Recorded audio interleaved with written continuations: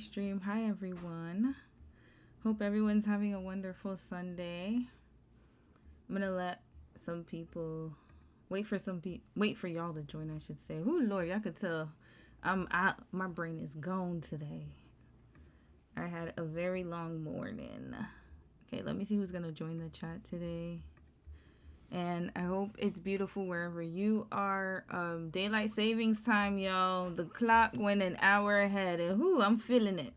I am definitely feeling it. Feeling the pressure.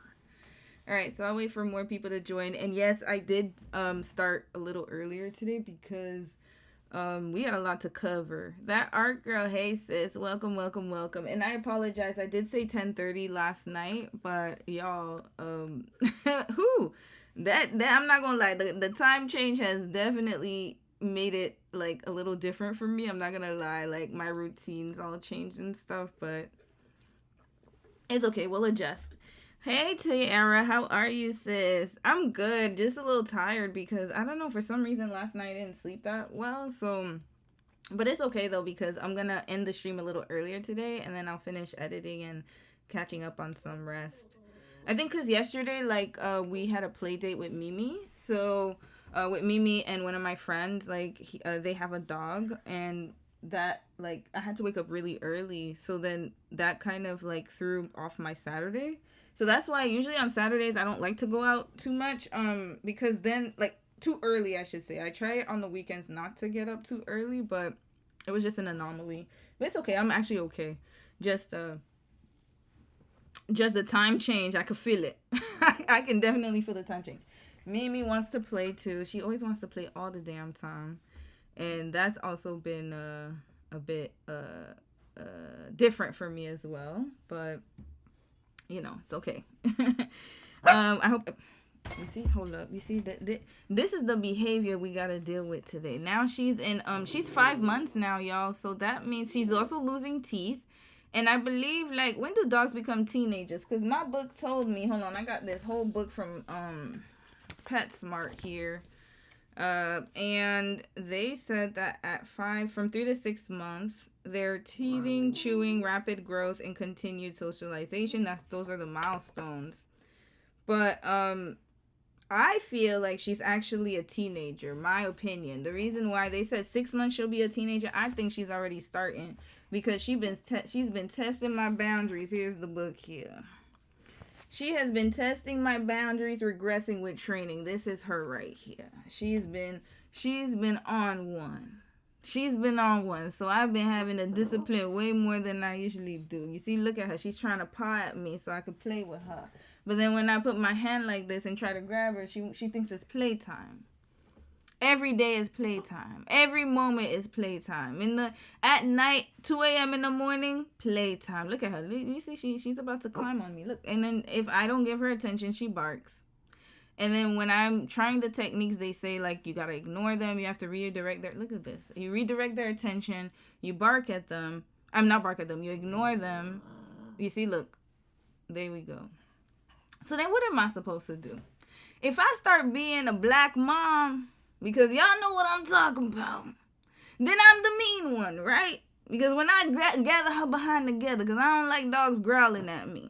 You see, and I don't like barking either. You can't demand me to do nothing. You see, y'all looking at real-time parenting here. So if I discipline her and I say, no, don't do that, then people going to come up in my comments about, you're being too mean to her. Or even when I'm at home, it feels like I'm being too mean or too disciplinarian. It's like, what should I do, y'all? Because my inkling is to get her down and to make her go in her crate. But that might be too much now. So yeah. Tiara, you said neither did I. I was up at 1 o'clock for some odd reason. Yeah, it's the time change. It's really weird. And I feel like it's the seasonal change too. And also spring, the spring as well. I've noticed the difference in the weather. Oh, notice. Ignoring her did work. Now she's playing by herself. So I guess it worked today. Mary, how are you, sis? And thank you for sending me the links for the Russian man. Because, Lord. Lord, I needed an update on that. Yeah, so anyways, that's what's going on with Mimi right now. Now she's on me. So here we go. I think she figured out that I'm going to ignore her. And so she came here. So I will let you guys know how training is on her channel. Mimi has a channel, y'all. I'll pull it up here if you guys are interested in watching. Hold on. I will pull it up. Let me pull myself down. What am I doing? Give me a second. Yeah, if you guys are interested in watching her channel is called Mini Mimi. Let me see if I could find it and put it here. Yeah, she wants to play. I think she's just tired, y'all. To be honest with you, she has not been sleeping properly at all. And that has, in turn, made it hard for me to sleep as well. But then also the time change is kind of causing a difference as well. So hold on a second. Let me put Mini Mimi here. And I'll give you guys the... Oh, yeah, y'all follow Dom, too. Dominic Bjorn, he has his channel, too, where he gives fitness tips. And Mini Mimi here. Let's see if she shows up on the algorithm. No, she still doesn't. Okay, I'll link her channel to the description box after. I don't know why it's not showing up on YouTube. It's kind of weird, actually. Maybe there's too many Mimis, or maybe she didn't post that much. But anyways, yeah, she has her own channel, y'all. I don't feel like looking for it right now. Look. She just wants to play. All right, so I'm gonna read a few comments. I think we gotta start today, y'all. We got a lot to cover. Way too much to cover. Way too much to cover. And you know what? Like, I also think that hold on a second, y'all. Yeah, I also think that, like, you know, with the stories we did yesterday, that's kind of crazy. Like, I feel like the stories are getting crazier and crazier. Y'all let me know. I don't know. I'm starting to be like, okay, the stories are getting really crazy, but they're good. I feel like they're educational, and I feel like also before we start, I would like to say, the Beyonce case study, I talked about it yesterday, but in case you guys are curious, in case you want the part 3, it is coming out tomorrow for sure. I had to add some more info on there. And then also the members only case study will also come out hopefully tomorrow, but I can't make promises. It'll be either tomorrow or Tuesday. I'm a little backed up this week, but I'll be right back on schedule. Another thing I want to say is we're going to probably break our live streams on the weekends into segments. I want to keep segments continuing. So I think that'll be great too. I'll let you guys know, like, I want to do like a music segment. Like today we're going to talk about Black History Month, because I did say, Women's History Month, but Black History Month was last month, but it's still, you know, Black History Month is every month. But Women's History Month, and we're going to highlight some important figures in women's history, whether it's modern history or the old times, right? The old school and the new school. So, yeah. Sylvie, hey sis, how are you? Good morning, Rose. Or you said good morning, afternoon. Yeah, is it? Yeah, it's morning my time, and I guess it's afternoon others' time. For us, it's 11:25, almost 11:30 in the morning. But I'm assuming if you're on the East Coast, 2 o'clock, 2:30 almost. Rose, how are you, sis? How are you? All right, let's get started, y'all. So the Russian guy. We have an update, because remember, I was very disturbed after seeing what happened yesterday. In case you missed yesterday's live stream, the Russian man was the man who was going around Ghana, and he was literally like coercing women, in my opinion, to engage in sexual favors with him. And what he would do is he would film them and post it on social media so he could monetize off of it. And so this definitely caused a huge uproar in Ghana. And not only that, but it was just showing how, you know, he's a white man too. So it just showed how susceptible women are to these type of predatory behaviors. In my opinion, the man was exploiting, obviously. I mean, that's what they've been doing since the dawn of man. And he was also taking advantage of maybe a weak political system. I got to be honest. And so this is where it becomes dangerous, because who's watching? Like, my question is, who's watching these videos? And not only that, but it was very sad to see the women being placed in these kind of situations. It really, like, honestly, for me, I just felt sad the whole time watching it. It was very disturbing. So let's see the update. Shout out to Mary for sending me the update on this. So it looks like the Ghanaian government did do something after all, and I'm so happy they did, because this is embarrassing, to be quite honest with you, that this man was able to get into Ghana and do this to 500 women and place it online. So let's see the update on that.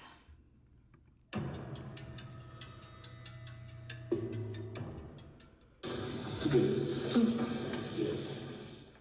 the heart of Accra, where shopping malls glitter and So it was in Accra. And this whole time I was thinking it was somewhere else, but then I had a feeling it had to be in Accra because of the wealth. Like I mean, not saying that other cities can't be wealthy, but I just noticed that he was in a wealthy area, especially with sis with the I don't know what kind of car she had, but she had a really nice car. And then the hotel he was staying at. So this was in the capital. This is even worse, y'all, because at least if it was in a rural area, you could kind of understand a little bit. But this was in the main capital city, so that's very that's problematic. And dreams move fast. A scandal had shaken the nation. A foreign man, hidden cameras, private moments, shared with the world. His name, Vyacheslav Trahov. Also, oh wait, a few more people entered the chat, y'all, because I came early, so I wasn't sure who was gonna show up. Hold up, Sophie, hey sis, how are you? Jadison, hello. You said it's hey sis. You said almost 1:30 in Chicago. Yeah, so it's a Midwest time, correct? It's so crazy with the time zones, y'all. Rosie said, I'm doing well. I'm off today. How are you and how is everyone doing? Aw, I'm so happy you got the day off. That's awesome, especially during daylight savings time. Oh Lord. Working weekends is difficult, y'all. It is hard. I remember when I used to have to work weekends. It's not easy. So I'm really happy you got the day off. Yeah, like I'm really happy you got the day off. Let's see who else. CFT, hey sis, how are you? You said I hope you, Dom, and Mimi are doing well. Yes, we are. And CFT, yes, I remember Mimi's channel. I did start it. I forgot to say the update for Mimi's channel. I'm gonna post videos on it today or tomorrow. I have to catch up on everything. So yeah, I have tons of videos. It's just putting them up, to be honest with you, and captioning them. You said I hate spring forward. Girl, me too. That's why, look at me. That's why I look raggedy. I mean, sometimes I just look laid back or whatever, but look, I'm wearing a sweater that I don't normally wear on the stream. Let me show y'all something quick before we continue on with the story. Look at this sweater, y'all. Let me show you the big reveal. This is what Mimi did to my sweater. Look at this. So when she did that to my sweater, I decided to use it as a play sweater, right? So what I do now is I wear it around the house when she wants to play with me and she wants to tug on my thing, then I wear this sweater. So then that way she doesn't do it to my other clothes, because then I'm going to get mad. But yeah, time difference is taking your girl out. This is why I look like this today. I'm just like, whatever. I'm just going to wear whatever I want. Some girl, you said, hey, I didn't even get to feel the hour time difference because my sister kept waking me up. Yeah, that's what I'm saying. Like, it's so weird. Like, 1 hour can make a big difference in everything. Everything. 1 hour, y'all. 1 hour makes a huge difference. Mary, you said they say the woman with the nice car was from New York and was visiting Accra. Ah, that's why. Yep, that makes sense, because that's why she rejected him. She's like, man, I'm used to seeing y'all crusty asses. Hell no. But like I'm saying, like he's crusty because he wasn't, hold on a second. She wants to, 1 second, y'all. Okay, Dom, open the door. No? Okay, I'm going to open the door for her. One moment, y'all. Here. Oh, I'll just leave the door open. Yeah, she's that woman. She was used to, she knows that he ain't about nothing. And I think any woman who sees these men on a regular, we know what's up, right? So, but unfortunately, the women in Ghana, they might not have gotten the memo. So now they're learning. Let's keep watching. Known online as Vyacheslav, and after days of outrage, he has finally broken his silence. But what he said may have made things worse. This is First Africa Voice, and today we shout out to First Africa Voice for doing the giving me this update and giving us this update. Over the full story. Before we dive deeper, kindly subscribe to this channel and turn on the notification bell if this is your first time here. Diving deeper, it began on February 12, 2026. Short clips started circulating online. A foreign man walking casually around Accra Mall. He approached Ghanaian women, smiled, started conversations. To many, it looked harmless, just another foreign visitor exploring Ghana. But what the women didn't know, he was recording everything, using Meta smart glasses. Later, I was wondering how he was filming them so confidently. Okay, so he used the Meta glasses. Noted. those same women were seen inside his apartment. Conversations, laughter, personal interactions, all secretly recorded and then Very illegal. Red flag. So he didn't even show them the camera for real. So he was doing all of this as a psyop. Yep.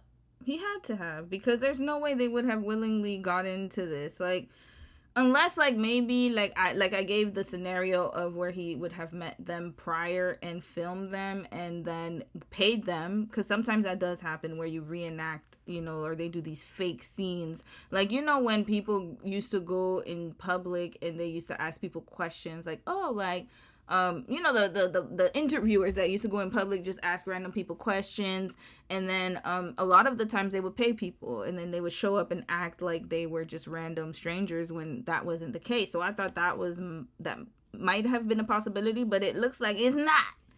He was just a loser creep from Russia, filming women and surveilling them without their consent. Very highly illegal in a lot of countries, I should say. loaded. Pals appeared on TikTok, YouTube, and full content allegedly Gorgeous. placed behind And look at her. Gorgeous. Sis, you could have done way better. Way better. Look at her. a paywall on TikTok for $5 per month. The internet exploded, shortly and then uploaded. Pals appeared on TikTok, YouTube, and full content allegedly placed behind a paywall on TikTok for $5 per month. The internet exploded, shock turned into anger, anger turned into national outrage. Ghanaians flooded social media. How did he enter the country? Why wasn't he stopped? Did these women consent to being recorded? Privacy is sacred. Dignity matters. And beyond the legal issues, there was nothing deeper, a feeling of exploitation, a perception that Ghanaian women were being portrayed in a degrading way to a foreign audience. For days, the man in the videos had hidden his face. Now the mask was off. The scandal had a name. Then came the twist. An alleged message surfaced from his private Telegram channel, written in Russia, later translated into English. He claimed the videos were recorded almost a year ago, not recent, but that Wait. Yeah, sorry, sir. We gotta read this. Hold up. Message surfaced from his private Telegram channel, written in Russia, later translated. Okay, let's read it. My name is Yacht Whatever, and I'm the creator of the YouTube channel Who Gives a Damn. I've been studying and practicing arts of seduction for over 15 years. Red flag. What art of seduction? Hold up a second. Arts of seduction.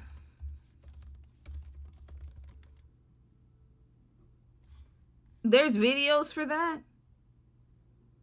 Let me watch this real quick. This is the type of video he was watching? Seduction and the art of seduction. What? Oh. This man is giving tips on the art of seduction.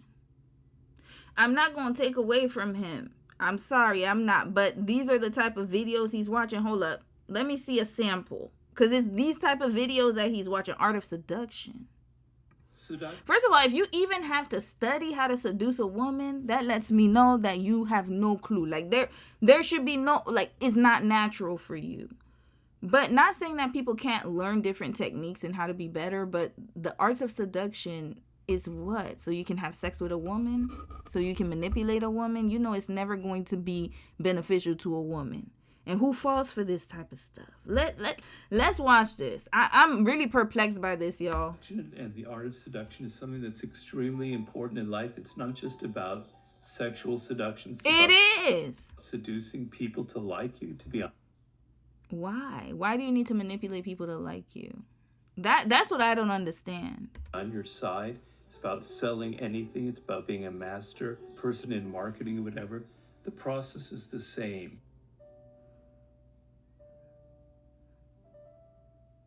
And here is a compilation of some of the best moments of the interviews I've done over the last 20 years when it comes to the art of seduction and how to master this art.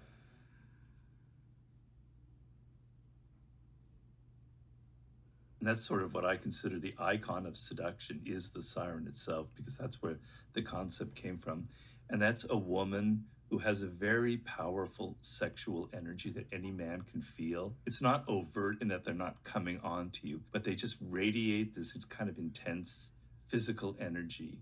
And there's an element almost of danger to them. And that's sort of what excites the man about the siren. And then the male equivalent of that is what I call the rake. And the rake is a man who has an intense interest in women. He loves women to an incredible degree. It like obsesses him.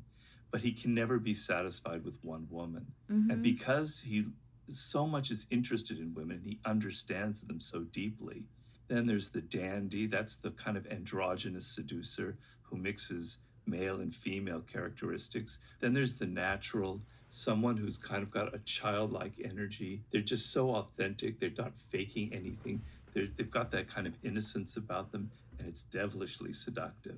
There's the coquette, is someone who blows hot. So they literally, this man has 2.1 million subscribers. This video got 2.3 million views. So there are men out there who are watching other men on how to seduce women instead of actually getting to know women and befriending them and understanding them on an emotional level. Got it. Red flag. Continuing.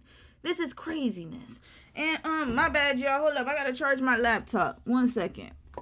1 second, y'all. We gotta make sure this does not die. I know I'm a bit chaotic today. Listen, 1 hour time change makes a huge difference for your girl. But hold on. Oh no, it's stuck here. 1 second, y'all. The camera might be shaking. Sorry. Okay, here we go. Oh boy. Okay, let's make sure it stays here. All right. Like, I don't want to call people lame. But, like, if you got to do all of these and take courses instead of actually talking to women, all you're doing is feeding feeding his pockets, whoever the teacher is. He's just getting free lessons. He's getting all this money. When you could literally be out in the field actually practicing, but you're listening to him instead of befriending women and talking to them as if they're humans. Like, this is craziness to me. Like, I don't know. I find it wild. Every month, I conduct hundreds of live approaches, some of which I publish on my channel. No embellishment, no scripts, just real experiences. He didn't do anything. All he did was twirl people around. Like many others, I once tried to win women over with gifts, flowers, and trips to cafe. Win women like we're going to be conquered? Are we like, is this a competition? Win women. Like, I don't get it. Like, this is, well, obviously I get it because he's a loser. But what I'm going to say here is that this kind of mindset and rhetoric, this is why we have what's going on today. We already know what it's part of. So he's trying to win women over with gifts, flowers, and trips to cafes. You think that's how you're going to win a woman's heart, is through that? And first of all, cafes, please. We can afford to buy it ourselves. Why the hell would we need you to do all that? Like, there's no type of originality or creativity. They're all just learning from the same script. Like, this is crazy. And that sorry, wrong person. I deleted that man's video. And the fact that people fall for this is the sad part. But over time, I realized none of that works. Of course it doesn't. Red flag. Something completely different works. Okay, what is it? Traveling to other countries and secretly spying on women, is that better? After many years of practice, I learned how to build rapport with a woman so that a date can lead to intimacy without expensive investments, a car, or pretentiousness. The average bill for my date is no more than 500 rubles. He preys on people's desperation. That's all that is. Into English, he claimed the videos were recorded almost a year. So then he wrote, this video is almost a year old, but I wanted to remind you that girls aren't just in your city or country, but also in other countries like Africa. First of all, Africa is not a country. Red flag, you're uneducated and you're dumb on top of it. And you can't seduce nobody worth the crap. You're lame as hell. How did he get? Like, I'm still trying to figure out how these women fell for it. But then again, like, I know it's economically driven. 100%. Like Africa. It's not a country. So that's number one. You're ignorant and you need to get educated. And if you're a white man, oh, here we go. And if you're a white man, you'll be much more in demand there. They're interested in trying it with a white man. It's not always for money. Ago, not recent, but that wasn't what shocked people. Okay, let's see. Social media uproar as alleged Russian trends for luring Ghanaian women into filmed encounters. Yeah. So this happened from February 12th to 13, 2026.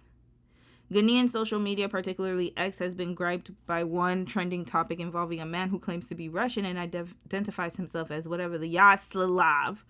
The man is at the center of online criticism after videos surfaced showing his encounters with several Ghanaian women. Okay, so it's just giving us the news. It reportedly wrote that women exist not only in your city or country, but also in Africa. He encouraged foreign men to visit African countries. And then came the most controversial line. He claimed that if you are a white man, you will be much more in the... Look at this. And this is, I think it's because it's the blonde hair that's fooling these women. It's got to be the blonde hair. He's wearing sunglasses, so they're getting sunglasses fished. I can guarantee you, because I showed y'all his mug on the thumbnail. His mug is not any, like, he's in, I gotta be honest, y'all. Be very honest. This man, he does not look like he can seduce anybody. So I'm still trying to figure out what he said that was so enamoring. And you gotta remember, there's no liquor involved. I could actually understand it more if liquor was involved, and you have the liquor blindness. But like the man looks like this.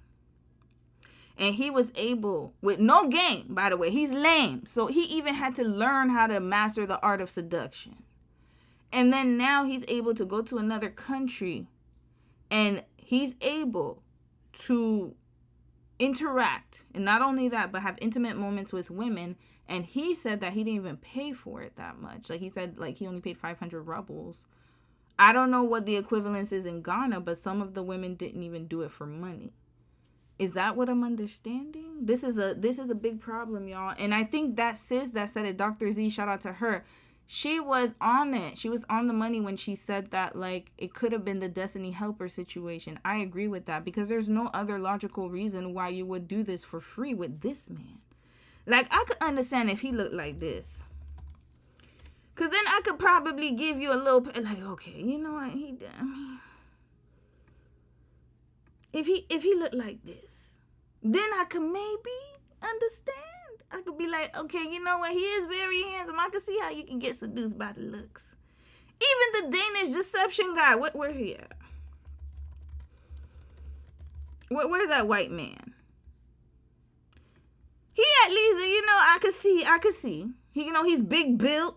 I could see. I wouldn't do it, but, I could see why sis was a little discombobulated. Now, let's compare this and this to this. Come on now. Red flag. What is going on? What is happening here? This. Come on now. Let's get... Man in Africa, and that women are interested in trying it, not always for money. Those words cut deep. To many Africans, it sounded like exploitation, objectification, and a colonial mindset dressed as tourism. This story is no longer just about one man. It raises uncomfortable questions. Are African countries becoming playgrounds for digital exploitation? 100%. 1,000,000%. African and add Southeast Asian countries too. They've been on that. And Caribbean, Latin American countries. Colombia. Brazil. There's another country. There's another country I forgot that people go to. The passport bros. Southeast Asia, Thailand, Philippines, Vietnam, Laos, Cambodia. Let's go. Now they're going to, because the African countries are becoming more, like developing. Obviously, there are rich African countries just like there are poor African countries. It's a continent. But yeah, now they're going back to Africa. Ain't that where they started? Red flag. Or strong enough, do young women understand the risk of hidden recording devices? How protected are citizens from foreign content predators? Technology has evolved. Meta glasses, hidden cameras, monetize private channels. But have our laws evolved just as fast? Beyond legality, there is a cultural wound here. Africa is not an experiment. African women are not content, and social media monetization should never come at the cost of someone's dignity. As backlash intensified, reports emerged that Vyacheslav began wiping his digital footprint. Videos disappeared, pages went silent, but screenshots never die. Clips are still circulating. On the internet never forgets. His response has triggered mixed reactions. Some say he's running, others say he's protecting himself legally. But one thing is clear, the damage has already been done. Amazingly, here is the part of the story that even shocks them all. Yet the victims never or may not have even thought about it. There is another layer to this story that many people are afraid to discuss, and that is health. When strangers meet, especially in private settings, there are risks beyond reputation. There are medical consequences when someone moves from country to country, interacting with multiple partners. The risk of transmitting infections increase if precautions are not taken. Diseases do not carry passports, and infections do not announce themselves. Many transmitted infections can remain silent for months, sometimes years, before symptoms appear. A person may look completely healthy, speak confidently. And you know what? And this is, I know that there are a lot of health centers on the continent, so this is known information, or maybe y'all will let me know, but as far as I know, there's a lot of NGOs and a lot of community centers over there that talk about unprotected sex and sexual health and reproductive health, and not only sexual transmitted diseases but also pregnancy, and I mean there's just so many other factors. So yeah, this is, and as a tourist you don't get tested. They don't test your blood. They only test you when you're trying to get in as a permanent resident. That's normally what happens in countries, right? So yes, you can tour and stay there and have sex with as many women, and then you can go undetected for a long time. And then imagine if you catch something from him, who gonna pay them bills? Because he gonna be up in Russia living the best life that he does, or that he has allegedly. This is crazy. It's so risky. Smile warmly and still be carrying something serious. This is not about nationality. It is about responsibility. If a foreign visitor engages in a multiple intimate encounters without transparency, testing, or protection, he could unknowingly expose women to infections they never imagined. Infections that can affect fertility, long-term health, and even future marriages. Some infections can be treated, others can be managed, but the emotional damage, the fear, the shame, the medical bills can linger long after the camera stops recording. And here is the painful part, that women involved may never have imagined that agreeing to visit an apartment could carry consequences far beyond a viral video. In a world of hidden cameras and monetized intimacy, we must also talk about hidden viruses and silent risk. Personal safety is not just about reputation, it is about health. This moment is a reminder to young Africans everywhere. Protect your dignity, protect your privacy, and protect your health, because not every smile is safe, but here on other African remains just a rumor. As we dig deeper, another disturbing claim. If not, then the public deserves. Sorry, I had to fast forward because he basically is repeating the same information, and I want to move on to another clip. That's why. Clarity. At First Africa Voice, we report what is verified, not what is viral. And for now, the arrest rumor remains just a rumor.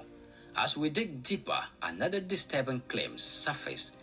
This may not have started in Ghana. According to content reportedly shared on this channel, the Russian man allegedly carried out similar activities in other African countries like Kenya, not just in Ghana. Clips and references suggested encounters in multiple locations across the continent. Different cities, different women, same pattern, approach, charm. Record secretly, upload, monetize. If true, that changes everything because this will no longer be a local scandal.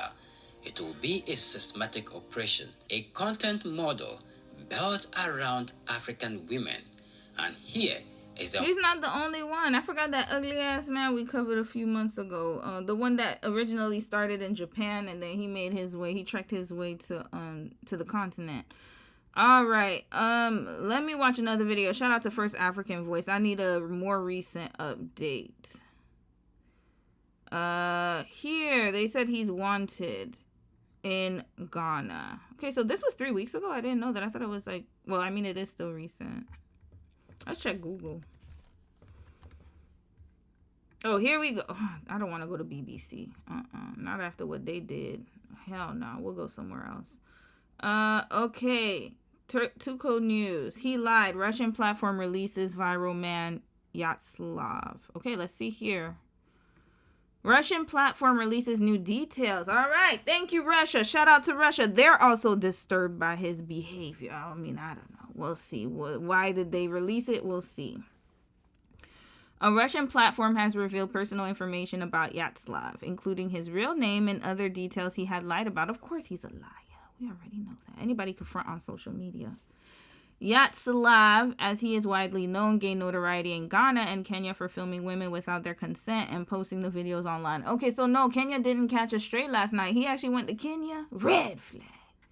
The new information about his identity has only added to the growing online debate and his escapades. All right, let's read it. A Russian man known online as Yatslav has made headlines in both Ghana and Kenya. Okay, we already know the details here. What's the update? This is him, y'all. Come on, man. Come on, y'all. You got to do better. The controversy erupted when videos of his exploits went viral on social media. Okay, we already know this. So he approached women in malls and on the streets asking for their names and phone numbers before inviting them to his B&B or apartment. While some women rejected his advances, many accepted and later faced embarrassment when the clips were made public. Yeah, absolutely. It went viral. His actions have drawn national attention, with authorities in both Kenya and Ghana launching investigations and calling for his arrest. Okay, good. At least they're doing something about it. I'll give them that. In the videos, the man introduced himself as Yatslav Trahov. According to online sources, Yatslav roughly translates to greater glory, while Trahov is a common Russian surname, making the pseudonym Greater Glory Trahov. Yeah, because he's on that seductive whatever the hell he was trying to do, art of seduction. He obviously he's giving an alias if he's doing all of that. However, the Russian platform Shot on Telegram revealed that he lied about his real name to the women he invited over, using Yatslav as a pseudonym to avoid being traced. Yeah, absolutely. Shot reported that he styled himself as a pickup artist and blogger, sharing personal details including his supposed age, hometown, and images of himself without his now famous meta glasses. So, according to Shot, his real name is Vladislav Lolkov. My bad if we got Russian people in here. My bad. Look, the names are hard, okay? The names are hard. Because they be talking about our names are hard to pronounce. Oh, no, this is hard. Vladislav Loyolkov. And he is 36 years old. 36 red flags. So you know what? I knew he was a loser.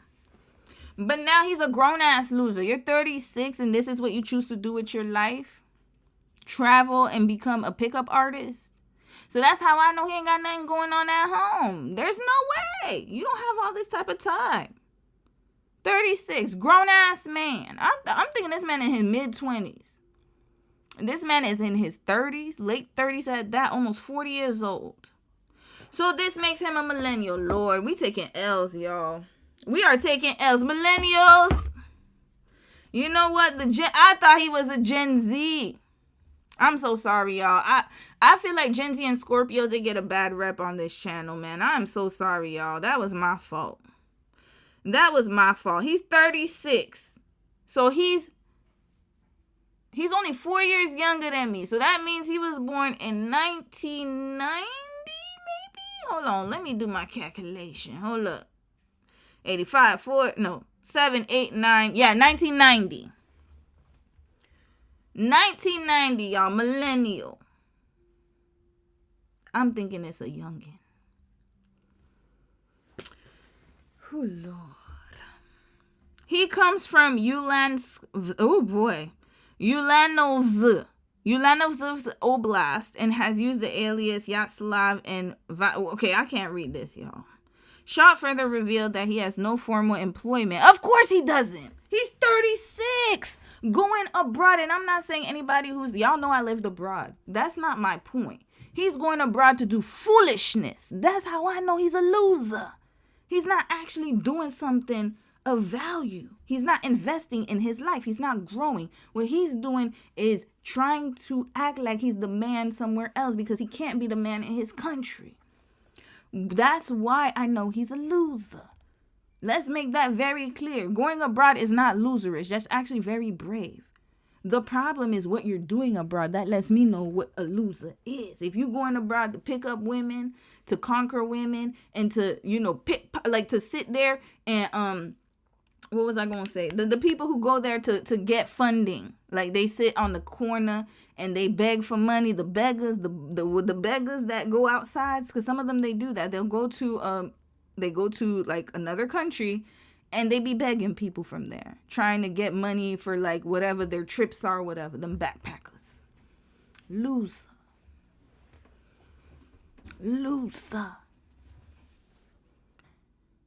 I could have told you he doesn't have a job. He has too much time to be exploiting women. That means he has no job. Because if you're a tourist, trust me, and you had a job or you had an employment or you had a business, there's no way you could stay that long in Ghana. No way. You need to go back home and tend to your business. But he ain't had no business. That's how he made Ghana his business. And he made women in Ghana his business. And that's how I know he ain't had no business back home. Red flag. He's a loser. Continuing. But calls himself a professional seducer of women over 40 and sells pickup courses. Yeah, that's what he's doing. Who's buying it? Claiming to teach successful techniques even with no money in hand. This is from Russia, y'all. Who, Lord, as Shaw has discovered, 36-year-old professional seducer Vladislav, whatever his name is, the real identity of the whatever blogger, you whatever. I'm sorry, I can't pronounce it. Yanovsk. If you're Russian, let me know how to pronounce it. Spent the last month on a sex trip in Ghana. Over the course of a month, Yatsilav posted about 40 of his exploits. He has almost 37,000 followers on Telegram and 31,000 on YouTube. All losers just like him. Tuco.co.ke spoke to Brian Orang, a tech enthusiast who provided insights into how the smart glasses function. Okay, we already know, y'all. Oh boy. Let's skip over to this part. In other news, Tuco reported that Choice Kanoti, a Kenyan woman who featured in Yatsilav's videos, spoke about her encounter with him.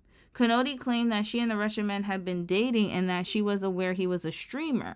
The young woman also addressed her HIV status, noting that she was not sick. Okay, so she had HIV. Or has. Is she taking medication? So, is this real? Oh boy. Oh, this is a public health nightmare. Oh my God, this is a public health nightmare, y'all. Is she saying that is that it's they stabilized it so she's not she's undetectable? Okay. Is she taking her meds? Like, did they use protection? Because now he has exposed all the other women, depending on when he slept with this one right here. Oh, Lord.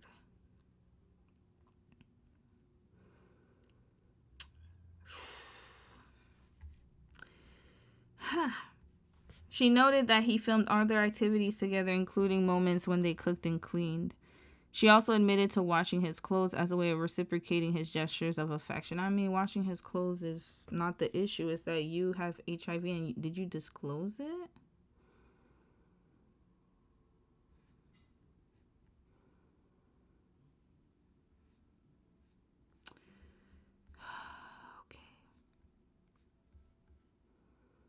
Here, there's another one here. Look at this one, looking like a damn foot. Another Russian man, Alex Ananasic, exposed for recording Kenyan women. This was also posted in February. Okay, a Russian man, Alex Ananasic, has gone viral in the middle of Vladislav Luikov, aka Yatsislav Trehov's social media scandal. The Russian men have gained popularity for luring women into their apartments and secretly filming them. What sets Ananasic apart from Yatsislav is the fact that he has opened an OnlyFans account from which he earns thousands. So actually, he's making more money than the other guy. This is sad, y'all. Another Russian man, Alex, has been exposed for creating content about Kenyan women. Look at this one here. He looks even worse than the first one. Look at him.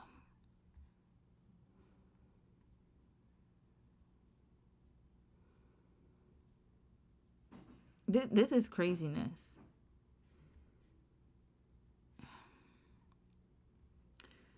What does Ananasic do? Kenyans on social media quickly caught up with Ananasic's videos where he lures women in Nairobi spots. So they're using the capital city. This is supposed to be the most diverse as far as like, you know, it's like the capital. And along the coast of Mombasa. If the women in the capital can get deceived like this, there's no hope for women in other areas. I'm just being honest, y'all. This is supposed to be the epic spot. Like, whenever you have a capital city, that's where the smartest people are, the most educated. I mean, we got to keep it real. That's usually where they are. That's where they move. That's where the income is. That's where the opportunities are. So if they're even getting bamboozled by these fraudsters, then I don't have any hope for the women in rural areas. It's even worse over there. He was in the company of 3 other Russians who together would make the content. They would be friend ladies, administering Yatsislav tactics, but this time they were not using smart glasses to record. The man would film the women and share videos on his YouTube account and a private Telegram channel where he posted explicit content. A viral video showed how he lured women to his den. They're acting like he's a lion, y'all. Den is for lions. Yeah, he's a predator. He met a woman, quickly flirted with her, and then asked whether she wanted to go back to his apartment. Some netizens have assumed that while luring the women, he had hidden cameras planted. Very illegal. Another scenario unfolded at the beach where he approached a group of women and narrowed in on one before zeroing in on her and sealing the deal by taking her back to his place. What makes Ananasic different from Yatsislav is that while the latter only shared private videos on his Telegram account, the former has an OnlyFans account where he monetizes the clips. So they both monetize. So to be honest with you, they're both doing the same thing, except one has taken it further. He could be reaping thousands from the private interactions, and at the rate at which the Caucasian men are being exposed, this seems to be a money minting scheme. Yeah, 100%. Because I showed y'all the video of the art of seduction, so you already know there's men in the courses, and then y'all remember the Telegram where they were sharing information on how to rape women and how to do all of these disgusting acts. This is not surprising. They always have to get in groups because they're not original. I'm so sorry. They're not. No, I have to say I'm not sorry. I have to stop saying I'm so sorry, but I'm not sorry to say what I'm saying. They're unoriginal. They always copy each other. That's it. That's all. Somebody has sent that to me in the Discord, actually. I gotta, we're gonna watch that video. It's just we had a lot of topics today, but we'll watch that video where men copy men. It's very true. No original bone in their body. Not all, but some. Damn it. Netizens react to another Russian man. Here is what they had to say. Kenyan men are busy in Russia fighting wars and getting killed, while the Russians are coming to Kenya to eat their wives and moms and grandmothers. Very sad indeed. Yeah. And then Jacqueline said, I think they're sponsored to finish Kenyans because Kenyan men are going to fight them there, according to me. Okay. Lady involved with Yatsalav speaks. Okay, I need to see this. In other news, Choice Kanadi. Okay, this is the woman. This is her again. Broke her silence. Hold up. Who is this? This woman? Okay, we gonna read. Hold up. Let's finish reading that and then we'll get to Choice. Okay, here we go. Choice Kanadi broke her silence after being involved with the Yatsalav guy. The woman revealed that she and the Russian man had protected sex and was not worried about her HIV status. It's still, the other women still got to get tested though, y'all. They still got to get tested because this was information that they did not know. Choice also gave reasons why she washes laundry. Okay, we already know that. Okay, next, let's see the woman right here. Let me close this. In an interview with 2Mbili, the woman claimed that she and the Russian had been dating and that she was aware he was a streamer. Choice is also an upcoming content creator, and at first she did not see any red flags with the Caucasian man. Girl, I could have given you so many red flags, even by just looking at his mug. I already know. Truhoff would film all their activities together, including moments when they would cook and clean together. Kenyans had bashed Choice for washing his clothes. Okay. She claimed that he cooked for her. Okay, who cares about that, y'all? I care more about this part. Choice added that she was in a relationship with the man, adding that he had promised to take her to a visa-free country on her birthday. So that's what he's doing. He's promising them things. He's not a that's not seduction. That's manipulation. That's it, and lying and scheming and scamming. Red flag. It's not seduction at all. He's weak as hell. Lame ass man. Just like any man, when you are approached, you don't see a future immediately. It depends on how the guy grooms you and marinates you. So don't fall for the rage bait. He would ask me from morning to evening, where would you like me to take you? Do you want us to go to Russia for your birthday? I didn't see a future, but I was going with the flow because he is capable. Capable of what? He has no job. What do you mean he's capable? Because he's white? That's it. They literally said he's jobless. So how would he be capable to take you anywhere? And by the way, I'm going to need women on the continent to know. I have to be honest.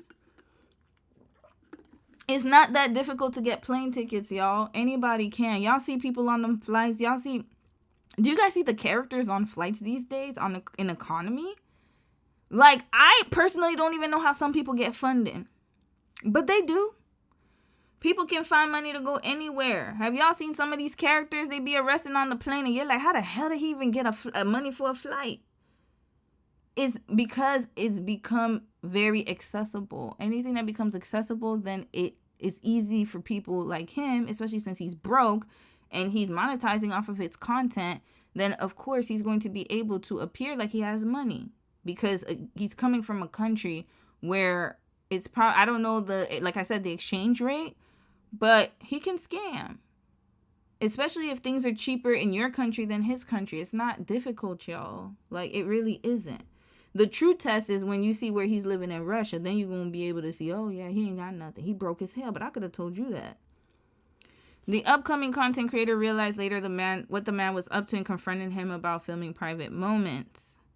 She admitted that Truhoff filmed their private encounters and only hoped that she had not leaked the videos. On her HIV status, Choice disclosed that the man did not have unprotected encounters. She disclosed that she and the man did not have unprotected encounters, adding that her father had counseled her before she went to campus. What? Your father counseled you about what? Wait, what?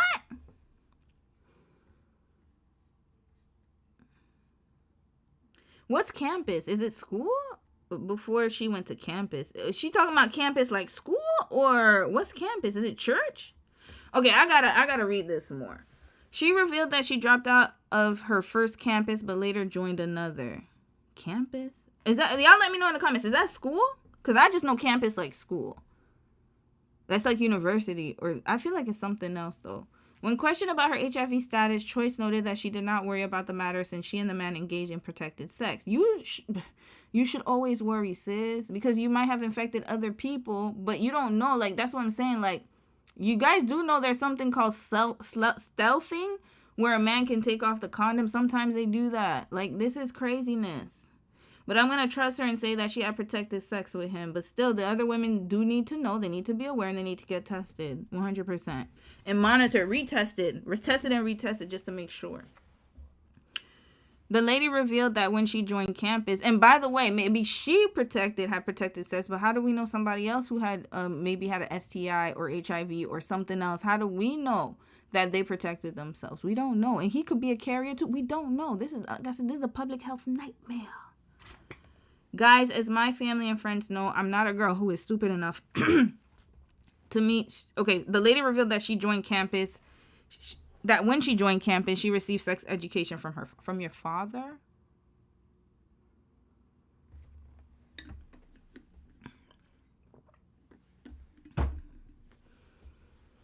From your dad. Guys, as my family and friends know, I'm not a girl who is stupid enough to meet strangers and have protected sex with them. That's not in my character. My family knows I'm a smart girl. The spotlight found me in the wrong ways. I'm also human. I did not have unprotected sex, and I've never.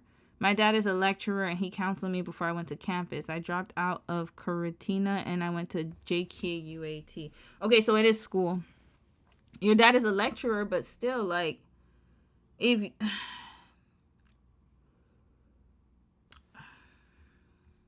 I'm not even going to add. This is... In an exclusive interview, the young woman revealed that she would do an HIV test on her YouTube channel. A live test. I have been careful and safe. I will think about doing a live test to just make it clear that I do not have the virus. I know I don't. Oh, okay. So she doesn't have it? I'm so confused, y'all. Okay.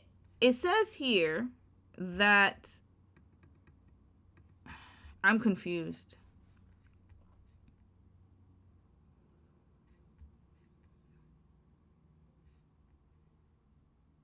So she doesn't have it? Oh boy, this the way they wrote it here, it makes it seem as if she had it. But she doesn't. I'm confused. The way it's written is confusing, y'all. Okay, so she doesn't have HIV. I thought she did. Okay, so who has HIV then? Are they just saying that she might have it? I'm confused. Okay, let's read this, y'all. Let's watch this. I'm confused, y'all. I'm so confused. This is the interview. We're going to figure this out. We're going to nip this in the bud right now with the interview. How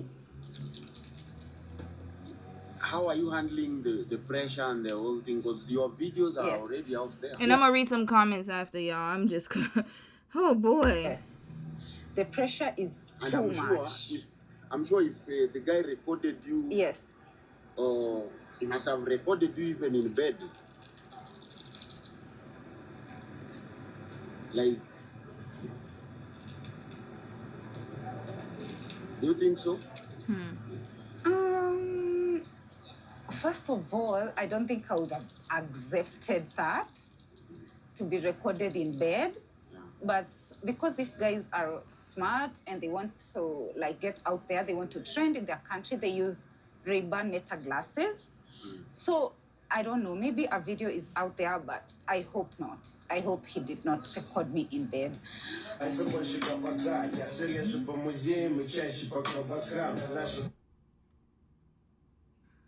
that Russian rap? Oh boy. Let me read some comments. I need a break real quick, y'all. Oh boy. Oh, okay. All right, let's read some comments, y'all. Let me go to the top. Miss Supernova, hey sis. Oh Lord, Sasha, hey sis. Oh, Mary, hey sis. Elle, hey sis. Oh boy. All right. So, Supernova, you said, I thought he went to 3 countries. Kenya, Ghana, and Nigeria. I haven't heard Nigeria, y'all. Nigerians have escaped the allegations in this one. I'm not going to put Nigeria in it. I think Kenya and Ghana is enough. But if we find out that he went to Nigeria, we got a bigger problem on our hands here. Mary, you said he's so unfortunate looking. They were like, he must have money to be so arrogant. Yeah, it's more than unfortunate. And it's, I'm not trying to say like he should look like, okay, I got to make it very clear. What I'm not trying to have like that type of mindset where it's like, oh, if he was handsome, like, then yeah, like you could, no. What I'm trying to say is that from the initial encounter, he's a big red flag just by his face. But then not just his face, but like what he does. Like, you know what I'm saying? Like, it's just really weird to me, like, how they fell for it. Like, what white man is just going to approach you at a grocery store just off rip? It just shows, like, the intention is weird. Like, from the beginning, he just looks like a big red flag. Elle, you said, oh, he's using meta glasses. They're doing that everywhere in the U.S. too. They are, and this is a privacy issues, y'all. We got to be careful out there. And that's for anything, not just romantic. It could be just filming people, trying to catch them off guard, and then, publishing it on the internet to monetize. The problem is, and I'm going to tell y'all right now, they are letting too many people get monetized for mediocrity. They're not creating original content, or they're not like actually doing things that are like teaching people or being positive. They're just posting videos to get the viral moment because they believe that that's how they're going to make income. Like, I honestly believe that any type of exploitation should never be monetized, period. They should be demonetized and deplatformed. But of course, those people thrive on social media. I don't know how this is possible. They need to regulate social media. I've been saying this time and time again. There needs to be some strict regulations. Influencers use it as content. Yup. And post it for exactly. It's very disturbing, y'all. And it's really like, yeah, be on guard when you see people with sunglasses or with those, not sunglasses, but with those meta glasses. They're pretty, you can see when they're, like, they look a certain way now. I think they're the Ray-Bans. Yeah, And Sasha, you said ease up on Gen Z. because y'all, I'm sorry, y'all, I'm so used to y'all cutting up. But I'm easing up on y'all now, man. I've learned my lesson. Scorpios and Gen Z, I apologize. My sincerest apologies. I'm just always blaming y'all for everything. Like, I'm going to ease up on y'all. It's not y'all fault. It's us. The millennials. We're horrible. Like, this is sad. Like, how this grown-ass man. The problem we have? I'm going to tell y'all what millennials, the issue we have is that we think we're Peter Pan. We do. We're the generation that's like, that never wants to grow up. I don't understand that. And it's like, at some point, you got to grow up. Like, you still have women in their 40s like, oh, yeah, I look like I'm 20, right? Like, girl, oh, I still got it. Don't nobody care if you still got it. Like it's we do that. I'm not going to lie, y'all. The exes did it, and now we're doing it to the Gen Zers. We act like we got it. Oh, I still got it. I may be 40, but I still got it. Like, why do we need social media validation for that? Okay, yeah, you still got it, and like, it's just really weird to me. Mary, you said he said our names were hard to pronounce. He needs this energy. Yeah, they always act like our names are hard to pronounce. Please. These Russian ass names, I would never, if I was a teacher, oh Lord, I'd have a hell of a time pronouncing these names. Yeah, let's call him like they would do us. Let's call him like a shorter name. You know how you used to have like a name like Kwame and they'll call you Kenny? We're going to do that to him. Because they act like our names are so hard to pronounce. Miss Supernova, you said it's like a low-key purge of geographical class. It is, and it's very sad.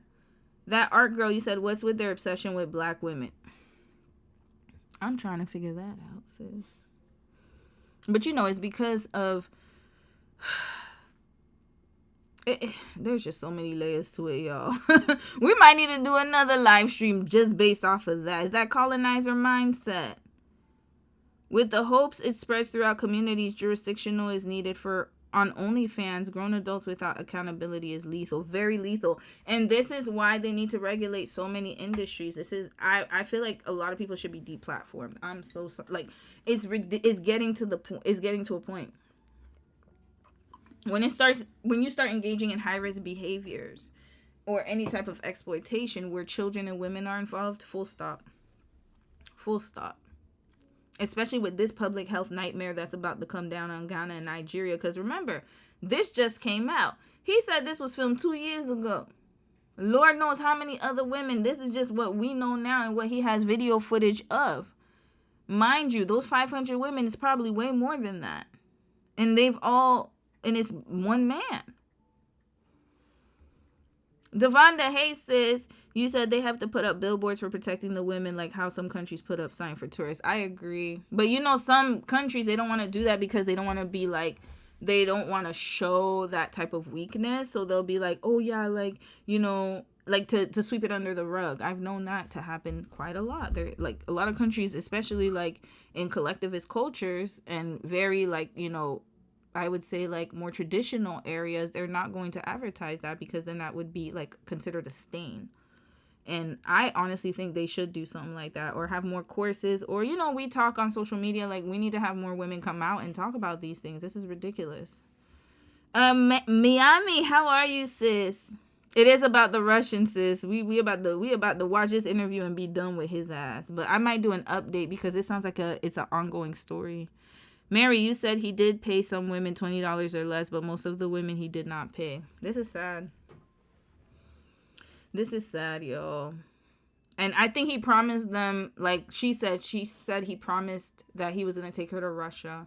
I think he promised them something similar, and that's probably what had them excited. Yeah, Supernova, thank you, sis. Remember to click subscribe and like, absolutely. Thank you, sis, for that. Francis Emmanuel, you said, hey guys, finally made it back to life. Hey sis, I know the time difference. I'm going to start going earlier on Sundays. I think it's better just for timing purposes and also for everyone so we don't stay too late. Sasha, you said those glasses are so annoying.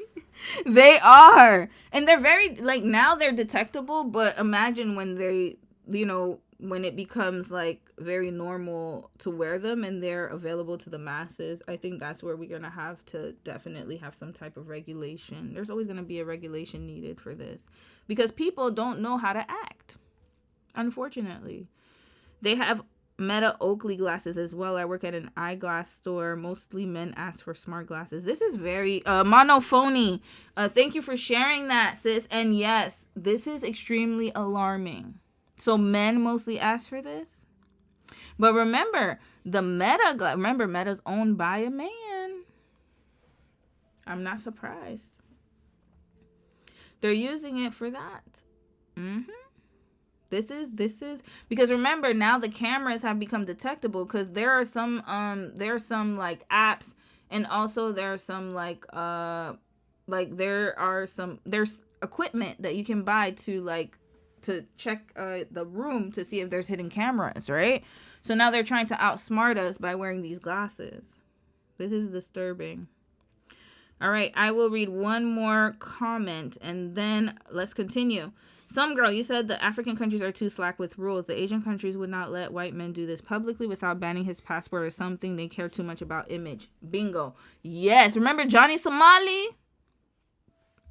They wrapped that man right up in Korea. They said, oh, you coming here to do what? And even the Korean men were on some vigilante justice, y'all. Like, it was crazy. And he's still going through legal battles. Rightfully so.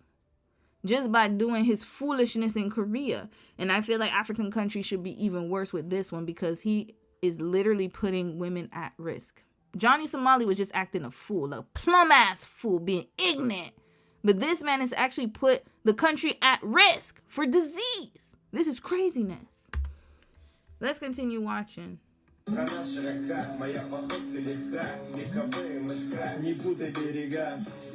I blame Tupac. Rest in peace to the best, the greatest rapper. I blame him. Why did it sound like a diet Tupac? Rap music once again. And it's sad because it's being transported all over the world. And then you got this nonsense right here. She is dancing to Russian rap music. Let that sink in. To a Russian man who came to the country to exploit her. Is this his music? That's what I'm trying to figure out. And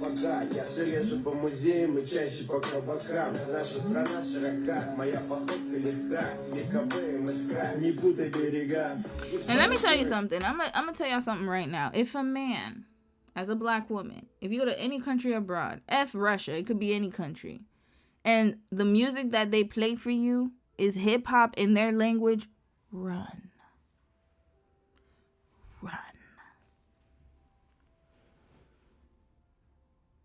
This is like the Hongdae F boys in Korea. This is similar. Run. You're welcome. Continuing. By the way, when I was in Korea, if I met anyone, and they would be like, hip hop is my favorite genre. That's the first thing you want to say to me when you meet me. I'm out. Peace out. I already know what time it is. Not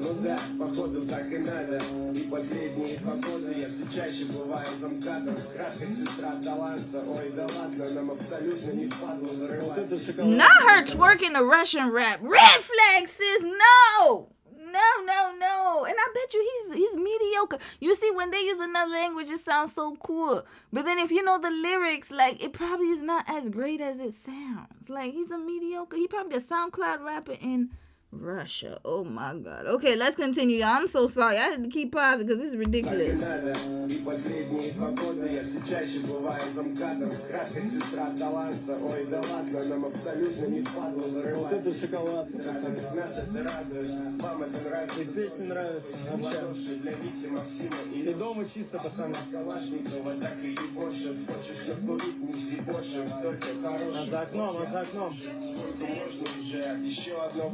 By the way, bars on the window is a safety, that's a safety hazard, by the way. So there's bars on the window in the hotel. She should not be up in there. It's a very dangerous situation. And not just for, like, sexual assault, but also for a fire. If a fire broke out, like, and the door was... Y'all got to think about those things. I'm not talking about y'all, but I'm just saying in general. Women have to think about those things. As soon as I walk into a room, anywhere, I'm always looking at what's going on. Bars on windows, I'm out. That means I can't escape. You have to start looking around, surveying. You got to survey every room you enter. Even if it's not sexual. Any place, even at restaurants. I'm always on guard. I know Dom is too, because he'd be like, why are you like, because he's always checking stuff. And he's like, why are you doing that? I'm like, I'm just double checking too. You got to sit by it on the edge. I got to sit by the door. I got to, make sure I always make sure my body is facing the door. I need to see everybody who comes in that damn restaurant. You will never see me caught slipping. You gonna catch me slipping like that. I know, I be acting like I'm wanted or something. Like, it's crazy. I'm always paranoid. But you have to be. Because people are crazy out there. You're in a hotel room where there's bars on the window. That's a security risk, sis. Not only that's a fire hazard. No. With a man you just met. You said you dating him. I wouldn't trust his ass. I'm not having no damn bars on windows. Get out of here. Red flag.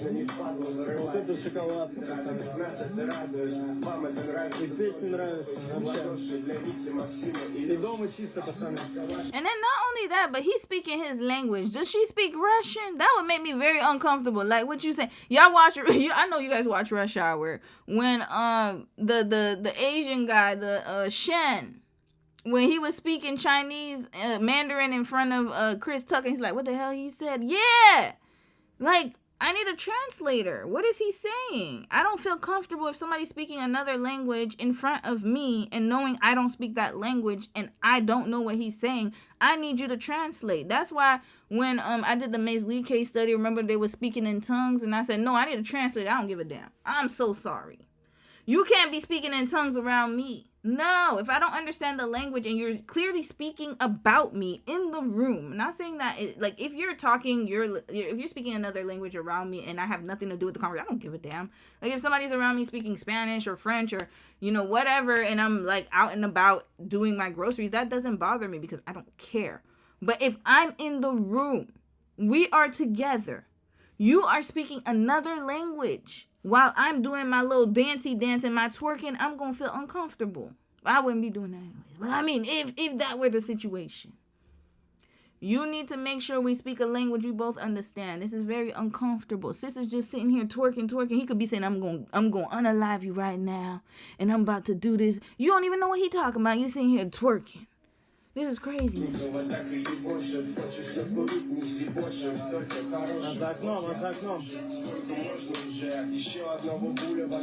guys, all the way from Russia. So I'm here with one of the, should I call you victim? Yeah. Yeah, she's called Choice. You've seen her in the video. You are the one who wanted to go to Russia, right? Yes. Take me to Russia. No. When? No. On my birthday. No. Yes. If you Wow. Yeah. So I'm here. She wants to go to Russia during a time of war? Does she not know they're in war right now? What is happening here? Does Russia... Okay, if you're from the continent, does Russia have good PR on the continent? Like, is this like a... Because I know some people want to go travel to different countries because they have good PR. Does Russia... Because, I don't know, they don't have good PR in America or North America, Canada included. We do not... Like, they have really not... They don't have good PR here. To us. For us. So, for me, like, I don't mean... Then this is not to be disrespectful to anyone who is from Russia. And I'm not saying that your country's not beautiful. By no means. I'm sure it's beautiful. It's gorgeous. It has great, like every country is. China is too. I'm sure that all countries have, like even Cuba. There are countries that have beautiful landscape. They're beautiful, but it's not a travel destination or a place I would want to live because I understand that being in Russia, it comes with something. There's nothing there that I would want to see, to be honest with you. That's just my opinion. And again, I'm not trying to be disrespectful. I'm just saying that for us, it's not a place that we would travel willingly like that. Like, unless you have family, friends, or unless you're playing basketball there, or there's a reason. You have to have a reason to go there, but it's not some place where like, oh, I'm going to travel to Russia on vacation. Like, we don't have that mindset. So I'm trying to figure out if it's because it's cheaper to travel to Russia from African countries. Like, I'm really trying to understand what is this desire to go to Russia for.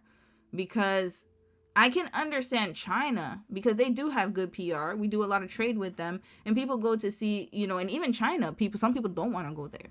But they have the Great Wall, they have places we want to visit. Like, I could understand a level of that. But Russia to us is like, I've never heard somebody say, I'm going to go to Russia on a trip. Like, I don't, or maybe I'm not around too many people, but it's not a destination people go to willy-nilly.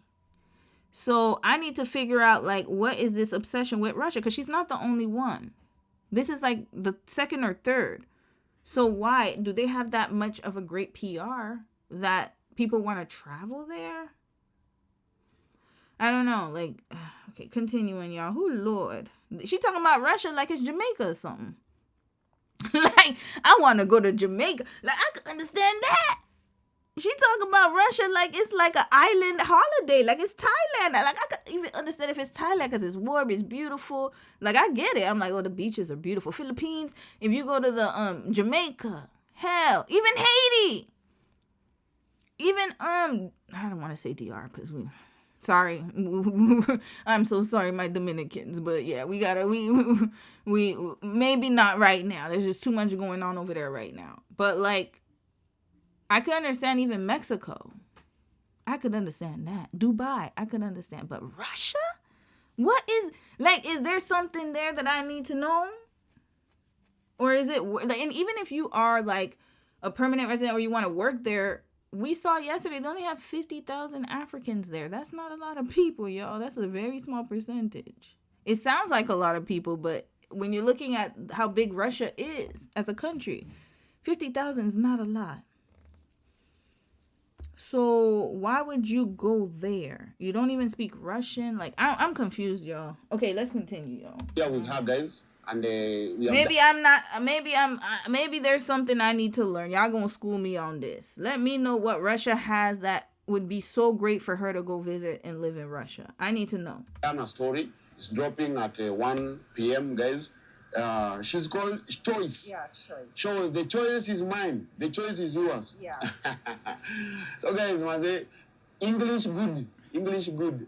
Yeah, his English is so good. All right. And he's thank so you. handsome. Yeah.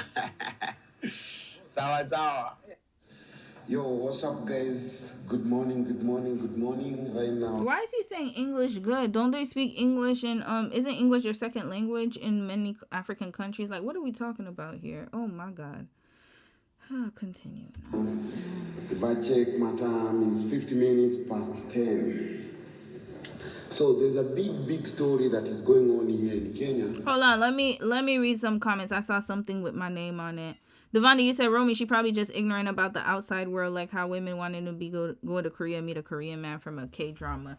That is true. That is very true. But even Korea, I could understand. Like, that's what I'm saying. Like, I could understand because of the technology, because there's something there. Like, you get what I mean? Like, it's actually a tourist destination. Russia is not a tourist destination. There's nothing that I would want to see there. What is there? Like, that as a tour. I know they have tours there, of course. But what I'm saying is it's not a tourist destination where people would actually go to have a relaxing vacation, is what I'm saying. It's not on the top of the list.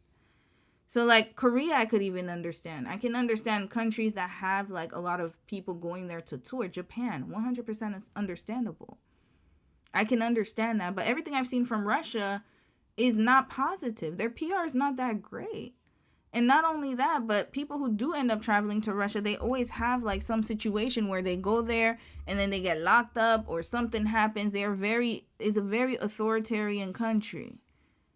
And to me, it's similar to, like there are other authoritarian countries, like even Cuba, I could understand, because people go to Cuba for the beaches and for the people. They love the vibe. But everything I get from Russia is cold. And I'm not just talking about the weather, the people too. Like, there's nothing, and I'm not saying all Russian folks, but I'm just saying, like, when you're looking at it from on a global scale, it's not a tourist destination. Unless I don't know something, or maybe I'm just in North America and I'm drinking the propaganda. But even China's a tour, like, it could be a tourist destination. I know people who go to China to go not backpacking, but they usually go to China and then go to, like, Shanghai or something like that. But Russia, to me, is like, it's still not, there's nothing. I've never heard somebody say, well, I want to go visit this place in Russia. Like, I've never heard it before. It's very weird to me that she would be so happy. I think she just wants to go to a foreign country. Yeah, you're right. It could be the ignorance. I don't know what it is. Cece, you said, and women see no opportunities in a country see a country like Russia as a step up, in my opinion. That's possible too. Sylvie, you said, when I lived abroad, people talked about visiting Russia for the history and architecture. You couldn't pay me to go there.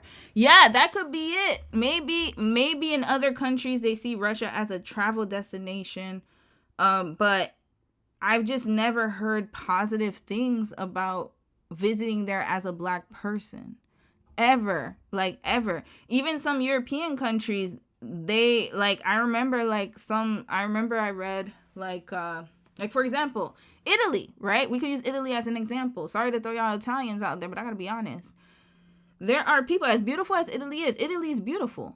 Very beautiful. Has a lot of history, has a lot of culture, but it's like, you get, like, as a Black person visiting Italy, it could be a whole nother experience. And I've seen a lot of more negative than positives when it comes to visiting certain cities in Italy.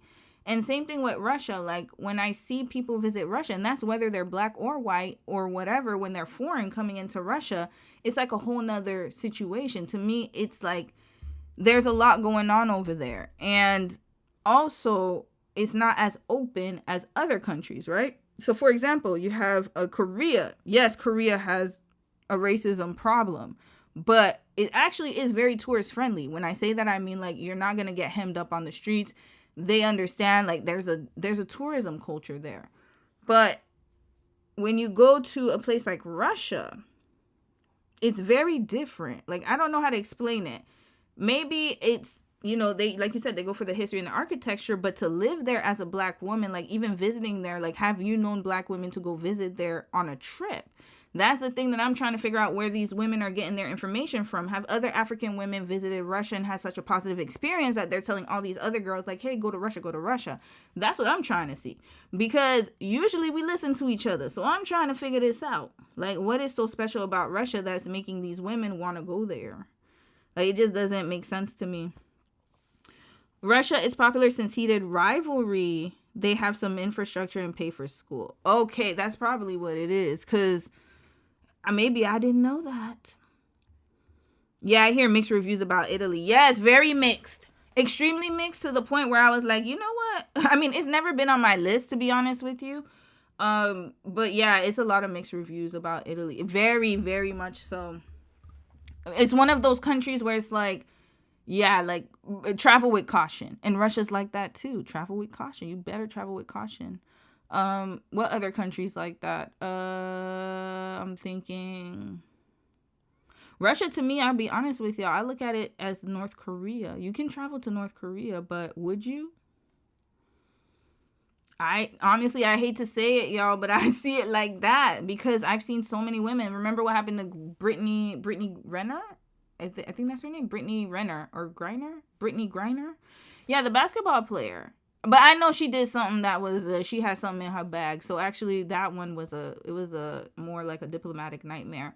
But there have been other people who have gotten arrested for no reason in Russia, and then they spent years in jail. So it's like, you go at your own risk. You travel at your own risk anywhere, but especially in certain countries, right? Cece, you said they've never experienced racism, and I think that's why there's less of a caution, because to me it would be like, yo, like, black friendly and Russia do not go in the same sentence. I gotta be honest. Black friendly and Russia, not even in the same sentence. It's very strange to me. Yeah, we're gonna keep watching now. You said they have a scholarship to go study to Russia. And someone wrote, France, it's really Paris with the crime rate. Yeah, that I agree. But there are still some regions in France that are really nice to go see too, right? All right, let's continue watching, y'all, because I'm confused, yo. Okay, I'm going to stop in the video for real, because I'm perplexed still by Russia. And I'm going to try to find some videos about Russia. Maybe I need to be educated on that. And it's all about some Russian guy who has been trending. This Russian guy decided to, so just called the lift, it's coming. So there's this Russian guy who has been trending, his videos have gone viral, not just in Kenya, but even in West Africa, guys. So what these guys are doing, they have some meta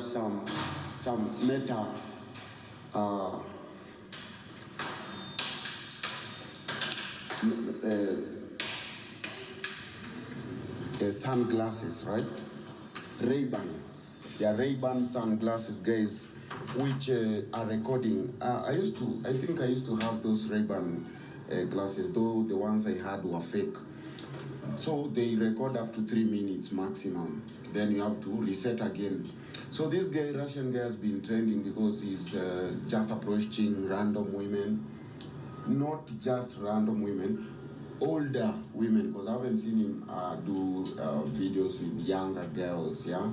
And his choice of skin color, he's specifically to not really that light skin, yeah? So one of the victims just reached out and she's ready to speak, guys. So right now I'm going to meet her somewhere around Wayaki Way. Somewhere around Wayaki Way, guys. So I'm just leaving GTC right now, as you can see. Yeah. Hello. Yes. So right now I'm leaving GTC. I've called for an Uber bike because I'm... Okay, sir. We're going to have to speed you right up. Where's sis at? That's what we here for. Sorry, I was looking for Russian videos here because I want to learn something different. Because I think because we have lived in... Well, I've been I'm from North America. So for me, like, Russia has always been this country. I know it's a propaganda. Obviously, every country is beautiful, like I said. So maybe there is a reason why people do want to travel to Russia. And I want to make sure that I highlight that because, again, this channel is for learning. Even I learn some new things every day. So I want to make sure that I'm not ignorant about this because it's something that I never thought of, right? Like, traveling, like I said, traveling to Russia is not even on my list. Not even, would never be. I'm not saying it would never be, but it's just not on my list of places to go. Okay, he doing everything but interviewing the sis. Sir, we don't need to watch all that. All right, let's get back to it. You know, we do mine like because of maybe hugs. You know, hugs means like emotion, like I'm standing with you. Thank you for standing with me. I can use a hug. Thank you. Yeah. Yeah. Yeah. Thank you. All right. Yeah. So, I think I'll have the mic here because we only have one. Okay. I don't know if you're shouting me. Okay. What are you? To hear the whole story. How did you get me? Or how did I get you? I felt the need to reach out to Mbili because I know he's equal to the task. Yeah. Yeah. The Thank you, please. Yeah. Thank you so much. Rude. Please help me with. Yeah, Another one? Yes. Oh, Yeah. Thank you. Yeah, so guys, we are here at Brood, here at a BC place, where choice, this was her choice, by the way, this was her choice. Yes, I live around this place. Oh, you live around? Yes. Oh, nice. Yeah.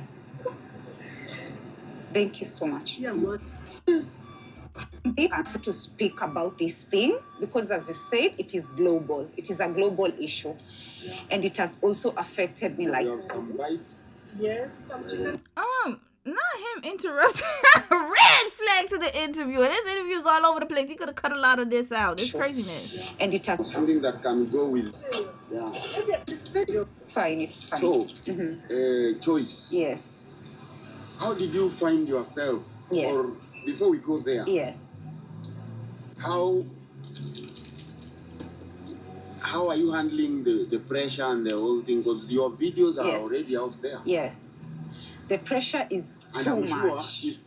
sure if the guy recorded you, Yes. he must have recorded you even in bed. Like, do you think so? Yeah, First you're of right, all, sis. I Let's don't speed think this I up. I agree with you on accepted that. We're that gonna agree. to We be gonna recorded speed in it up. bed. But because these guys are smart and they want to like get out there, they want to trend in their country, they use Ray-Ban meta glasses.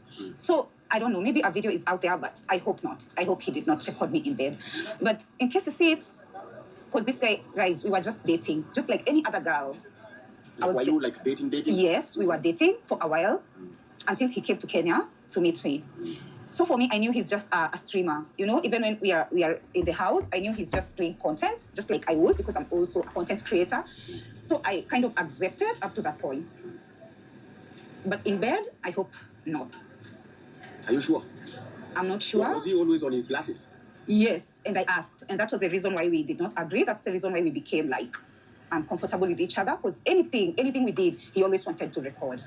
Red flag. With his Hold up. glasses, with his phone. Red flag. Hold up. Yes, My I bad, noticed, y'all. My but bad. as a content creator myself, I thought, okay, I would also record. Red flag. So he always wanted to record when he was around her. Big red flag. Sis, you couldn't. But you know what? We live and we learn. Now she knows. Now she knows. Normal activities. Yeah. Oh, it's a lot. Isn't this too big? Yeah, it's so It big. is slices and it's very natural. It's witch free. Some honey, It's please. healthy. Yeah. All right, thank you. Streaming for his living. He does content creation. He travels around the world. So that is exactly what I thought it was. Just normal in real life activities like having breakfast, washing dishes, cooking together. There are so many videos, and I'm sure he will leak them all. So you guys were recording while washing dishes? Everything. Were you guys washing while you were washing dishes? Yeah. Did you have your clothes on? Yes, as you can see online, guys, many of you are attacking me. Kumbe unaoshanga vyombo. Kumbe ati you can do this for a man. Listen, guys, he used to cook for me. And as a lady who is a lady, I have to clean up. Even you, Tumbili, if I come to your house and you make me lunch, I will surely wash your dishes. Oh. Yeah, I'm that type of person. I'm a 50-50 type of woman, and I know they don't exist anymore. But if you do You know they don't exist anymore for a reason. F all that 50-50 stuff. Now, I get what she's saying. I don't think that there's anything wrong with reciprocating. My problem is, why was he filming all of that? And you didn't catch that this was a red flag. That's a problem. It's in your face, girl. So he wore them sunglasses all in the damn house? That's a big red flag. And hell, F all that 50-50 stuff. Well, I guess I'm not a traditional woman. I'm sorry. Not sorry. If you want to cook and clean, that's cool. But I don't like how she's saying that. Like, I'm a 50-50 woman. They don't make them like me no more. Well, this is why you got in that situation in the first place. You don't have any boundaries. He's filming you with them raggedy-ass sunglasses indoors. It's weird. something for me, I will do something for you. Also, my love language is acts of service. So yes, I washed the dishes, guys, and I even washed some of his clothes. Though the apartment had a service. By the way, washing clothes, okay, I do have a problem with that. My bad. I forgot about that. It's too intimate. You're doing it for a man who's not even your husband. And even then, there has to be a level of intimacy there. Touching people's personal clothes is very intimate, y'all. That's husband reservation right there. I would never do that for a boyfriend. And hell, it took me a long time to do it for my husband. I ain't gonna lie to you. And just because his schedule became so busy, and I was like, you know what? Let me just do our loads. Like, it just made it took me. You could ask him. It took me a while. I used to separate our laundry. I separated our laundry for the longest, y'all. Cause I was like, wait, when you gonna do your? I was like, I'm gonna do my load first. You gonna do your load? Hell yeah! Nah, I'm so sorry. Now I know I'm a bit extreme, but I gotta be honest, because then if you start doing it too much, your expectation becomes that you're gonna be like a housewife, and I'm like, nah, bruh. It took me a hot minute to do his laundry on the regular, and that's because of this mindset. Because I was like, no, like I don't want to do it for servitude. I want to do it because I actually want to do it. But like, sis, you're saying you watching his clothes, you watching his dirty ass drawers that he probably used, because remember, while he was with you, he was sleeping with all them other women, going to grocery stores and doing his excursion. And you're doing all of that. Why? You don't even know this man like that. Lady, and it had a washing machine, because many of you are attacking me about washing. Ati kumbe unaweza fulia mwanaume, kumbe unaweza osha vyombo. Yes, guys, I'm that type of person, unfortunately. That apartment, how long did you guys stay in that apartment? So, we stayed for over 60 days, and the guy in question, guys... 2 months? Yes.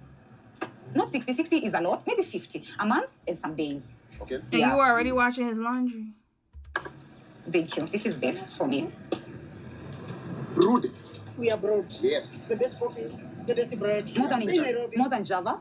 By far. I'm a fan of Java. No, you don't mention brands. No. Similar brands. This is You know what Okay, to say. okay. Yeah, they should have done all this before starting to roll the camera. This is very chaotic. Okay, we fast forwarding. Okay.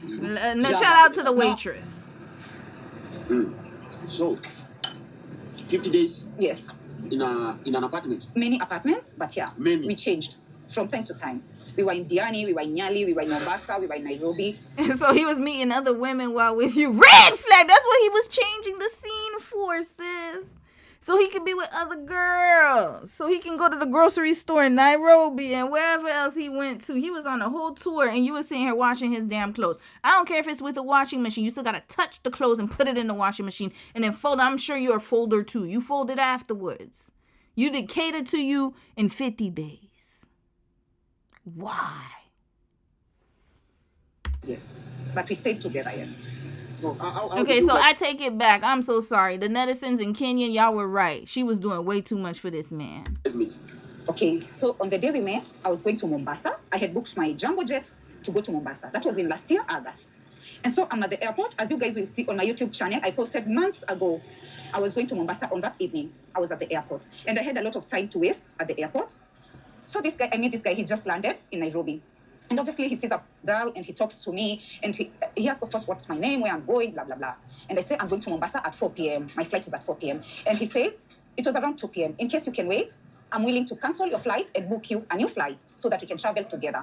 I'm willing to go to Mombasa with you if you want to spend time with me. That's how we met. How was his English? His English was, I could tell he's not an English speaker, but he was trying because I've was communicating? Yes, because many guys. Hold up. We're not going to skip over what you just said. Wait a minute. The damn minute. You booked a jumbo jet to go from Nairobi to Mombasa. She was going to Mombasa. And you met this random ass man at the airport who said he's going to cancel your flight and you followed him? How do you know he wasn't a drug lord? Red flag. And then you want to talk about I was in campus. My dad taught me about. He ain't teach you nothing. That's why I was side-eyeing the father. He didn't teach you anything at all. He should be embarrassed. This is embarrassing. You went to an airport, sis. Now, I'm being more stricter on her because she didn't need the money. There was no reason. Her dad's a lecturer at a university. I'm sure he's making bank in Kenya. What was the reason that you just followed this man? He could have literally unalived you. And some men get a thrill out of unaliving women and raping them and then going to their home country. He could have been undetectable in Russia. We don't know if Ghana and Russia have an extradition treaty. You don't know none of that. This is a lack of education, y'all. And she trying to talk about, I have a first campus experience. You don't know anything, unfortunately. Book smarts does not mean street smarts. You put yourself in a very dangerous situation. You met him at the airport, and that's how the conversation went. 2:00. He said, I'm going to cancel your flight, and we're going to book you somewhere else. And then you said, okay. What? European guys either speak Danish, German, wherever. Many don't speak English, but if you see a guy who learns English, it's a good sign for me. Like, you can learn English, it's just like you speaking French. It will amaze me. Like, you took time to learn French, that's nice. Yeah. Have you watched those videos? I have watched some of them, but right now, not all of them. But I know the moments that will be exposed because I was there. Okay. So, when was this? It was in last year, August. Last year, August. Yes. So this guy took the videos, then started posting them this year? Yes.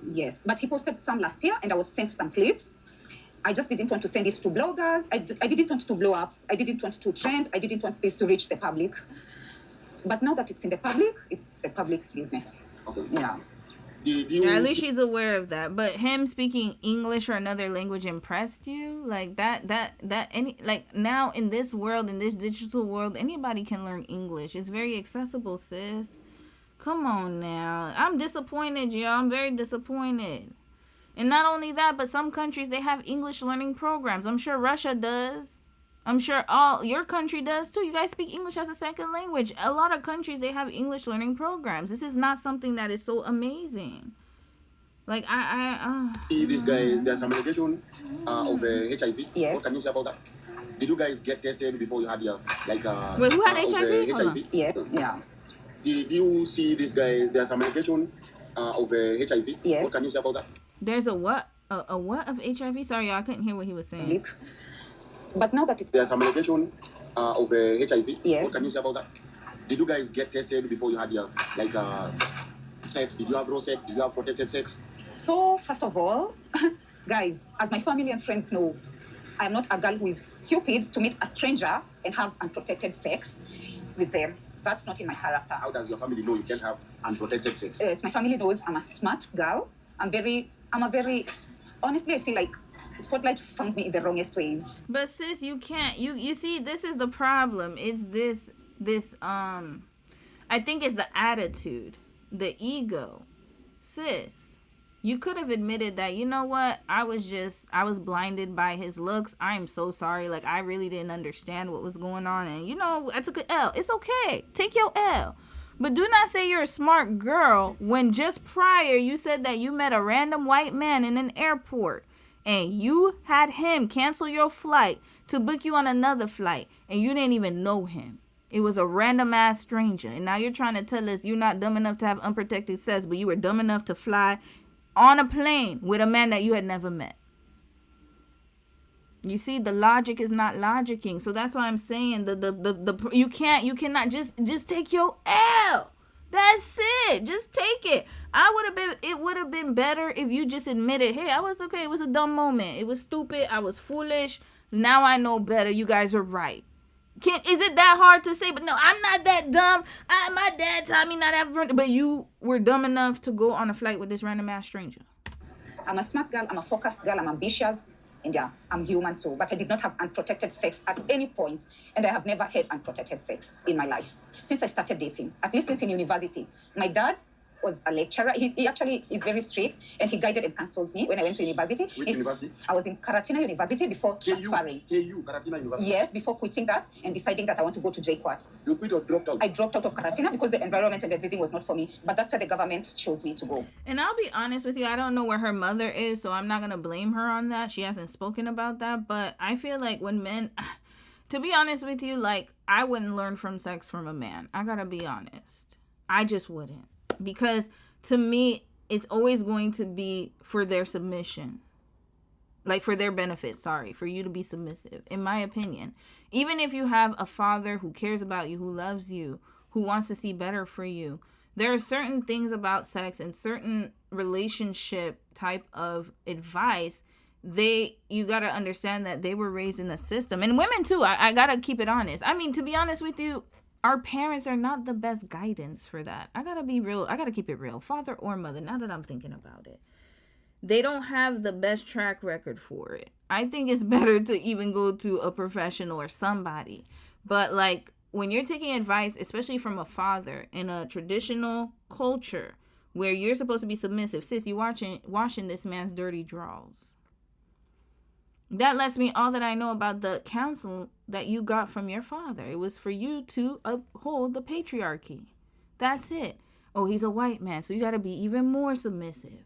Oh, he's this. Now, I'm not saying I don't know the advice he gave her, but I can just imagine that it wasn't that great because here are the results. We got to go with the results. If I see your life is in shambles and you're telling me that you got advice from somebody, I'm going to look at that person and be like, whoever you got advice from, stop taking advice from them. It's similar to like if, for example, I told you something. I said, hey, you know what? You should put all your money into whatever stock or something like that. Take all your money, put it in there. You're going to do great. And then it tanks. I'm getting financial advice from one person and I notice that all of my issues are getting worse. Wouldn't you think that advice is not working? So maybe the messenger, whoever gave you that advice, it might not be as great as you think it is. I'm going by patterns. The results speak for themselves. That means that if your dad gave you this advice and this is the result, it was horrible advice. Red flag. And that goes for fathers and mothers. I got to be honest. Because some mothers, they uphold the patriarchy too. They're going to tell you, oh, be submissive, dress nicely, look beautiful, do his laundry, wash his this, sniff his drawers, cook 3-4 homemade meals for him, and look at the demon that she let in her life. Come on now. Okay. But I dropped it. As you guys are seeing on Twitter, some of my classmates are coming out and saying, we went with her in uni, she was a bad girl, she dropped out. Maybe. Who knows? Yeah. So, so many questions, yes. Especially with this HIV thing, yes. the bed thing. Yes. Did you ever eat his musolombo? No, because I don't like that. Don't do BJ. Unless you're my husband or my boyfriend, like we have dated long term. I will just not get into oral sex or unprotected sex. No. For me, I believe in talking stage. I believe in taking it slow. And yes, guys, we stayed with this guy for over 60 days. So for who are saying no talking stage, there was a long talking stage. And what time do you think he was doing? 60 days, y'all, is a long talking stage. Y'all let me know in the comments. Hold up. We're going to do a poll here.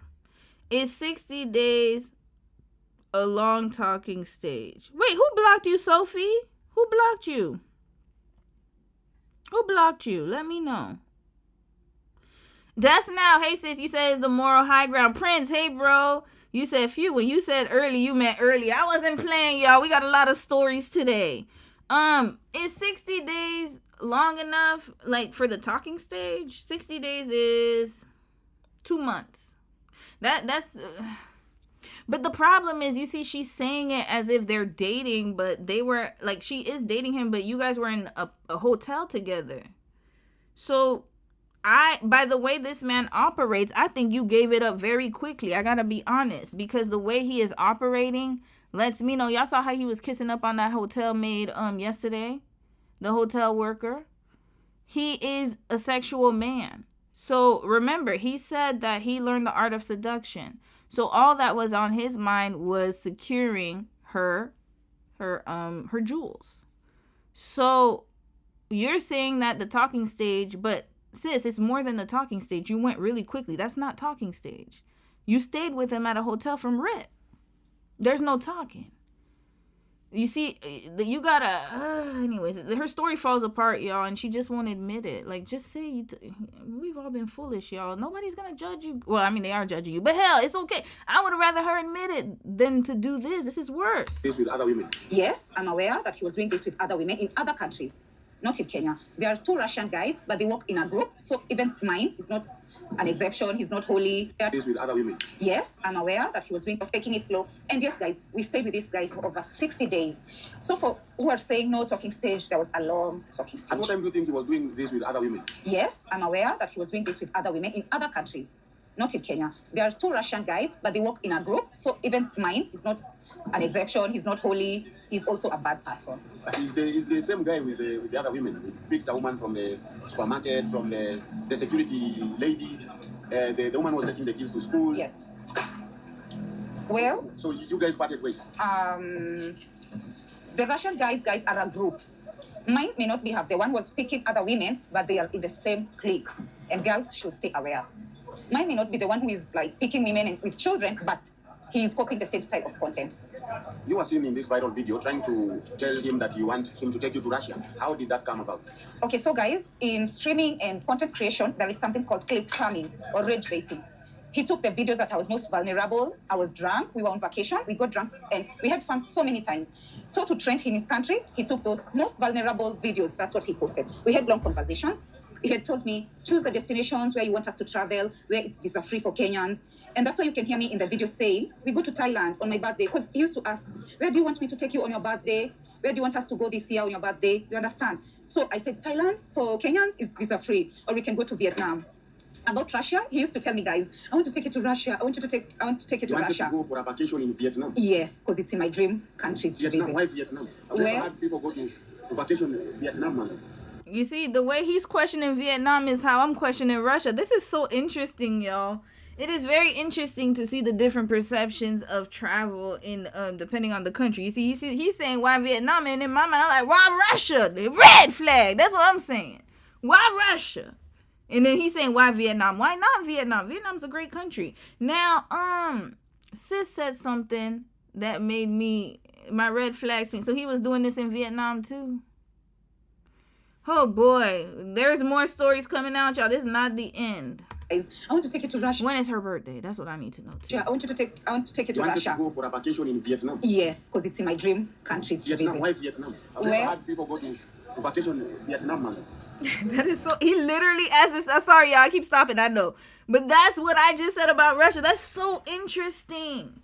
Very interesting.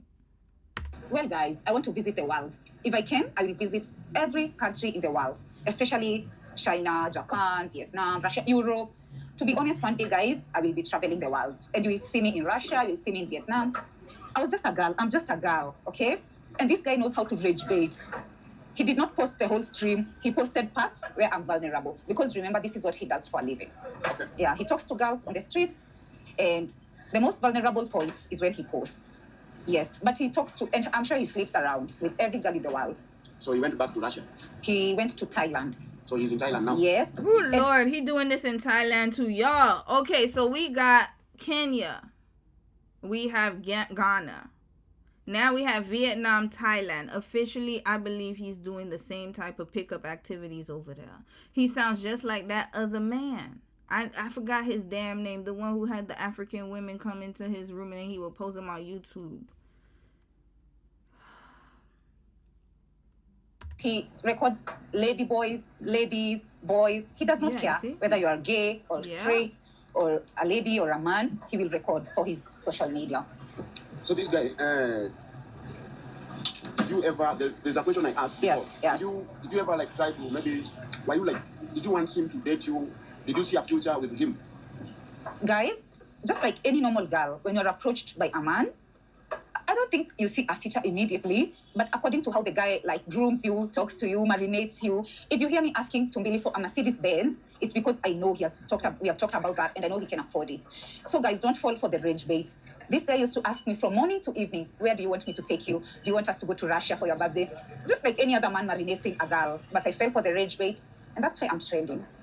Okay. I did not necessarily see a future, or I did not think he will take me to his country, but of course I was going with the flow. Because So you didn't see a future, but you watched his draws? Yo, I'm sorry. Like, I'm not, like, what is going on here? We gotta, okay, this is a problem. The ego. What is going on? The pride. It's okay. Why? So you did all this for a man you saw no future with? So he could take you on trips to Vietnam and to Thailand. And mind you, those trips are being funded by his content creation of exploiting women. Did you even ask him what he does for a living? Like, I guess because she's a content creator, maybe she thought he was the same as her. You guys are not the same. Like, what is happening here? I think she did it for the bag, y'all. She did it for the bag. She did it for the bag. And just admit it, but she doesn't want to. You know what? I could actually admit it if she did it like Young Miami. Like Young Miami, she's been doubling down. Yeah, I did it for the bag. I can't be with somebody who makes less than this much money. We already know what you about. So at least I can categorize. Like, you know, we can know what it is, and we're just like, okay, she wants to do that. That's fine. But it's like she's flip-flopping. Like, she's like, it's like the cognitive dissonance. Somebody's not home. Wake up, sis. Wake up. Wake up. Washing his laundry is OD to me. it's a guy who is capable. All right. The story is too big right now in the whole world. Yes. What are your parents or siblings saying about the whole thing? Now that you say they know you and you're already in the list too. Yes. Yeah, your videos are Very trending, bad. they're viral. Yeah. You dancing, twerking to the Russian guy. What are they saying? Well, my parents and family are very disappointed. They know me as a smart child. Can you remove your shades? Okay. Wakuone vizuri sasa wajue ni wewe. I have done some cosmetic surgery, but it will be fine. What happened? I put something in my eyes just to make them more white and More white. and wide and big eyes Like white things. and big. So it's a bit What reactive. happened? Let me see. No, you can't. But it's a bit red. I injected my eyes just like Dr. I don't like the fact that he made her take off her sunglasses at this part. Like, I didn't need to see her eyes, to be honest with you. Even if she didn't have cosmetic surgery, like, what is going on here? And yeah, okay, okay. I know the type of lifestyle she wants to live. Just admit it, sis. It's okay. There's a lot of women out there who think the same as you. That's fine. Just admit it, though. Stop trying to act like I don't like the fronting, y'all. Linda, I'm not about to expose her, but cosmetic surgery is real. I put something in my eyes to make them bigger, like a doll. This is not real violence. Oh no, I've never gotten into a fight in my life. So what was the goal? Before we go back to a question. What The do you want goal, to do to you your will eyes? see it. They can be results. They will be more white and bigger. They are still recovering, and my eyes are bigger. This is not how my eyes are. This one has recovered already. It will be like, I look like a doll. Girls, ladies, what's up? Yeah, pretty hearts. No, this bado na bado. I will do more cosmetic surgery on myself. BBL, as a millionaire, I'm sure I will get. Maybe not, but as a 26. The guy liked. No, he likes me like this. As you can see, guys, he's very romantic. One thing about me, I like romantic boys. And I'm sure this is the hill I die on. Yeah, that's crazy. I've dated so many romantic So you want boys. the eyes to be whiter And bigger. and bigger. Yeah, like a doll. What is it with bigger eyes? Just because I will look more like a doll And an eyewitness. and a Barbie. Barbie. You Yeah. like it pink, I see. Yeah. This is getting sad, y'all. Okay. Oh boy, yep. It's traveled, y'all. It's traveled. They've been watching too much social media. I can already tell. She wants to be an influencer. She wants to have the same aesthetic as an influencer. She wants to monetize off of her looks, which, I mean, a lot of influencers do. But also she's willing, I think the dangerous part, though, to me, is that she's willing to do whatever it takes. That's the dangerous part to me. You know, how many influencers do we know have, you know, gotten injections or have gotten BBLs? We just talked about Jessica Dime like a week or so ago. This is a lifestyle that is getting, you know, social media is basically pushing that agenda, and I can totally see that happening. You know, she wants the rich lifestyle. That's okay, but It's crazy to me how having a rich lifestyle has to be dependent on a man. Like, is it like for me? I just never. I don't know. Maybe I just think of things differently. But I feel like you can give yourself that lifestyle. You don't need a man to achieve it. We live in another world. But you know, I can understand it from an economic perspective. Maybe she feels like that's the only way that she'll go out or get out of her situation is to be with a man. But I can't really say that because it sounds like her parents have it. Like, I mean, her dad is a lecturer, so that's actually the top echelon of, you know, of jobs. Like in other countries, being a lecturer is a big deal. It's not like here where you're a professor. Like, it carries a lot of weight. This is very sad. She has low self-esteem, y'all. I could already tell just by her, you know, wanting to change her features up so much. Like, that already lets me know there's some self-hate going on and low self-esteem as well. What is wrong with your features, sir, miss? You look beautiful, sis. Sorry, that's what I meant to say, not sir, sis. And another thing I also have to mention is that there are so many influencers that have gone under the knife who have not made it, who didn't make it. I mean, just recently there was I think a Brazilian woman. I don't remember what country I think it's Brazil. But there was an influencer who got surgery and she passed away during the recovery session. Hold up.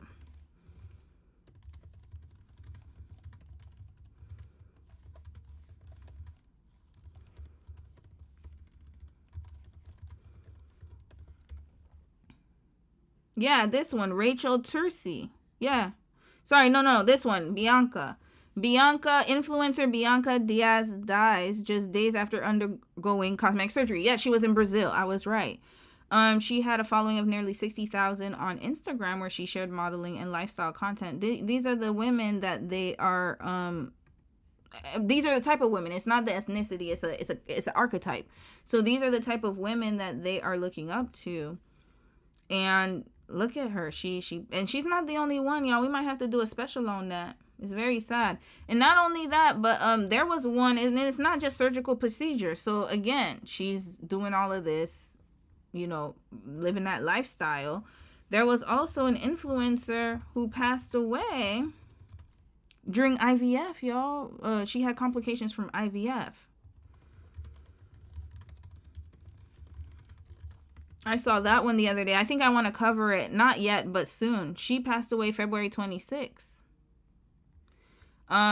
One day after her 8th wedding anniversary. I don't know why these ads keep coming up. One day after her 8th wedding anniversary following complications from an IVF procedure. And she was health and fitness, I believe, influencer. Wellness coach, yeah. So imagine. Like, this is happening, y'all. And the reason I'm bringing this up is it's not just the surgical part, but it can also be during IVF complications. And all of this, again, leads to a man. What is going on here? Like, what's happening? It's very sad when I read this story because I'm like, she wanted a baby so bad. Why? Like, it's like at a certain point, we have to really think about what is the reason that we're doing certain things. Like, it's just very sad. Very, very sad. Continuing on with the story, y'all. It's just, you know, listening to her, it makes me sad. She got the blonde braids. I knew it a little bit, but I didn't want to judge her. So I was like, okay, let me see. You know, some people just get blonde braids. They like different colors in their hair. But her saying all of these features, that lets me know she wants that baby doll look. And she wants to alter her look to look different from what she looks like. So, continuing. Yeah. But You want to be a socialite? that was not the goal. I'm smart. I am very educated. I did it. I even told my friends, Mimi, seem to call a rich guy. I don't look for riches. I'm not looking for fame. But it seems like this is the path because I'm also a social media creator and my family don't agree. They want me to be a lawyer because I went to school. I went to a law school. I did criminology in Karatina. I have enrolled at UAM to study law. I don't understand why criminology graduates, most of them, they just find themselves in the wrong places. Yeah. I have my friend called Gonditena. I like him. Gonditena. Yeah, he's my favorite. Australia. He's my G. Yes, he has a degree in criminology. She doesn't take any accountability. Sorry, y'all. This is like She takes no type of accountability for the choices she made in her life. Well, it was just something that fell on my lap, even though I studied to become a lawyer. And my parents, they disagree with my life choices. But, you know, being an influencer and doing all these surgical, it just happened. It's like God wanted. She basically wanted to say God wanted it, but she ain't say that. But she's like, it's just life what life wanted. You wanted that. Red flag. Take accountability for your actions, sis. I'm like, you guys are taught to be criminals. Okay, that's what I used to think. Yeah. Criminology is the study of criminal. It's true. You graduate to become a criminal. True. When we are being lectured, we are told, if you want to catch a criminal, put yourself in his shoes. You have to be the criminal himself to catch him or Set her. a thief to catch a thief. Exactly. So criminology, they Yes. teach you how to steal like Yes. a criminal. And so to that be- police can use you to... They train you how to think like a criminal, how to act like a criminal. At a CID, because that's where we graduate to be DCI and CIDs. You are taught to put... I know that is why Yeah. most DCI Yeah. and CID... Yeah. They smoke, guys. They smoke. They smoke. Yeah, weed. Kama nakujabeza kwa unapedi mazi. Yeah. Anakuset up mazi Yeah. bana. Kumbe ni DCI mnakuta mpaka na yeye. Smoke with you. Yeah. I've seen my friends smoking with a DCI, man. true. Then the same guy you are smoking with Arrest you. Yeah, with evidence. Yeah. So that's it, guys. And I didn't see myself in this pub, never. Though I create content, but I never thought I would be in this situation. Because I was vulnerable. I was just being a lover girl. And even if I knew he would post, I didn't think it would leak in Kenya, honestly. Yes. What's the most romantic thing you ever did to the Russian guy? The most romantic thing I did for him? Nothing. Just washing the dishes, because he used to cook for me. Just washing them Solombo. No, just washing the dishes, because he used to cook for me. I washed the dish. He took me everywhere. He booked expensive flights. But then guys, mkisikia namwambia he paid for the Russian visa, tulikuwa tumeongea na yeye. Alikuwa anashinda ameniambia, ebu research where you can go without a visa. Which country did he take you to? He took me to mostly Kenya, but he was to come back in this May, and he will be back. And I don't know now if I want to travel with him or not. He will be back. Yes. Wrap this up, yo. Wrap it up. Wrap this right up. Sis. What? Let's go back, y'all. Remember, she knows everything that's gone down. She knew he's with other women. He conned her, scammed her, schemed her. She studied criminology. Somehow she knows the mind of a criminal, but she doesn't know whether she's getting taken advantage of. Hold up. Who sent me something? Oh, Raina. Welcome to the inner circle, sis. And thank you for joining the membership. I appreciate it. Oh, my God. I mentioned it at the top of the live stream, but the Diana and Korea case study is coming up, the part 3. So my apologies for the delay. That's gonna be posted either Monday or Tuesday on the members only channel. Okay, let's segue, y'all. But thank you so much. Thank you. I appreciate it. Let's segue. What is going on here? She gonna go back? Hey, you know what? At this point, let's just watch it. That's it. I'm not even gonna stop. So she knows, and she decides to go and continue doing what she's doing. All right, sis. At least you're honest in this part. I'll give you that. Guys, they smoke. Yeah, weed. Kama nakujabeza kwa unapedi mazi. Yeah. Yes. What's the most romantic thing you ever did to the Russian guy? The most romantic thing I did for him? Nothing. Just washing the dishes, because he used to cook for me. Just washing them Solombo. No, just washing the dishes, because he used to cook for me. I washed the dish. He took me everywhere. He booked expensive flights. But then guys, mkisikia namwambia he paid for the Russian visa, tulikuwa tumeongea na yeye. Alikuwa anashinda ameniambia, ebu research where you can go without a visa. Which country did he take you to? He took me to mostly Kenya, but he was to come back in this May, and he will be back. And I don't know now if I want to travel with him or not. He will be back. Yes. The situation is already hot. It's bad. Yeah, it's bad. It's so bad for me, honestly. Na sijui mbona hizi situations upata watu hawataki. Because mimi nilikuwa na mbeg kutoka August to Dec. Please usipost hizi video. I beg you. Najua ndo kazi yako. Najua uko na mademu wengi in your storage. Usinipost. Washing his clothes, washing the dishes, twerking, dancing. It's really bad for me. Oh, it's really bad, guys. Yeah. Wait. This thing is all already messy. Imefikia mpaka president, imagine. Yeah. The president is aware. No, he has seen my video. Yeah, the president has seen you. No. And he's now watching you. No. Sis, yeah, he saw you twerking to Russian rap, sis. He saw all of that. Everybody's seen it. Hell, I'm in Canada and I've seen it too, sis. Welcome. You're global now. Like, y'all, we got some Americans in the chat, some people from Europe. We got people from all over the world. We have some people from the Caribbean. People from Latin America, everywhere. Global, sis. Global. Listen, we got some people in Asia. They watch my channel too sometimes. Like, sis, you're global now. Apologize to the president. Yes. I just want to say this, Mr. President. Apologize to the president for what? Red flag. Okay, now I got it. Sorry, I know I said I was gonna let it go through, but why are we apologizing to the president? For what? No. No.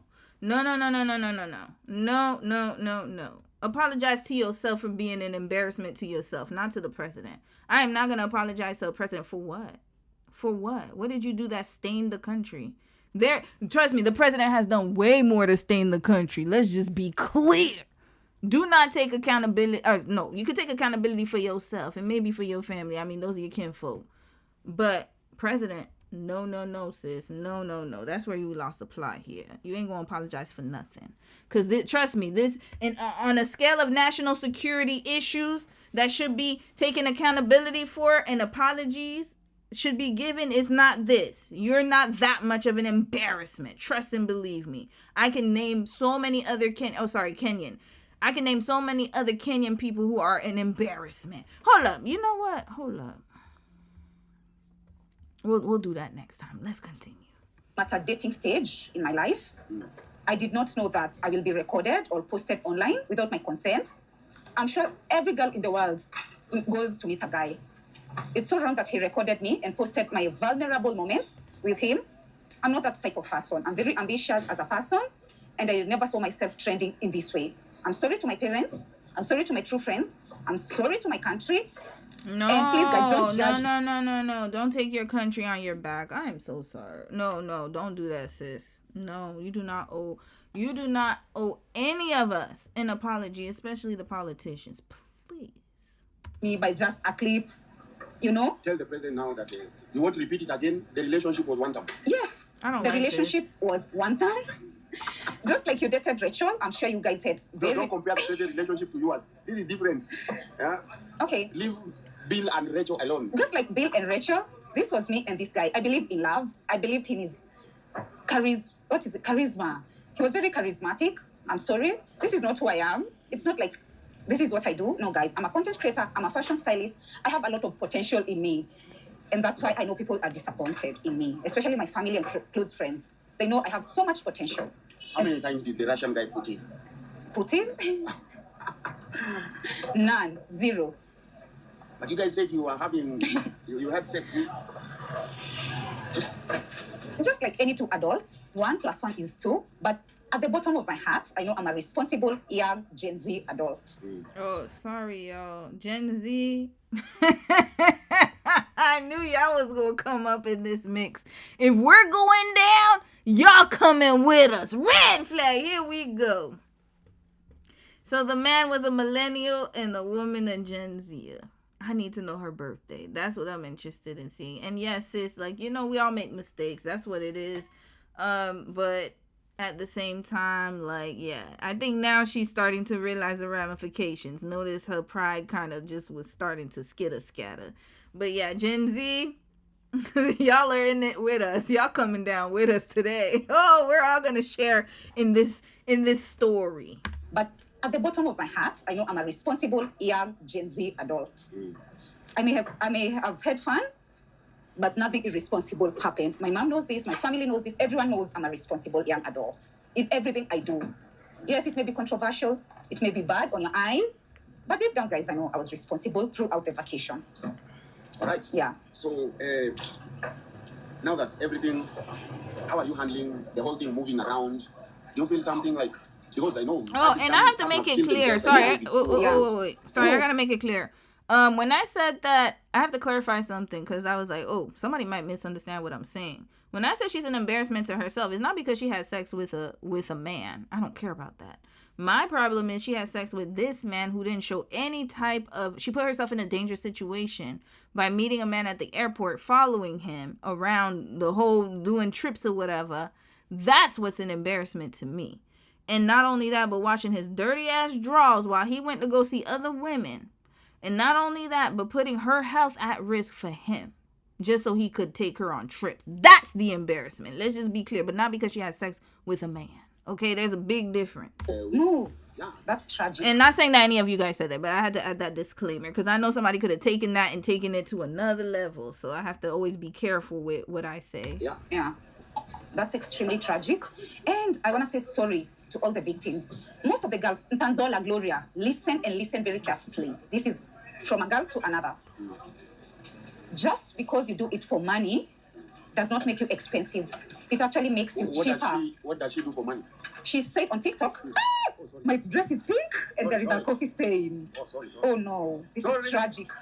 This is tragic than my videos The leaking. coffee likes it. Oh no. You have And it's a another pink dress. Are cheap? No. Tanzola, just because you say that the girls in this expose are cheap, no, these are the richest girls on the planet. Wallahi. The girls who don't do it for money are rich. Just because you do it for money, you meet boys for money, you meet men for money, you want them to pay you, it makes you the cheapest girl.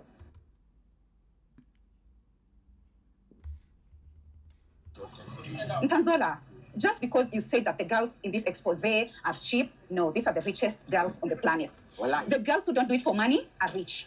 Just because you do it for money, you meet boys for money, you meet men for money, you want them to pay you, it makes you the cheapest girl in the planet, in the country. And not you upholding the Patreon.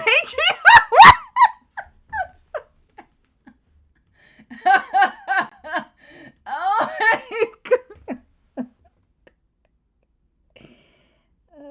Guys, like, so somebody who has money, sex for money, is cheaper than somebody who doesn't have sex for money.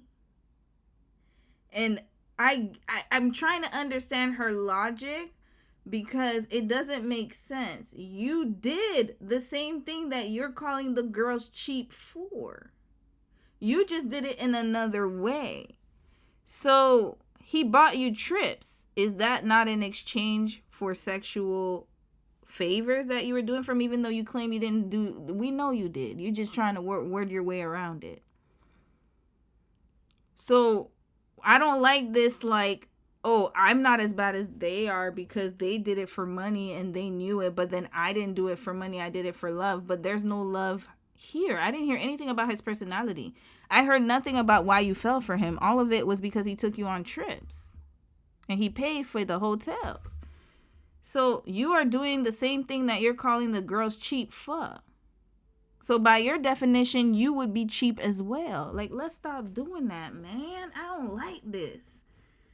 This is where we gotta really have a conversation. Why does she think that she's better than those women?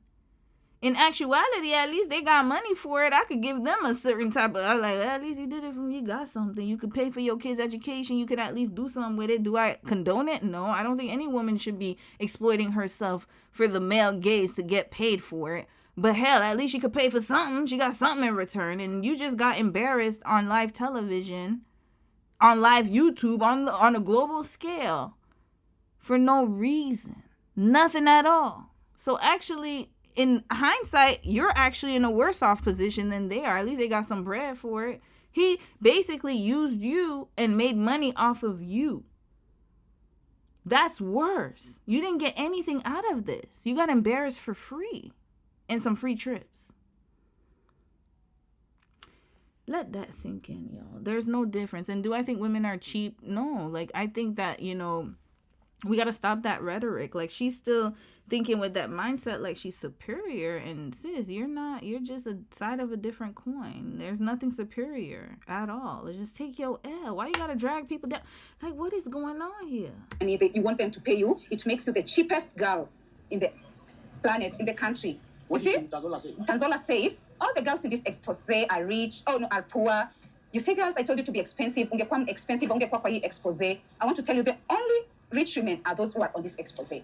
They don't do anything for money, just like me. They were having fun. They were being vulnerable. They were not doing it for money. So Tanzola, it doesn't make them poor or cheap. It makes them victims of cyberbullying, of being posted online without their consent. It doesn't make you expensive. You're actually so cheap for thinking you can hang out with men for money. What's You're your the neighbor? cheapest girl I've ever met on the planet. Real women, rich women, they don't meet up for money. They meet up for real love, connection, happiness, just having fun, because that's the only thing they are looking for. Yeah.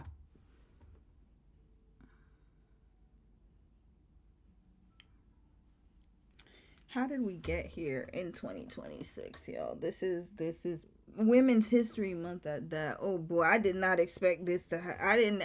Honestly, I did not expect to cover this right here. I thought we was just going to talk about the Russian men, and I saw this video. I was like, okay, we want to hear what she got to say. I'm going to read some comments, y'all. I need a little break here. This was a crazy interview, y'all. This is a crazy interview. real love and connection with a man that you didn't even take seriously. That man was for real love and connection. She's trying to convince herself, y'all. It's sad. You can see that, yeah, the pride's gotta fall, y'all. You know what? And I'm gonna say we, because we're all women, so we're all in this. We have this pride. Like, you can be prideful in yourself, be pride in your color, be pride in who you are as a person, who you are as a woman, but also admit that sometimes mistakes can be made. You're human, right? So at the end of the day, like, the pride's got to go, because this is not a good look. Sis, it doesn't matter if, like, you did it with the right intentions. At the end of the day, the repercussions happen, the consequences are coming. And it was a bad judgment call. Just admit it was a bad judgment call, and that's it. But you don't have to drag so many situations into it. This did not need to be said. And also the other woman who was calling them cheap and stuff like that, why are we doing this? Like, there's no reason for it. Like, everyone has a different, everyone goes through life, and yes, mistakes were made. What I do like that she said is they were victims 100%, because they were filmed without their consent. However, I will say though that the situation that has been, that, like, I would say the way that things kind of transpired, that's what people should be calling out, not the fact that they fell victim to this. I think for me, there just needs to be more education. And if you weren't so prideful in this interview, I would have less red flags for you. But it's like you just keep holding on to whatever pride you have, and there's no pride moment in this. This situation is sad. It's very sad. There's no pride to be had. Take it down. It's okay. But you don't want to admit it, and this is why we're in the situation we're in today. No one wants to admit their failures. No one wants to admit their mistakes. No one wants to take accountability and take their L. And it's like mudslinging everywhere. Everyone's blaming, it's you cheap women. It's you women, da-da-da-da-da. When at the end of the day, we could all learn something from each other. We could all learn that, okay, take your L, girl. Take your L. That's it. What's your net worth? My net worth is to infinity. I may be a millionaire now, or even a Kenya shillings girl. I may even be poor right now. But my net worth, watch out for my net worth. All right. Did you learn some little Russian music? Yes. If you see me dancing to Russian music, I enjoyed it. He also danced to Kenyan music, but as he post here, he used to ask me which is the best Kenyan music. I recommended Belle, Kina, Sauti Sol. We used to play every music. We were dating, guys. Right. It was like a real, not real, maybe for him, ni content alikuwa anatafuta. So you think he was cheating on you with the women? He was not cheating on me. That's his nature. He's a playboy. Because niko na video zake akiwa na Asian. How do you know? You see, this is the thing. Like, you said it's a real relationship. To him, it was not. It would never was. So why are you calling it a real relationship? It never was. Like, it's like the reality is so different from the perspective of her. Like, her perspective, like I said, she's trying to hold on to this because she doesn't want to admit the fact that she got played. And now she's saying, oh, he wasn't with other. How do you know? You don't know that. You don't know that. And honestly, by judging by how many women he filmed, 500 women, there's no way he wasn't if you were around that time frame. So come on now. Let's keep it all the way funky. Also danced to Kenyan music, but as he post here, he used to ask me which is the best Kenyan music. I recommended Belle, Kina, Sauti Sol. We used to play every music. We were dating, guys. It was like a real, not real, maybe for him, ni content alikuwa anatafuta. So you think he was cheating on you with the women? He was not cheating on me. That's his nature. He's a playboy. Because niko na video zake akiwa na Asian girls, white girls from the whole world wako kwa channel yake original. But sasa zenye zina trend Kenya ni zangu. Because in Kenya nayo, I was the only girl he was with. That I know. What was his name? If I expose his name, mtaenda mtafute sasa video zote. One name. His name? I will say his Russian name, Ovsienko. Ovsienko? Yeah. Big shout out to Ovsienko. If I say the first name, mtamjua na mtaenda mtafute. He's kind of famous in his country. Na saki video zote zile. Don't niko sure zita leak, guys. Maybe even 6 videos. Yeah. But I'm very sure he has something. Yes, he has. I'm very sure because I also wore the Ray-Ban with the glasses. Yes. How I noticed, did you not know before him that there is some meta Ray-Ban? Nilijua. Now when he was recording you, yeah. Kuna kuwa na blinking. Yes. Yeah. You never noticed that he was recording you, or you loved it that way? I noticed, but I never thought even in a moment zita leak ama zitakuwa controversial. Na hata zikileak, I thought azita leak Kenya. Yeah. Okay. Yeah. So you thought zita trend ya Russia? Yes. Na zilianza kutrend. Na ni mbaya guys. Ni mbaya. Maybe hata zingine zita leak. Naomba nimetafuta tu mbili just to put it out there. Maybe zita leak. Hata za worse than these ones. Yeah. I knew he was recording, but sikujua it will get to this point. Okay. Yeah. So what message do you have across after all these things? What message? What can you tell people? Like, what can you advise your fellows? Yes. Number one, when you meet, I'm sure that most of you watching me in dating stage, at least you are talking to boys and men out here. Make sure, number one, just like I did, hata kama siku just a trend, use protection. Understand we are young. You got 26 guys. What count in a protection? Please. What count Please. in a protection? In case you meet a charming guy, it's normal to have sex. You may watch sex education. You need sex education. I watched it. It's normal to have sex toys. It's normal to have sex with men. It's normal to meet guys on a date. It's normal to have these things. But one thing as a girl, love yourself, use protection. At least mpaka mwende mtestiwe, find out mko safe, engage in safe sex. That's my advice. Number two, msiogope. If your intuition is telling you that this is a safe man to meet and talk to and go on a date with, usiogope. Go on that date. But for me, my rule number one, we always meet at a public space. Even this guy, I met him at the airport, and yes, nilienda kwa nyumba yake, guys, mliona. But we were flying that day at midnight. Hata nyinyi mkiona hiyo video nasema, let's go babe. Yes, I met him, nilitoka airport, nikaenda Airbnb, alikuwa amebook, na by 11 p.m. we were off to the airport. So, practice safe sex. Meet people as long as intuition yako inakuruhusu. Meet them at an open place, talk to them, in case it leads to sex. Because mimi, yes, I'm a lover girl. Niswadanganye guys. Sex. I love being in love, being romantic, traveling with a guy. So mkisikia nasema I want to go to Russia. It's true. I want to travel the world. Be a lover girl. Be yourself. Express yourself. But be safe. In everything, I know my parents understand this about me. I'm always safe. But I'm a wild person. I'm very experimentative. Nature experimentative. Yeah. How can wild and safe be in the same sentence?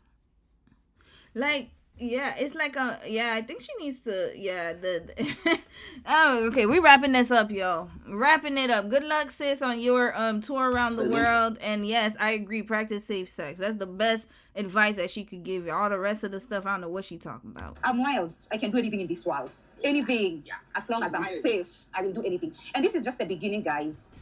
Mtaona video zangu mob, hata kuna wengine wazungu. I date white men a lot. Kwanza mwenye amelik. You love white meat? I love both, but if I would say is yes, the most guys I've dated were white. Na mwenye amelipa bloggers, because mwenye aliliki story ni Malcolm. Mwenye amemlik. Malcolm moja. Yeah. He was the first guy to come out. Yes. Then Edgar told the story. Ikaenda sijui Kenya what. Mwenye amelik is a mzungu guy. Either a mzungu guy ama a Kenyan guy. Niko na two suspects. Na ni one of them. Because my Kenyan best friend ni boy. Na tulimeet up na yeye last mwaka, nikamuonyesha videos, nikamwambia everything, nikamshow the real channel. I'm sure ni yeye ama mzungu boyfriend yangu aliona na nyame zilika. Because alinipromise Wangwana. Uliambiana guys wako very vulnerable. Wana interact na huyu mtu, hawajui ako na kamera. Wanadhani tu ni any other block mpaka nyoko kwa block. Block inakuwaga na limit. Block inakuwaga na. Okay, I think they're speaking Kenyan, so I don't know what language. Is this Swahili? I'm not sure, so I'm gonna exit out now. Let me read a few comments, y'all. I'm tired. I'm done with her. Good luck, sis. Good luck and Godspeed. I'm just gonna read the comments at the bottom, y'all. Lord, gotta go. I'll catch a replay. Hey, sis. Oh, thank you, sis, for joining, and please catch the replay, y'all. Shout out to Replay Gang. Ooh, Lord. Devonda, you said, I'm glad she's coming forward and exposing everything. I knew it was an operation. 100%. That was the one thing I will say. I just didn't appreciate the pride. That's all. But, you know, we all have room to grow, and I'm sure she's going to grow at some point. She is only 26, so I'll give her some grace here. Yeah, she's beautiful. I just don't get it either. She's gorgeous. You said they're both not serious. I don't think so, y'all. But then she acted like she is. I don't understand. Rosa, you said the education is not top tier. To quote Cher, I'm a rich man. Yeah, exactly. I think there needs to be another level of education going on here. 100%. Who boy? Who Mary? You ain't had to say that about her. You said put the sunglasses back on. I cannot. But I didn't like the fact that he made her take it off when she was addressing the president. And I get it, you know, like what is this? Like, is the president royalty or something? Like, girl, like, no. And I don't think that she should have addressed the president. That's none of his damn business what people do in their what citizens do in their private lives. Like, this is ridiculous at this point. They're making us Africans look desperate, and it's sad, especially Ghanaians. I think it's just, yeah, it's like, I will say that it's not just them. I think it's just there's this archetype is starting to brew, and notice how she kept talking about social media influencing. That's how I know that's where it's coming from. She's watching all of these unrealistic standards being posted on social media and the lifestyle that comes with it. And then she's very impressionable, and she's thinking that this is the lane that she should go in, not even realizing that it's extremely dangerous. But she's, she's just doubling down. I don't know. It's just very strange to me. The doll said white meat keeps me lean. Yeah, white meat keeps me lean. What she said, dark meat on the side, white meat keeps me lean. Oh, okay, you know what? Let's talk. Since we talk about white meat, we gonna move on. Let's segue to Jeannie Mai. When she said black meat keeps me, what she said? I like my black meat on the side. Yeah. White meat keeps me lean and meat. Sorry, white meat keeps me lean and mean, and I like my dark meat on the side. That's what she said. Prince, he said pride will always be our downfall. 100%. Too prideful, man. Too prideful. We gotta stop. We gotta put that down. Tone it. Like, I personally think there's nothing good to come out of pride, and that's something I had to learn. It's like, prideful for what? Like, just take your L, girl. Take your L. Take it, and it's okay. But stop trying to just make it seem like you're above it all. No, you're just the same. You're not. Yeah, not Jeannie Mai, right? Mean and lean or something. Yeah, that's what. Okay, you know what? Let's watch it. Where is the dark meat on the side? Okay, we gonna segue. Thank you, Prince, for segueing us. I can always count on Prince, Sasha, and Elle to get us right back on track. Cause I could go on a tangent. Let's watch one quick video about black people in Russia. That is actually what I wanted to watch real quick. Not too long, because I'm curious. Being black in Russia. Because I feel like there's a propaganda going on. And it's the same with Korea. I have a feeling it's similar to how, I think one of y'all, I don't remember who said it in the chat, but it's similar to the Korean propaganda. And then people are kind of using that as a reason to move or go to Russia. So let's see. I saw a video. What's it like being black in... Okay, here. Why black people... Because I want to watch African channels for this. Because remember, the girls from Kenya. It says Afro-Russia TV. Why black people are safer in Russia than in America. Or UK. Okay. So, we're going to find out. Is he from the UK? Is he from America? And what is the like, I don't want to say propaganda, but what is he trying to sell us? Is basically what I want to say. It's not propaganda. I shouldn't say that. So let's watch this real quick. It's 11 minutes. We'll rush through it. And then we're going to move on to Miss Dark Meat on the side. White meat keeps me lean and meat, Jeannie Mai. I'm actually near the Kremlin. Hold on. Sorry, he talks kind of fast. So actually, we'll leave it at 1.1. We'll leave it at normal speed for now. I don't get in trouble. I'm making a film. Oh, wait. He does talk a little slow. Hold up. Let's do 1.25. Okay, that's our medium. Military police. That this is the famous Krasnaya Plощad. It's beautiful. It is very beautiful.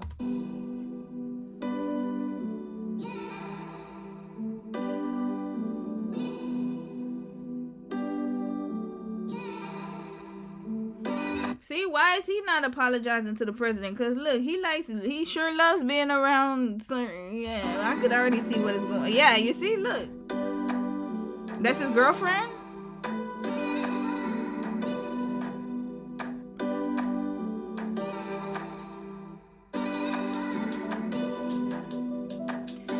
Oh, that, okay.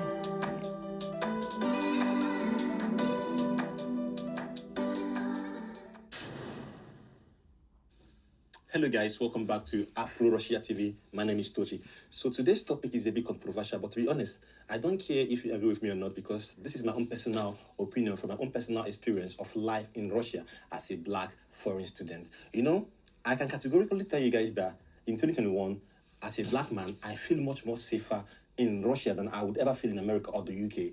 And yes, in this video, I will tell you guys why I've made such a bold statement, and I will share with you guys how foreigners are treated in Russia. So if you're a foreigner, black person, or a person of color at all, and you've been curious to find out how foreigners live in Russia, then this video is for you.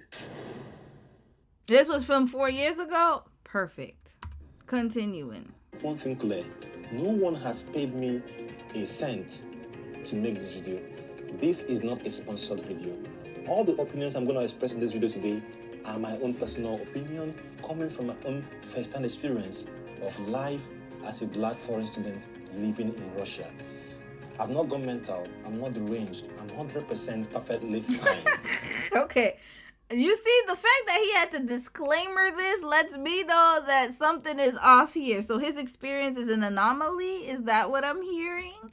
And also, you're a student. Your experience is going to be totally different from someone who actually lives and works in the country. I hope he knows that. But let's hear a little bit more, and then we're going to check his channel to see where he's at today. So all views are mine. This is not a propaganda video. That's by the way. So now I'm going to talk about the main reason. Don't worry, we're not watching all this, y'all. I'm just trying to see what he going to say. Which is the most important. That is the issue of security and level of crime. In America, with the issues of police brutality everywhere, I can categorically say that in Russia, as a black person, okay, you feel much more safe. Where are you from, sir? Is he American? Because why is he? I don't like this. I don't like this.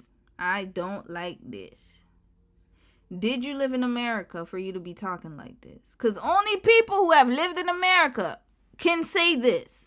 You, sir, cannot say it unless you have lived extensively in America. Red flag. I'm going to give him a red flag right away because I have a feeling I don't know if he has. And if he has, were you a passerby or were you living there? Like, there are some safe places in America, guys. I'm not talking about Americans. Y'all can stand behind me, Americans. Every country has safe places and unsafe places. We got Americans in the chat right now who probably have never seen a pew-pew in their lives. I didn't. I lived in America and I've never seen a pew-pew in my life. Entire life. In my face, I should say. So come on now. I got family and friends up in there. There are safe places in America, guys. Just like there are dangerous places everywhere. Yes, does America have a racism problem? Absolutely. But let's not act as if like you walk outside the city every day and then there's going to be a mass whatever. Are the chances higher? Possibly. But at the same time, it's like, what is this propaganda we're hearing here? Because again, violence comes in different ways, right? So let's be clear. There are certain states where you're not going to have this situation. There are other states where it will happen, just like in Canada. Canada's not, like, it is a safe country, but there is crime here, guys. I can go downtown right now, and I'm pretty sure there was a crime last night somewhere. Come on now. Fact than you would feel in America or the UK. In my own personal experience, I have never ever been afraid for my safety here in Russia. Even if it's like in the middle of the night, in the morning, in the afternoon, I haven't actually gone anywhere and I fear for my life and I feel afraid or fear for my safety. The police here, they are not trigger happy like American police officers. Actually, I've had a very, very rare encounters with the police in the winter. But no, I don't understand. Okay, so, okay, we gonna go through his channel, y'all. Is he from America? What is he saying? Okay, so 2 years ago, this is he has not posted in 2 years. Let's check his Instagram.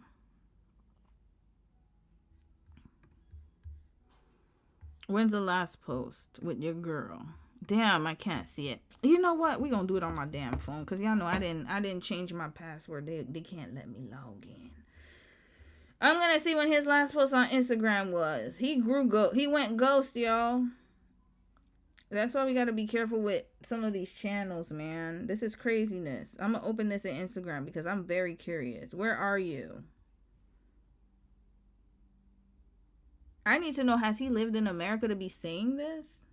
Like, this is very problematic. We share real experiences of foreigners living in Russia and promote cross-cultural exchange and relationships between Russians and Africans. And also, I got to add the UK. He talked about the UK as well. So has he lived in America and the UK to make these observations? Or is he just going by the news that he's seeing online? I'm very curious. Because I don't know. Yeah, hold on. Let's see the start of this channel. Hold on. We're going to watch it. Who are you, sir?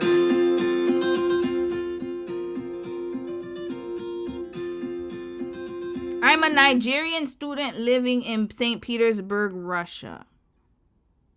You are doing exchanges between Nigerians and Russians, and somehow Americans in the UK come up. From where? Personal experience or your experiences? You can't be talking like that. You can't say that. You cannot talk like this. Here we are. We're about to begin this journey. And I promise you guys, you're going to enjoy the kind of content that I'm going to create. Yeah, last Instagram post was 2020. We wrapping this man right up here. I don't think he's lived a day in America or the UK to make that observation. So no, he cannot be. That's why this is dangerous rhetoric right here. Moving on. I'm going to read a few more comments. Okay, Russia, I guess he said it's safe, but hell, I don't know. Yeah, that's why he said he wasn't paid. Hold on, let me read some. No, he is African for sure. Listen, I didn't want to say it because I'm not trying to be, but I'm glad you guys clarified it. Prince, you said, bro, he's both African and a student. You talking about Russia is safer as a black person. Thank you. That's what I'm trying to, that's why I said it's propaganda. And not only that, but he's also throwing America and UK under the bus as if he's been there. He's just going by what he sees in the media or what he's heard other people's experiences as, but he hasn't lived there long enough to even know what it's like. Like, what are we talking about here? Like, I don't know. This is weird. Yeah, if you go to touristic or rich neighborhood, of course, nothing is going to happen. Exactly. That's every country, y'all. Crime is in every country. I don't like this rhetoric when people say, oh, yeah, it's too violent. Da-da-da-da-da. Depends on which state you go to.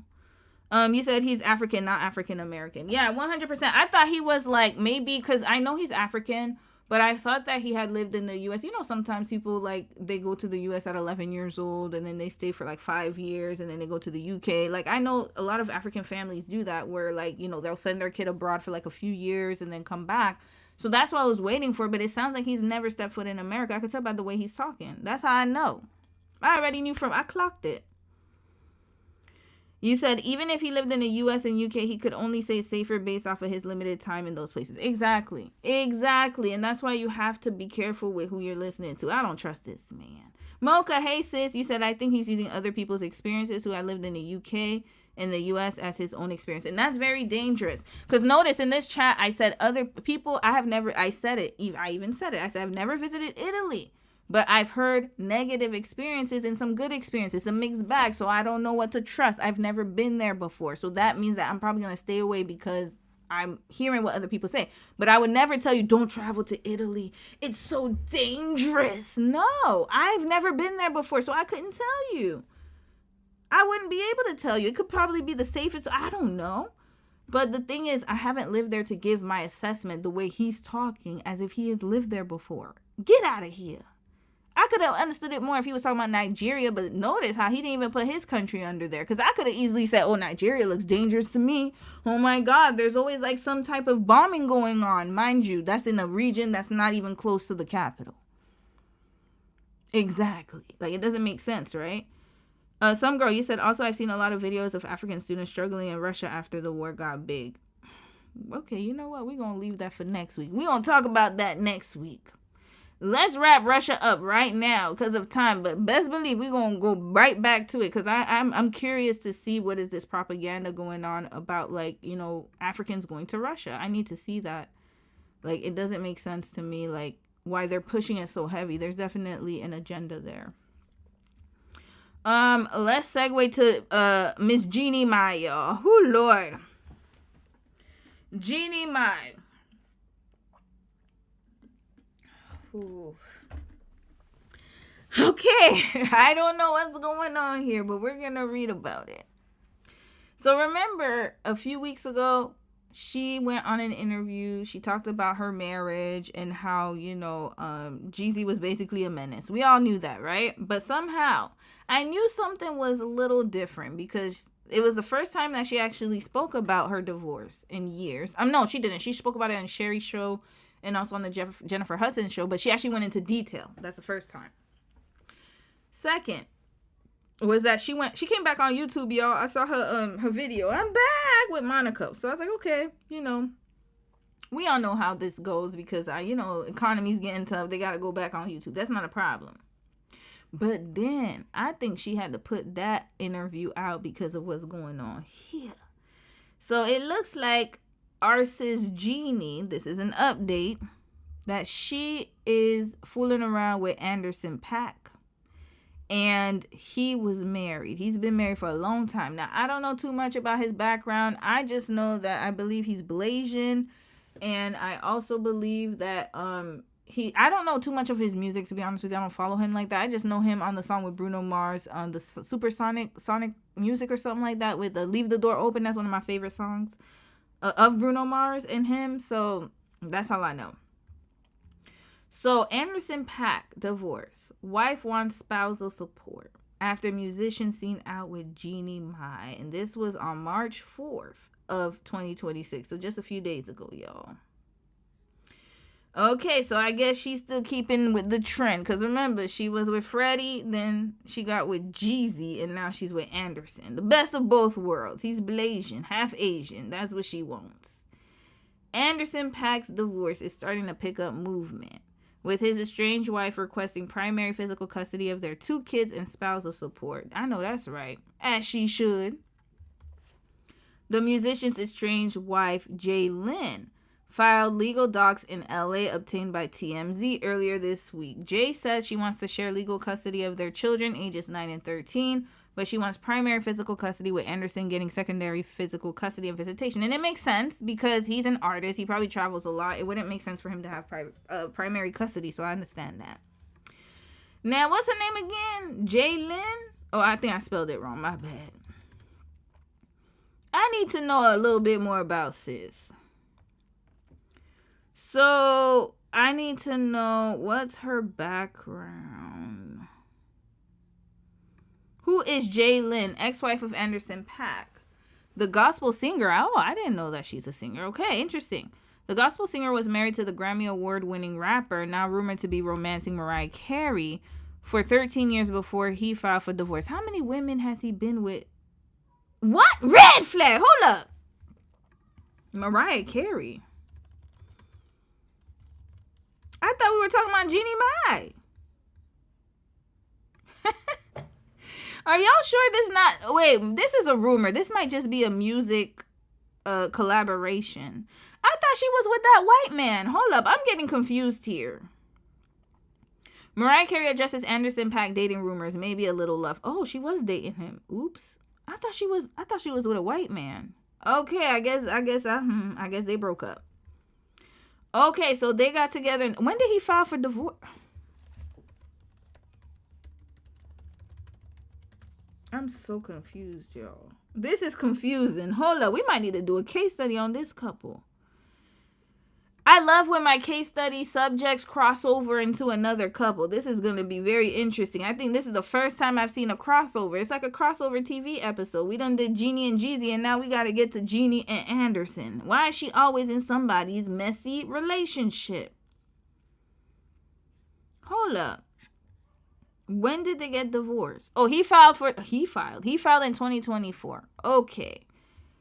Oh boy. All right. So he started dating Mariah Carey in December. Around December, that's when the rumors started. How did he end up with Jeannie? And Mariah was on the Keke Palmer show? Interesting. All right. Maybe a little love, Carey said. Who knows? Okay, sis. So she's not talking. Now, Anderson .Paak, Mariah Carey breakup. Let's see, because I guess it didn't work out. They were together for a year. Okay, and then they called it quits. Let's see. Mariah Carey dumps Paak just in time for Christmas. All right. So hold on a second, y'all. Let me open the door for Mimi. I think she has to go pee. One second. Wanna come in? Hey, Mimi. Come in. Okay. Here. Okay. So, keep in mind the source, but word on the street is that Mariah Carey and Anderson .Paak are done. According to Media Takeout, we're going to take this with a grain of salt, but obviously they were right because he ended up with Jeannie Mai. After nearly a year together, they called it quits. No cheating, no scandal, just a clean break. Because basically she's Mariah Carey and doesn't need a reason. Sources say the romance fizzled out naturally. I'm happy it did because he sounds like a hot ass mess. All right, let's get to him. What's his sign, y'all? I don't know this man like that. He's a millennial. What is going on? Oh, millennials, we're taking L's. This today is our day, y'all. He's an Aquarius. Y'all, he was born 8 days before me. Same year. Anderson is a menace, y'all. Red flag. He's an Aquarius man. Okay, I already know. Oh boy. Oh Lord. Oh no. Oh. And he's a millennial, Lord. We're taking L's. Jalen. Who is she's a gospel? Oh, sorry. I was reading. Y'all, I got distracted. Here. Okay, so now rumored to be, okay, we don't care about that. She's Korean? Born in South Korea. Oh. The talented gospel rock singer and mother of two met Paak when he was a teaching assistant at the Musicians Institute and she was a standout student. It always starts like that. Damn, she had talent, y'all. She had a career and then she ended up with a teaching assistant. Mariah, 55. Okay, we already know about this. Blah, blah, blah. Last January, TMZ reported that Paak had filed for divorce from his wife, Jalen, ending their 13-year marriage and seeking joint custody of their 2 children. Oh, so he was the one who wanted joint... Okay, so she countered. Sol Rashid and Shaiie Tariq. Okay. Oh, boy, that's him with that bob. Okay, all right. While it seems that Paak, a multi-Grammy Award winner, has moved on with the all... Okay, he broke up with Mariah, so none of that makes sense. Jalen was born in Seoul. And she's Christian? A Christian Korean?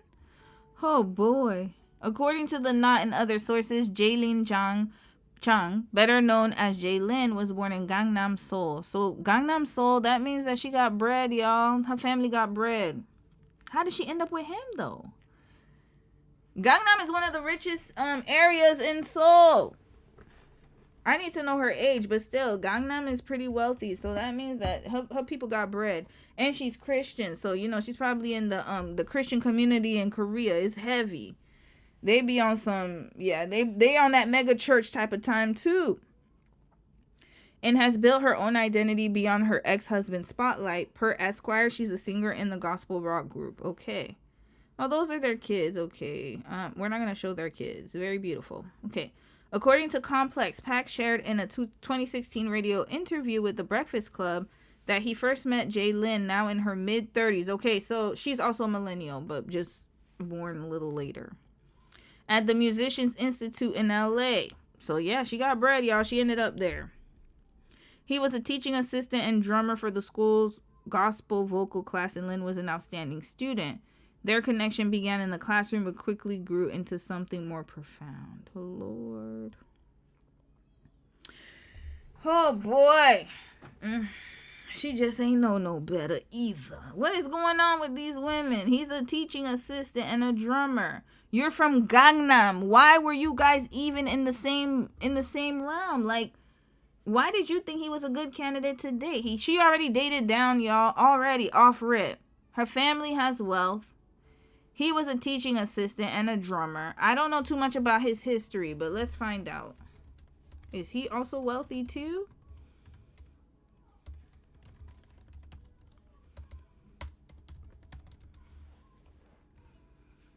So, okay. The family that gave Anderson Paak. You don't know the half of it. The family that gave us Anderson Paak. From the great army swap to white-collar crime, here is the full story. Paak's family from the reporter who used to live next door. Okay, so this was posted in 2021. We're not going to read all of it, but I'm just going to read the childhood part. Okay.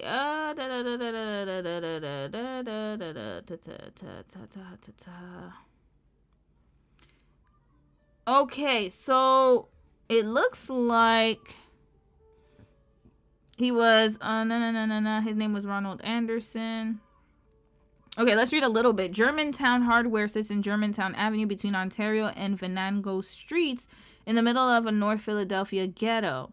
Back in the day, the owner hired a handsome 15-year-old boy with a bright smile enough to illuminate the whole town. His name was Ronald Anderson. I'm assuming that's his father? Ronald would stock shelves, sweep and mop floors, and load customers' cars. The job was a lifeline in a poor black community. But Ronald didn't like to commit to a regular schedule. He had school, which included being a member of the gymnastics squad. At home, he worked on car motors with his dad. And he was popular with the girls. Some days Ronald just didn't want to go to work, okay? So his twin brother Donald would take his shift without the owner ever knowing. Okay, so Ronald and Donald. Is it like the McDonald? Okay, Ronald and Donald. Okay. So Ronald and Donald were twins. I think that's his father. His dad, who passed away in 2011, wasn't only an identical twin, but a dreamer, a striver, a prankster, and an addict. His mom, adopted from a Korean orphanage, is a survivor, a go-getter, a giver, and a product of her own insecurities about relationships and what it takes to sustain them. His mom, dad, and stepdad all did long prison sentences. Anderson Paak got married twice at a relatively young age. He's been homeless, carless, and broke. Red flags all over here.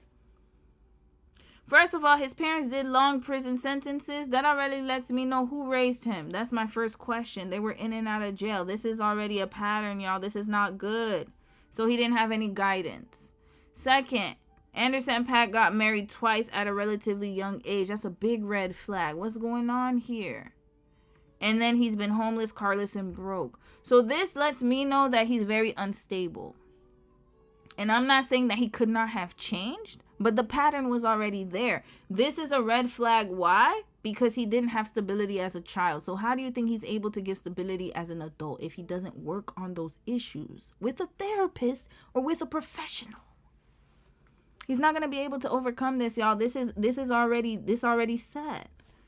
Instability. He didn't have guidance. That already lets me know that who was raising him? Was it a grandparent or the streets? And he became an artist. I'm so glad he's successful. But those emotional and the childhood patterns, they live on, y'all. I'm not surprised. So now he got a third broken marriage. Not just two, now three. Oh, boy. Oh, boy. So Paak was 7 the last time he saw his mom and dad together. He is the second youngest of a blended family. His dad had a good job with the Navy, and mom was one of the only female strawberry brokers in California. Their home had love and material wealth. But one day, the little boy opened the front door to greet his mom and saw his dad nearly unaliving her. So he grew up in an abusive household on top of that. This man has a host of issues, y'all. This is sad. Whoa, whoa, whoa, whoa, whoa. I did not know this. I've tried to reconstruct when I first met Brandon Anderson. So Brandon is Anderson? I think that's his real name. Yeah, okay, Brandon Anderson. Okay, so let's fast forward because he's just talking about different things here. In my job covering the courthouse for the paper, I learned the story of Ronald Anderson, an inmate in the Ventura County Jail who had been convicted of attempted unaliving for trying to unalive his wife.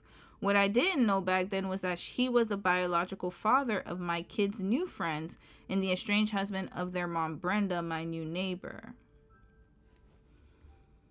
Okay. The story starts out in Tioga. Okay, we already know that. I need to know. Okay, whoa, there's a lot going on here. He had a very tumultuous household. All right, so Ronald, the story begins in the Tioga section of North Philadelphia. Ronald Anderson and his twin brother Donald were born there on September 22nd of 1951. Their mom, Marie, who cleaned houses for a living, was a twin herself. Their dad, William, drove a truck delivering ice and also worked as a furniture mover. Okay. The couple had moved to Philly from North Carolina in search of a better life, but ended up finding poverty despite a lifetime of hard work. Ronald and Donald had 9 other brothers and sisters, with Marie giving birth to 5 kids before the twins and 4 after. So they kept having kids in poverty. The cycle. Okay. Oh boy, but again, that was the time, but now we know better. This is not starting off good. So his father grew up in a household that was full of poverty. They had many kids, and he didn't like to work. That's what they said at the top. In 1965, Marie and William were running errands when she suffered a cerebral hemorrhage and she passed away. The twins were 14. So he lost a mother, the father of Anderson Paak, lost his mother at a young age. After overcoming their grief, the 2 boys got a job shining shoes, bagging groceries, and working at Germantown Hardware. It was on these jobs that they began subbing for each other whenever the need arose. Okay. They were on the gymnastics squad and spent a lot of time at the auto shop refining their skills as mechanics. Okay, I gotta give them that. And I'll say that, okay, it makes sense why he didn't like to work all the time is because he was in gymnastics, so he was active. By all accounts, the twins attracted interest from their fair share of girls. One was Barbara Jones, who dated Ronald after seeing him perform as a gymnast. She had to keep her guard up. Okay, they're just talking about the lifestyle of the brothers. Okay, let's fast forward. But I'm assuming this is Marvin. Okay, I don't know who these are. Ronald. Okay, the friend. Years later, in 1973, Ronald would father a child with Barbara. After Ronald moved to California, Donald would come to visit his new nephew Darius and pretend to be Ronald. What is going on here? Ronald had 3 other children or other kids in Philadelphia, all older than Darius, and Donald would show up at all their homes and pretend to be his brother.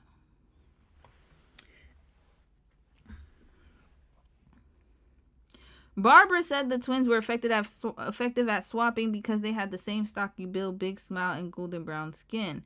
Their voices were the same. They walked the same. I mean, they were identical, very identical. And if one got hurt, the other would feel it. Red flag. I don't know. Something about this swapping is not sounding right to me. Did they swap partners too sometimes and you just didn't know it? You got to be careful with them twins that like to swap. That seems a bit odd to me, but carry on. Okay, 1 block over from their home. Blah, blah, blah. Okay, Ronald is Anderson's father, and he already had kids. Who's his daddy? Ronald. You know what? We're going to shorten this up. I'm going to keep reading, but who's the father? Ronald or Donald? Because they keep swapping here. I don't know. Who is it, Ronald or Donald? Sorry, Wikipedia, you going to give me the info. I don't have time to look other places. Okay. Where's his father's name? Anderson's Paak's father. Is it Ronald or Donald? I think it's Ronald, but I just want to double check. Ronald. Okay, so Ronald already had 2 kids?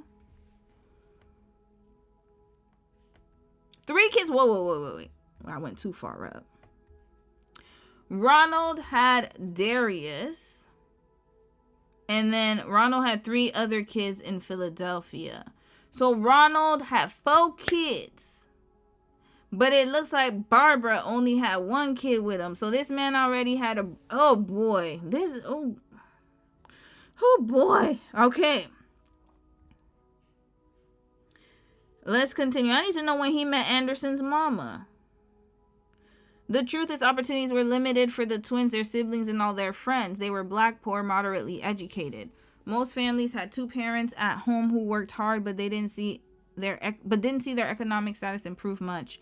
People in the neighborhood say the odds were always against them. Yeah, and his mother passed away, so that makes sense. It's even worse when one parent passes away and you're already in poverty. The twins wanted out of North Philly and decided to join the military, which was a common option for many young black people at the time.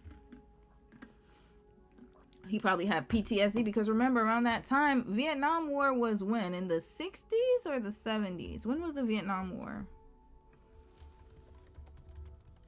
That was in 1955 to 1975. So let's see if he where he deployed, which was a common option. Okay, Ronald enlisted in the army in the fall of 1968, and mind you, the war ended in 1975. Even though he had just turned 17, his dad signed the letter falsely, saying that he was born in 1950 instead of 1951, which would have made him 18 and an adult. So he was a minor in the military. Oh boy. Okay, that's his aunt, Anderson Paak's aunt. Okay, and Donald's oldest sister. Okay. Their friend Randolph, who joined the Navy, said he and Donald planned to go in on the buddy plan, but that Donald backed out. Donald's older sister Carolyn says the Navy rejected Donald because he had high blood pressure. Either way, Ronald left his twin and entered basic training in North Carolina that November. He then went to Virginia for training in aircraft maintenance. He thought he'd be happy away from home, but he missed his brother and their friends. Okay, so he deployed to South Korea. Boom! There we go. That's the connection here. Ronald got orders to deploy to South Korea. Before leaving for Seoul, he went back to Philadelphia and told Donald he regretted joining the army. The night before he was supposed to leave, Ronald sat in his bedroom on 16th Street sharing a shorty, I guess it's a cigarette or something, of chilled Thunderbird wine with his twin. Years later, when I was covering Ronald's trial, I ran into Donald and he would recount that night for me. Here, I thought he had an excellent chance to get out of the ghetto. I told him, well, I want to go, let me try. Did they swap to go to Korea? Hold on, let me read the comments. What am I reading here? What am I reading here? What is going on here? Yeah, he's blazing, y'all. Yeah, it is. It's a, you know, there's a lot of movies like that, like Parent Swap, Parent Trap. The Parent Trap, when Lindsay Lohan played the twins, and Mary-Kate and Ashley used to do that. They did it in It Takes Two movie, but I thought it was just a movie. I didn't know this was real life. People actually swap for real. This is disturbing. Especially if they look very identical. That would have me, I'd be looking side like, which brother am I with? Because they're too used to swapping. It's a problem. And I think Tia and Tamara did it in certain movies as well. Okay. Let's continue, y'all. Oh, Lord. So he went to He went to Korea as his brother. Ronald grabbed a broomstick and demonstrated the gun maneuvers Donald would need to know. He taught Donald how to salute and how to distinguish the rank of one officer from another. Ronald may have thought Donald was joking, but he was going to take Donald up on his offer anyway. After all those times switching places at the hardware store or on dates, yup, this was just one more stunt for the Anderson twins. I would not trust neither of them. Red flag. Oh, hell no. I wouldn't know which brother I'm with. This is actually very disturbing, y'all. The next morning, Donald buzz cut his afro and slipped into Ronald's army fatigue. Sitting at the kitchen table, not believing what he was seeing, was their father. William had agreed to help Ronald exaggerate his age so he could enlist. So everybody's lying and scamming. Already, there's a pattern of deception here. He hadn't agreed to let Donald impersonate Ronald in the military. I know what you boys are up to, William said. Don't get caught. There we go. So an enabler here. Lying, scamming, scheming from the beginning. That was, and then you got the loss, the tragedy on top of that, the poverty. And this is the home. You got to understand, this sets the tone for his childhood. So I'm not surprised in the slightest. The odds were stacked up against him, y'all. Meanwhile, a cab was on its way to the house to take an army mechanic to Philadelphia International Airport for the first leg of a trip that would eventually end in Seoul. Years later, William and I talked about that moment. In his heart, he knew what the twins were doing was dangerous, he said, yet he felt powerless to stop the charade. No, you weren't powerless. You could have literally told the military, hey, I think my son is about to do something, but, he just didn't. Maybe he didn't have the resources. I don't know. Instead, William called Carolyn, his oldest daughter. You ain't called the authorities? She told me that she jumped into her car and headed to the airport trying to stop Donald from getting on the plane. She couldn't find him at the airport and phoned their oldest brother, George, a career military man who had served in Vietnam with the Army's 82nd Airborne Division. George told his younger sister not to worry too much. If he doesn't know what to do, he'll be okay, Carolyn said George told her. They'll just think he's a dumb soldier. Lord, this is criminal, y'all. I don't know what's going on. Okay, let's continue. Oh boy, Donald flew to Seattle, where he spent 2 weeks in orientation. He then went to Japan and soon afterward joined the Army's 55th Aviation and Missile Command along the Han River, 8 miles southwest of Seoul. He was 17 years old and 9 months, and he was serving with grown men, some in their 40s and 50s. Word spread around the Tioga neighborhood that the twins had switched places and that Donald, not Ronald, was in South Korea. Palmer, one of the men I had interviewed in Bird's bedroom, didn't know about the army swap in the spring of 1969. Okay.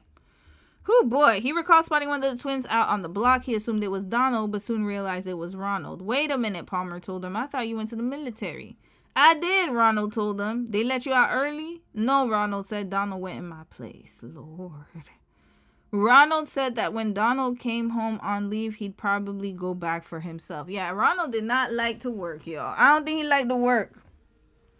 Donald was the one who liked to do it. In 1994, Donald told me that some of the brass liked him so much that they escorted him into clubs for non-commissioned officers. He also played on the company basketball team, he said. Okay, is this Donald? Yeah, Donald. Donald Anderson. So how did Ronald become the father of Anderson? I'm still... Because Donald went to Korea. So... When I got there, I was a helper on the crew, Donald told me. When the guy who showed me what to do left, I was in charge. All right, unlike his brother, Donald was a good dancer. So Ronald couldn't dance, Donald could. Why do I feel like I'm saying Ronald McDonald, y'all? That's literally what I feel like. Okay, Ronald Donald. I keep wanting to say Ronald McDonald. In South Korea, he'd go into Seoul and dance so well that some soldiers who had known Ronald from basic training started to question how he had improved his rhythm so much in just a few months. Donald learned to lower his dance moves a notch to be more like Ronald. In his downtime, Donald would write to Ronald in North Philly. Friends told me the letters always said what a good time or great time Donald was having. For instance, Donald would catch a taxi or bus into town and play the slots at Lucky 7 Club. Their friends said Ronald started to wonder if he made a mistake allowing Donald to impersonate him and have all the fun. You didn't even think about the criminality of this? Red flag, no type of damn... He's mad he's missing the fun. That's what you're mad about. You're not mad about being held in military court. You're not mad about that. You know they have their own legal system. You're not scared of that. Oh boy. I tried to find a soldier who was in South Korea with Donald, but I never did. Okay. All right. Let's get to the Anderson part. Right before Thanksgiving 1969, Donald made his way back to Tioga to a hero's welcome from his friends. When it was time to return to Seoul, Ronald went back for himself. After Ronald had left, Donald ended up spending some time in jail because of the unpaid traffic tickets that Ronald had accumulated, friends and others said. So his brother was very irresponsible. Ronald was very reckless, y'all. Lying, late. I don't want to say lazy, but he didn't like to work. And then not only that, but he seemed like he wasn't too, he left unpaid parking tickets or traffic tickets for his brother. So irresponsible and reckless. I could already see that kind of behavior. The local police say they no longer have records related to that arrest. I mean, he's in jail for life now, so who knows? Or he's in jail. I don't know if he's still locked up, but that's the least of your concerns, these traffic tickets. Oh boy. Or any other brushes with the law the twins may have had, but Donald's incarceration would mark the first time he gone to jail for something Ronald had done. Is it me or he looks like Jamie Foxx? Continuing. So this is Ronald. Where's Donald? Okay, I mean they look similar, but I don't know. Maybe it's the. I mean they do look identical. Okay. Yeah, he looks like he looks like Anderson, actually. Hold up. Where's Anderson? Yup, that's his daddy's son. Here we go. Twins. That's his dad's child. in all ways. In South Korea, Ronald made it through the freezing winter in Consweat huts. By 1970, in July, Ronald and his brother had served a combined 19 months and he was sent home with an honorable discharge. He was just 18. Back in Philly, he joined the Army Reserves and later the Navy Reserves. By 1974, Ronald had fathered 4 children, 2 boys and 2 girls, with 3 women. Red flag. And was briefly married to a 4th. So again, irresponsible. Father. Imagine, this is his father. In 1975, he joined the active duty Navy and moved to Lemoore, California near Fresno. We called him Andy. He was a good person, but he was mischievous. I mean, Lord. Ronald and Trailer sailed the... Okay, I don't care about none of that. We gonna skip through. One night a month after September was born. His daughter's name is September? Hold up. Oh, I almost missed the part here. Okay. The pennies. Okay. By the early 1980s, Ronald was working on aircraft at the Point Mugu Naval Air Station in Ventura County. By September 1992, he had another daughter named September after her birth month. I think it's because of the Earth, Wind, and Fire song, to be quite honest. But anyways, he named her September, and September, do you remember? It makes me remember that song. She was his 5th child, none of whom he was providing for. So wait a minute. Oh Lord, we already got the pattern of the daddy, y'all. He likes to have children. He doesn't take care of them. He has 3 babies' mother and I believe a 4th now. He tried to swap with his brother, who seems a little bit more responsible. So Donald seems like the more responsible brother. He left his brother with traffic tickets. And he's always trying to get out of something. And this is Anderson Paak's father, y'all. Father. Direct person who is responsible for him being in existence today, half of it. And not only that, but he's the one who's responsible to raise him. You got to remember that. This is the woman that, the father. I didn't get to the mother yet. We didn't get there yet. Father is enough. Father is enough, y'all. Ooh, Lord. Y'all, this is craziness. One night, a month after September was born, Ronald, now 30, he did all of this by 31. Ronald was a wild man. Was out at King Arthur's, the only nightclub in Oxnard, California that played black music. He spotted an attractive woman standing with her friends. Mind you, September was just born, y'all. 1-month-old baby. The 4th one. Red flag. No, 5th child, 4th baby mama. And now he's on the prowl for another one. An attractive woman standing with her friends. Always ready to break the ice and tell a joke, Ronald approached her and identified himself as Andy. Her name was Brenda Bills. He asked for a dance. Let me tell you something. The art of seduction, this man didn't have to read no damn books. He knew how to do it. This is a true seducer right here. He needs to be the one selling courses where he's in jail now. This is the art of seduction right here. You got 4 women, 5 children. You got your brother to go to Vietnam on your behalf. And you even gave him a hero's welcome with some traffic tickets. Unpaid, by the way. Threw your brother in jail for your mistakes. Red flag! And you got your daddy to sign a form and literally lie about your age. That's a con artist right here. He's the one who should be selling them courses, not that lame ass man that was in Kenya. This is a real scammer, y'all. This is a true scammer. And he's calling himself Andy, y'all. He done came up with a whole nother persona. Oh my God, Lord. So nobody could track him. She would, even if she could, y'all know, they didn't have the internet at that time. So even if she could find out who he was or whatever, he gave her the name Andy, not Ronald. So she wouldn't have been able to find anything. Oh, Andy, you know Andy. Oh, no, I don't know. Oh, Lord. On the dance floor, Andy bragged about his ability to dance. Brenda laughed because Brenda laughed because she did not think his dancing was anything special. Andy pointed out to a man serving drinks on the side of the club and said he was a good dancer too, or on the other side of the club. Brenda started wondering where he was headed with this conversation when he got to the point. That's my twin brother. Okay, so Donald was there too? Oh, Lord. What? Yo, Anderson's story is not even... Yo, his daddy alone. Daddy and uncle. Brenda couldn't see the resemblance in the club, which wasn't well lit. She also figured Andy might have had too much to drink, but she wasn't going to hold it against him. Before going back to her girlfriend, she gave Andy her phone number. Tomorrow, part 2, a descent into addiction. Oh, there's more? Okay, part 2. Oh boy, who wrote this? Thank you for this impeccable writing. I'll shout you out later. I can't go back up there. I'm too invested now. Now in his 30s, Ronald Anderson had enough of the playboy lifestyle. So he calmed his ass down. He was telling family and friends that he was a changed man.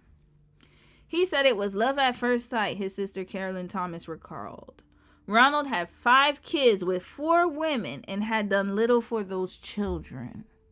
4 of them lived thousands of miles away in Philly. Now his newest girlfriend, Brenda Bills, was pregnant. But this time Ronald said he was going to create a family. So I'm assuming that she was the preference. Gotta keep it real, y'all. I don't know his siblings and I don't know who the mothers were. But hold up. You know what? Maybe we can find out. Listen, y'all. I'm invested.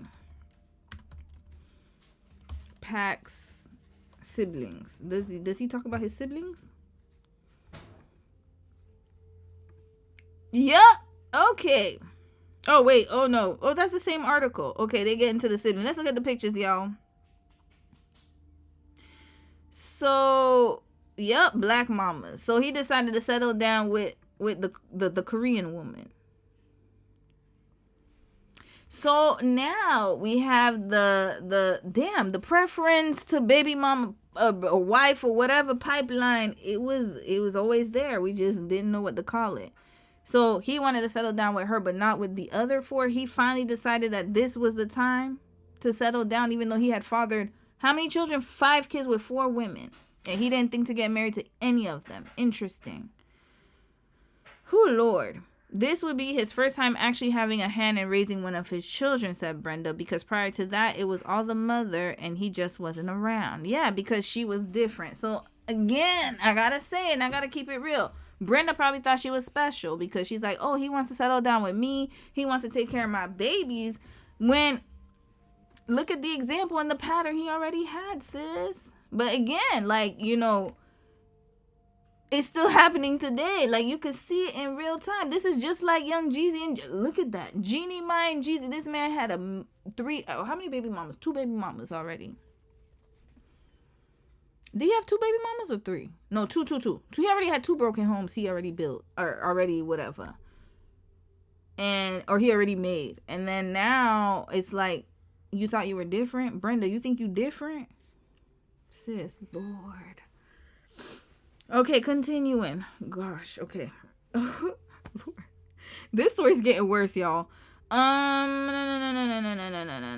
Okay, here. If she had any concerns about Ronald's plans, they were dispelled after she told him she was pregnant. He was all, oh no, we're going to get married, she remembered. Get married they did in June 1985. 7 months later, on February 8th, 1986, Brandon Paak Anderson, the boy who would grow up to become Grammy-winning recording artist Anderson Paak, was born. Okay, so he got rid of his last name. Oh, no, he didn't get rid of his last name. He took his last name and made it his first name, and then Paak, his middle name, as his last name. Okay, as his artist name. All right. Anderson Paak was born. Brenda had 2 daughters. Okay, so she also had a blend. Oh, Lord, this is a lot, y'all. So she had another baby daddy? Oh, well, she was married here, but I don't know if she had an ex-husband or a baby daddy. She had 2 daughters, Rania and Camille, from a previous marriage. Okay, so second marriage. Red flag. So she also has a red flag, y'all. So we got a serial baby daddy, and we have someone who had a previous marriage. And I'm not saying that you can't get remarried. I'm just saying that it is kind of it's a red flag to me, because I need to know how old the daughters were before she got with Andy, aka Ronald, aka sometimes Donald. How old were Ronnie and Camille? So the family now had 3 kids. When Brenda went back to work, her hours were ungodly, and Ronald became the family's key caretaker. But would Ronald last as Mr. Mom? So he didn't like to keep a job, y'all. He wanted... so, oh my God, Lord. This gets worse and worse. Whoever wrote this, thank you. Thank you very much. I'm telling y'all, when y'all want to get a lot of tea, you like sometimes you'll find it in the videos, but the articles are better because they could write way more. And let me figure this out, y'all. Hold up. So he didn't like to work so much that his wife was there muling for him, his Korean wife.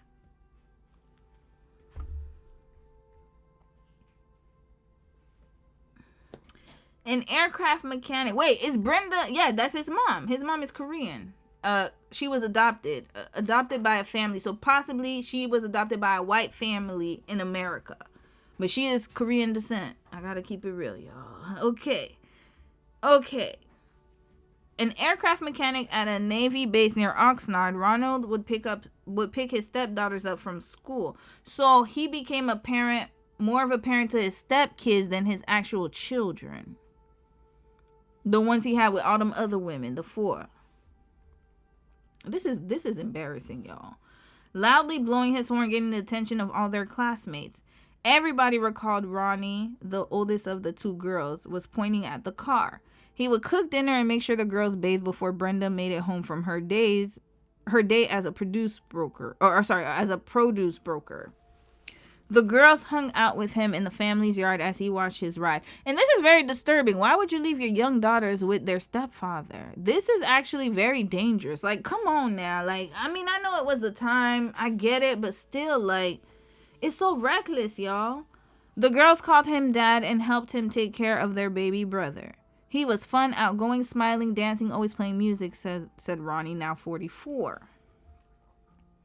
So 44. Anderson is 40. So Ronnie was 4 years old. And how old was Camille? I'm assuming Camille was younger.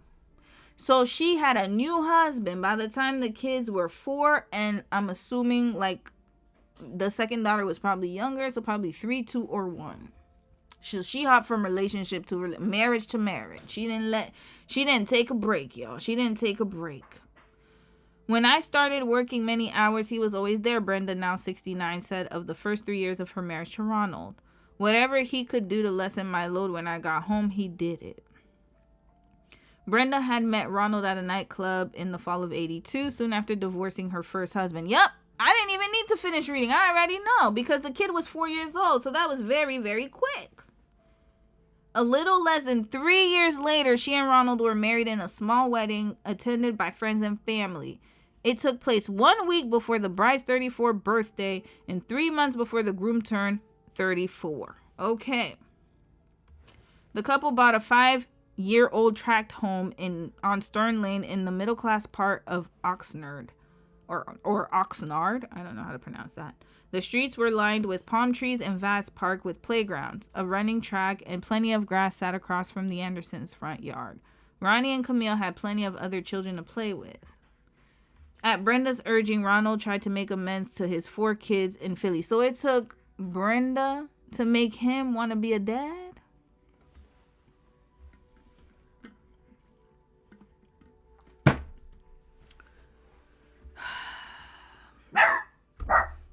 Mimi, stop it. You know what? Keep barking. This story is horrible. Yes, bark at Anderson. You know what? Keep barking. It's a red. She's saying red flags, y'all, in her doggy language. Once the kids in Philly met, Ronald and Brenda flew them to California. Darius. So here goes Darius. Very handsome too. And he got the Philly beard. Oh, Lord. Oh, boy. I hope you're a good character because you had to deal with a lot with a daddy like Ronald. But he wasn't there. So there's hope here. There's hope. There is hope. He wasn't there. But remember, he was there when Anderson was growing up because he was in the house. And Anderson Paak's brother and Ronald's son on the right, Delvia Walker. And that's his sister, who used to visit her dad and stepmom, Brenda, in California. Okay. It was the first of many extended visits for the Philly branch of the family. At the time, Ronald Jr., the oldest, was 16. Okay, so here's the kids. Let's get the lineup, y'all. This is sounding like Israel Houghton and his harem. Oh, Nick Cannon, too. Oh, Lord. Cam Newton, all of them, same. Now we got Anderson Paak's daddy. Ronald Jr., Delvia, and people called her Dee Dee. So let's go to the ages. Ronald Jr., the oldest, was 16. Delvia, or Dee Dee, was 15. Shaiie, 13. Darius, 12. Ronnie, 9. Camille, 6. So he had kids every year from the time his first son was born. So this man was a serial baby daddy. He really liked to impregnate women. That was his thing. And he didn't like to work. So, of course, he had time to do that. He had all the time in the world. Ronald was 9 and Camille was 6 at that time. Ronald Jr. and Shaiie would eventually move to California. September, who was born in 19... Oh, I forgot about September. Here we go. September, another one. Who was born in 1982 in California, the month before Ronald and Brenda met, also spent a lot of time in Oxnard with her father's family. Brandon was the baby of the group. Who's Brandon? Hold on, Brandon. Oh, Brandon Anderson. My bad. Anderson Paak. Okay, Brandon. Gotta remember, Brandon is Anderson Paak. I met Darius for dinner in Philly last July, and he fondly recalled those days. So, oh, Lord. When my dad got with my mom, it changed him, said Darius, who calls Brenda mom. Okay, so where's your mother, Darius? What happened? Before he met her, he wouldn't have gotten everybody together. None of us knew we had other brothers and sisters. Red flag! So he just let them... Oh, hell no. Nobody knew what was going on in his life. So he just impregnated women and didn't even tell them that they had siblings. The random man from Philadelphia. That's what we need to call him. Ronald was wicked. This is crazy. I thought they all knew about each other. He didn't even know. And not only that, but guess what? Like, it took Brenda. Your daddy didn't put y'all together, Darius. Don't get it twisted. It was Brenda at Brenda's behest. So he was going to let this keep going on if Brenda didn't put her foot down and say something about it. Imagine. Dee Dee agrees. We started immediately going and spending our time in California. Summers, Christmas, blending family, said Dee Dee, who also refers to Brenda as mom. Okay, so I guess maybe she was like a mother to them. Not saying that they don't have a mom, but it looks like they were that close that they called her mom. Okay. At the time, my mom had 2 children and he had 5. And we never felt the separation. Never heard my mom say my stepkids. She says my kids. Okay. That was good that she wanted, like, she included them. That's actually really nice. She wasn't like a weird ass stepmom. We never said my stepbrother or stepsister. We always said that's my sister, that this is my sister, this is my brother. And that's how it should be, in honesty. I really feel like there shouldn't be no separation. Dee Dee has always loved her dad hard. Why? He was never there, Dee Dee. Sis, get out of the trenches, man. She didn't blame him for being neglectful. Oh boy. All right. You know what, Dee Dee? That's your sentiments. I can't tell you how to feel about your daddy. But you should feel something. She was so pleased when he married Brenda because she says he was in love and at his happiest. My dad was always singing to her. Dee Dee told me over lunch in Philly one day. I never could say I saw my dad and mom arguing. They had disagreements, but never any type of bad arguments, things that kids can see and sense. Whew, this is a long-ass article. A lot of the family bonding revolved around food. Okay, blah, blah, blah, blah, blah. They went to Vegas. Listen, Brenda's working, y'all. Brenda's muling, y'all. Listen to this. A lot of the family bonding time revolved around food, as both Ronald and Brenda enjoyed cooking. They'd also take the family out to dinner a lot, and at the end of them, mind you, he wasn't working. Who was funding these meals? Ronald was known for taking leftover food from everyone's plates, mixing it up in a cup, and drinking the concoction. Something is wrong here. Sending the whole family into riotous laughter, no matter how many times he did it. This was funny to y'all. Brenda arranged family trips to Vegas. Of course she did. She did everything. And took the kids to Disneyland, Knott's Berry Farm, and Universal Studios. She thought she had a perfect family, y'all. And remember, I believe his mom was, she was adopted. So she probably was trying to recreate the family she never really had. Oh boy, or the family she always wanted to have. We can put that there. I don't know how her parents were towards her. We got to find out her history too. But they're just talking about Ronald and his crazy ass. He was the super mom and dad, said Dee Dee. Was he? He sounds... He doesn't sound like that to me so far. It's like they're painting an image of their dad that doesn't exist. I need to retitle this stream to Delusions. This is Delusion right here. My mom could be at the produce farm all day and she would still come home and make dinner. We would go out to dinner. We always did family things together. Notice you said my mom. My mom. How is he super mom and dad? I don't hear. Oh, Lord. Brenda's doing all the labor. And he's getting the credit. Imagine. The older kids, especially Brandon's sisters, competed to hold their bouncy, smiling infant brother. Okay, that's Anderson. Yet he seemed to cry more than normal. Maybe he could sense the foolishness going on. I just thought he was spoiled because we wouldn't put him down. We couldn't put him down. He was so fat and cute and his cheeks were so chubby, Brenda said. But he would cry all through the night. I was like, oh my goodness, I never had this problem before, staying up all night holding a baby. First of all, what's going on here? I think he has, they call it colic. Sometimes newborns have colic where they cry all night. On top of that, Brenda was pregnant again. Oh, Lord. Oh, boy. Expecting a second child with Ronald, the 9th kid in the family overall. Oh boy, oh boy, oh Lord, oh Lord. Y'all, this is getting bad, y'all. This is the family, y'all. Where's Anderson? Okay, I don't know. That's Brenda right here, y'all. Okay, so here we go. Front row, Brandon. Oh, that's him right here. My bad. Brandon, Ronald, Brenda, September. That's all of them right here. Okay, beautiful pictures. He had a medical issue. Okay, I didn't know Anderson Paak had a medical issue. He had a problem with his eardrum, a condition surgeons corrected when he was 2. Okay, that's good to know. At the same time, though, Brenda was noticing things didn't seem right with Ronald. He seemed to be slipping back into his old selfish ways. Say it ain't so. Oh, Mr. Family Man was not a family man after all? Since he been not a family man. He just played it with you. That's all that was. He thought he was. But yeah, of course he's slipping. He's regressing into his old patterns. He got tired. It seemed like it was the thing to do. Oh yeah, I need to check this off. I'm 30 now. Let me get married. I see all my friends getting married. And then, I don't like it no more. It's too much pressure.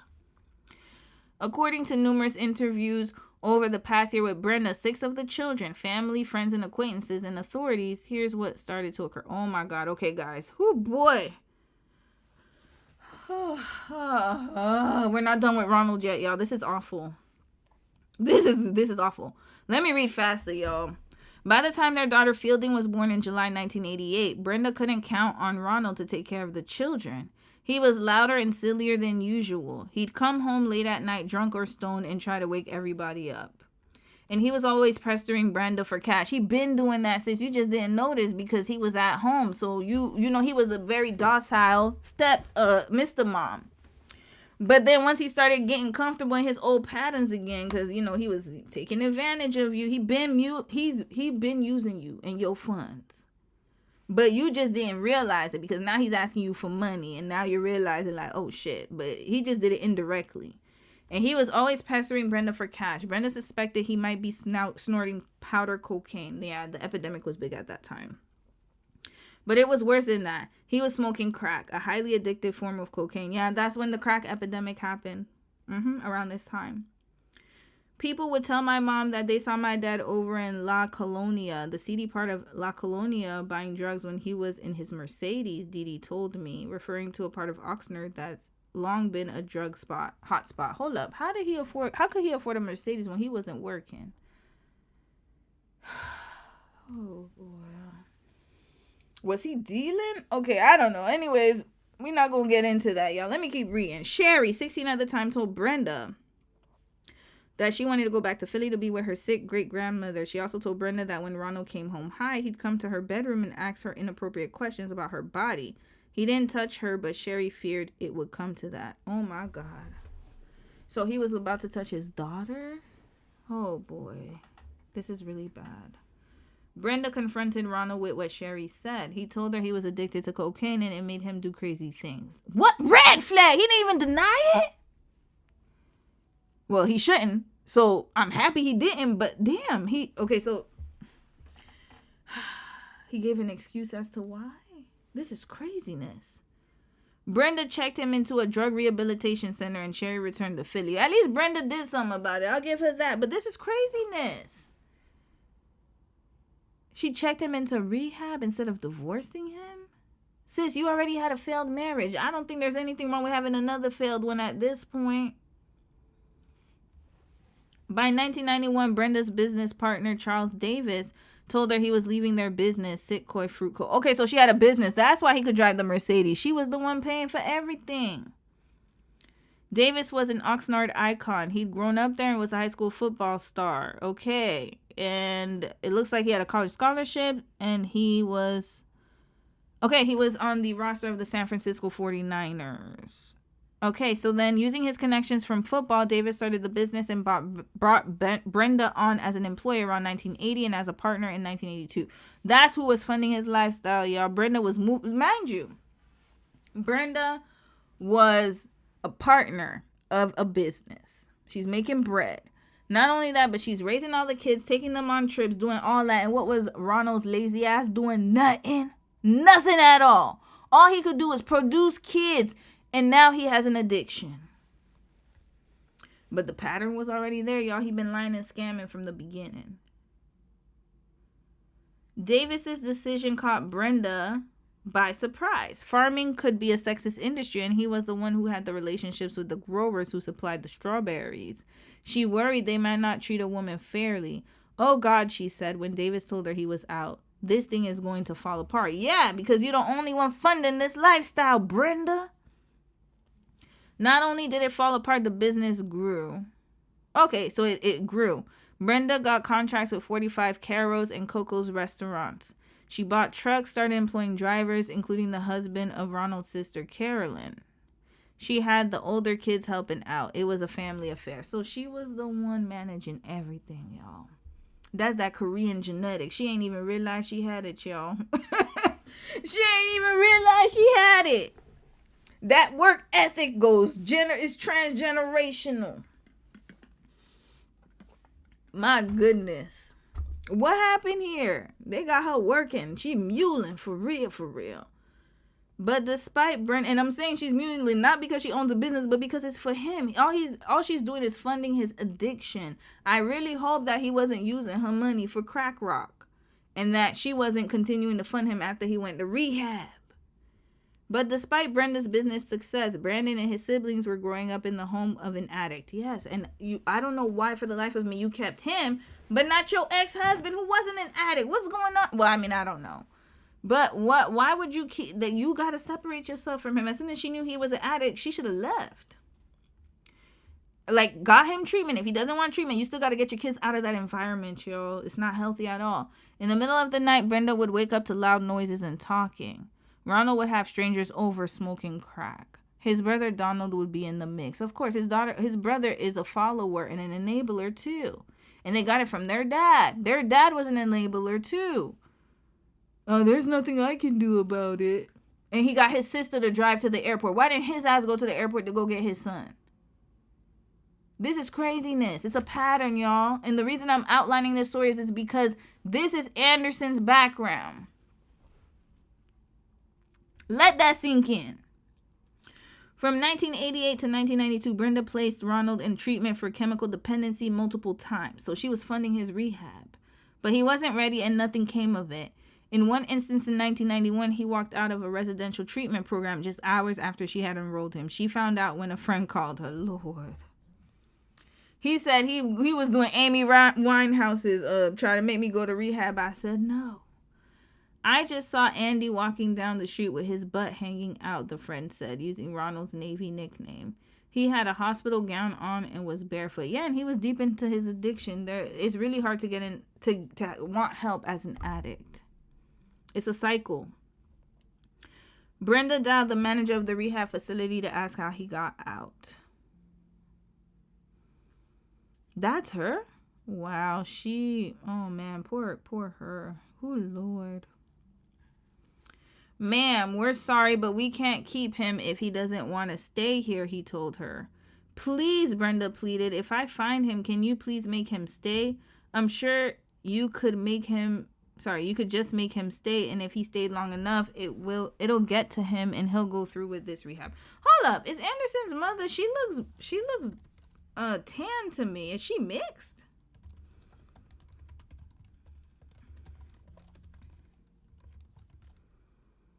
She looks biracial, y'all.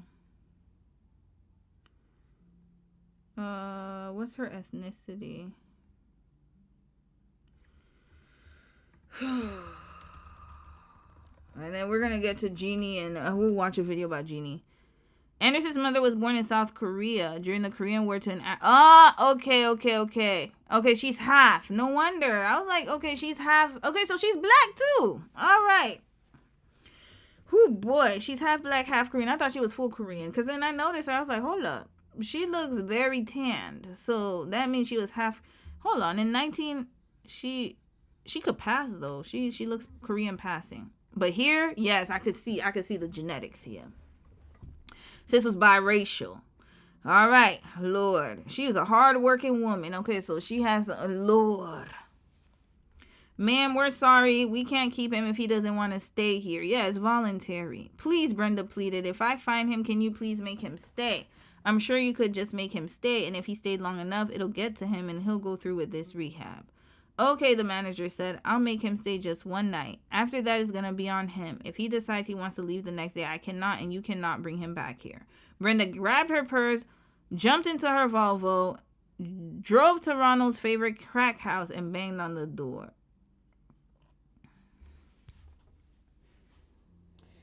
Y'all, I'm not laughing because this ain't funny, but my goodness. Not you going to the trap house. The door flew open and Ronald, still in the hospital gown and shoeless, came flying out involuntarily. Get out of here, man, the house's owner said as he pushed Ronald out the door, according to Brenda. She's crazier than you. Just get in the car, she said. We're going back to rehab. I don't want to go back, he told her. If you don't go back tonight, you're never coming back home. Okay. Ronald returned to rehab and lasted the full 21 days. For nearly a year after his 1991 treatment, Ronald stayed clean. Okay, that's good. But the caring father the kids once knew never really returned to the house on Stern Lane. By the time Brandon was turning 7 in February 1993, Ronald had lost his Navy job and was back on drugs. I don't know why they said that he was caring. Like, it was a facade, y'all. He never was that. He just played the role for a little bit.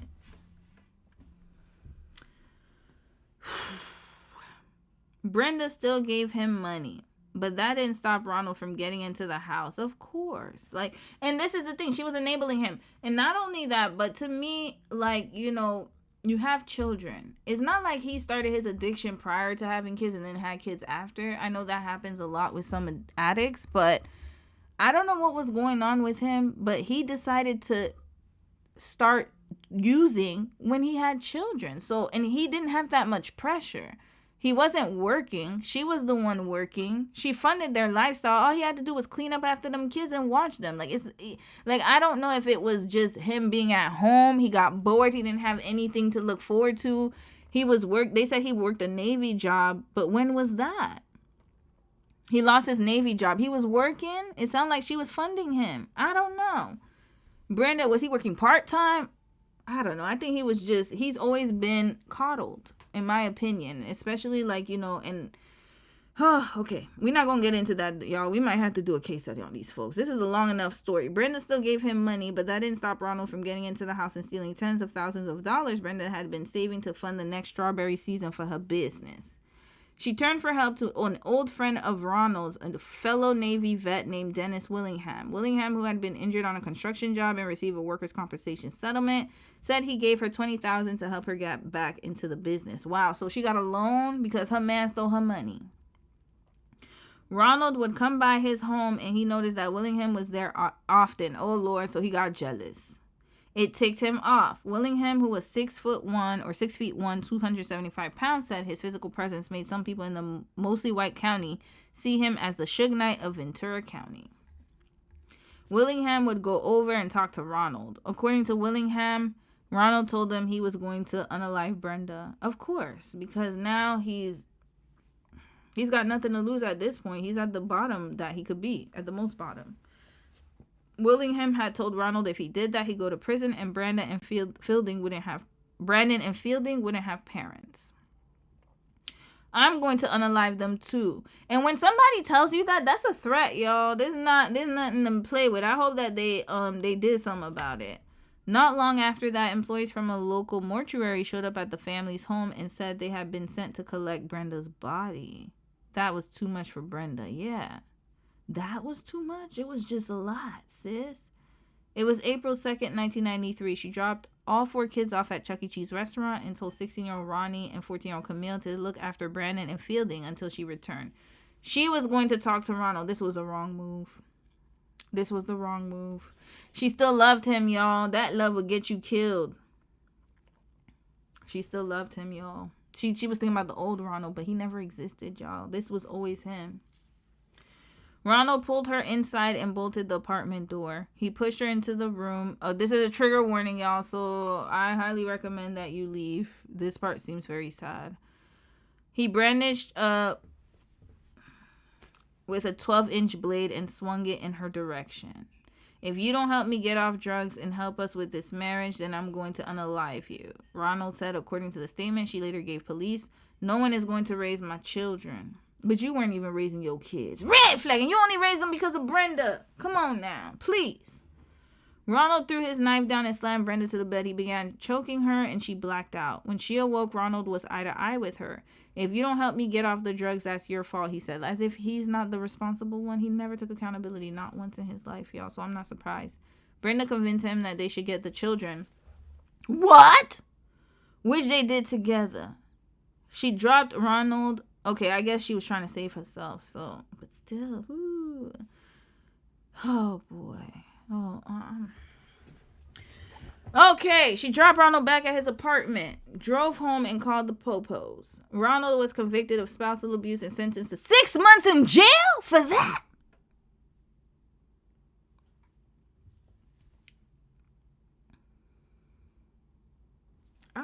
Wrap this up, y'all. We wrapping this up. Let me skip through. I'm gonna summarize this.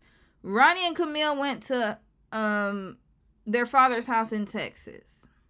She hired a babysitter for Anderson and his sister Fielding.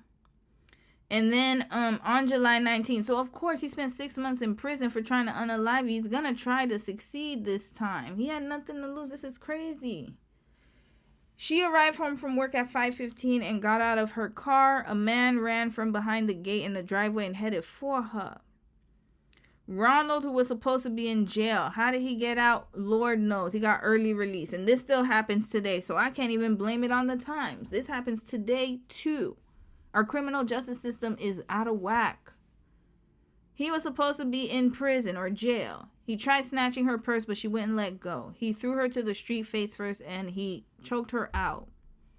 No one can help you now. Brandon and Fielding came out of the house to greet their mother. So they saw this, y'all, with their teenage babysitter and the babysitter's boyfriend. Red flag. What was the boyfriend doing there, Lord? The sitter rushed the children back into the house, but Kevin Harper, the boyfriend, tried to help Brenda. Okay, so he flashed what they thought was a pew-pew. And then he shot her. They thought he unalived her. Ronald finally arrested the purse away from Brenda. So mind you, he was in prison. He detoxed in prison. Because, you know, they can't. I mean, usually it's hard to get drugs. I mean, I heard some people do get drugs in there and stuff. But it's really hard to get it like that. And that was the only thing on his mind was to unalive her. The person who helped him out the most and who literally gave him her blood, sweat, and tears. And yes, he was an addict, but like I said, like he was already irresponsible. So now, even with the kids, he still chose to become an addict on top of that. And he never produced anything. Like he was super mom and all these things. They're painting him out to be this great guy, and he never was. I don't see what's so great about him. He's awful. He's been awful.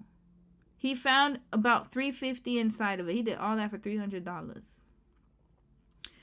So yeah, anyways, thankfully she survived, y'all. She survived.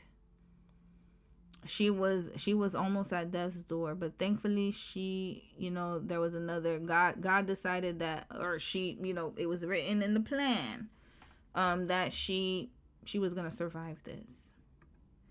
Okay, so Oxnard police later charged her with being under the influence. Wait a minute. At the hospital, doctors determined Brenda hadn't been shot. What? She was suffering from oxygen deprivation from strangulation. Bizarrely, Oxnard police later charged her with being under the influence of a controlled substance, an allegation that prosecutors dropped. Okay. Friends rushed to the hospital, blah, blah, blah. And then Brandon said, that wasn't my dad. That's Anderson, y'all. My dad wouldn't do that to my mom. Brandon suggested the attacker must have been his dad's identical twin, Uncle Donald. Indeed, Oxnard police found a man hiding in the field about half a mile from the crime scene who later identified himself as Donald Anderson.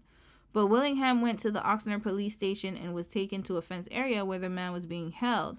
That's Ronald. What? Red flag. Okay, so they're still swapping?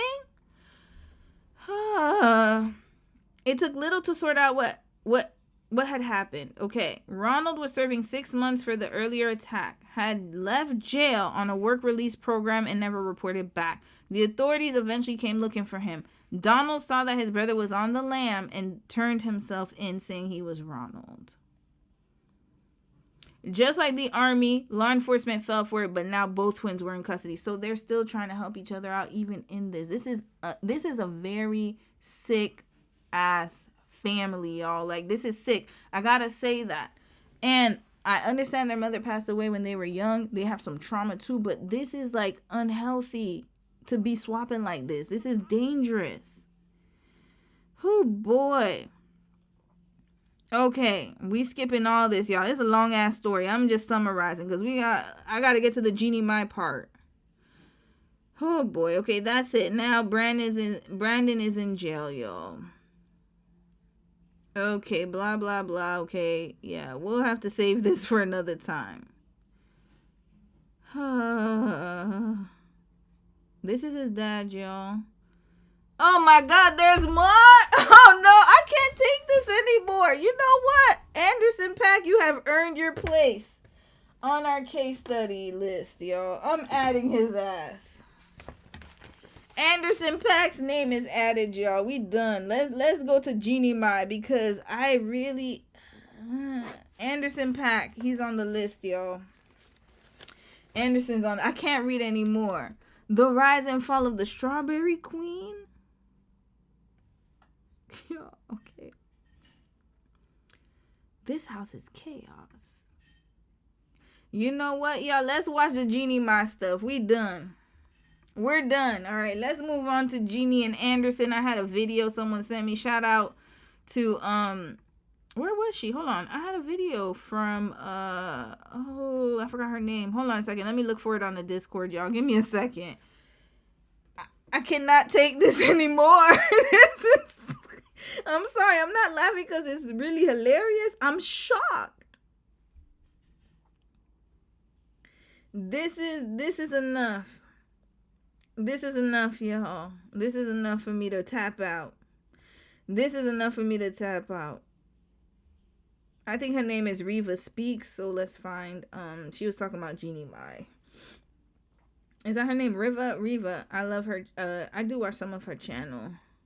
Okay, here we go. We're gonna go to River TV. Shout out to sis. She broke this down, look, y'all.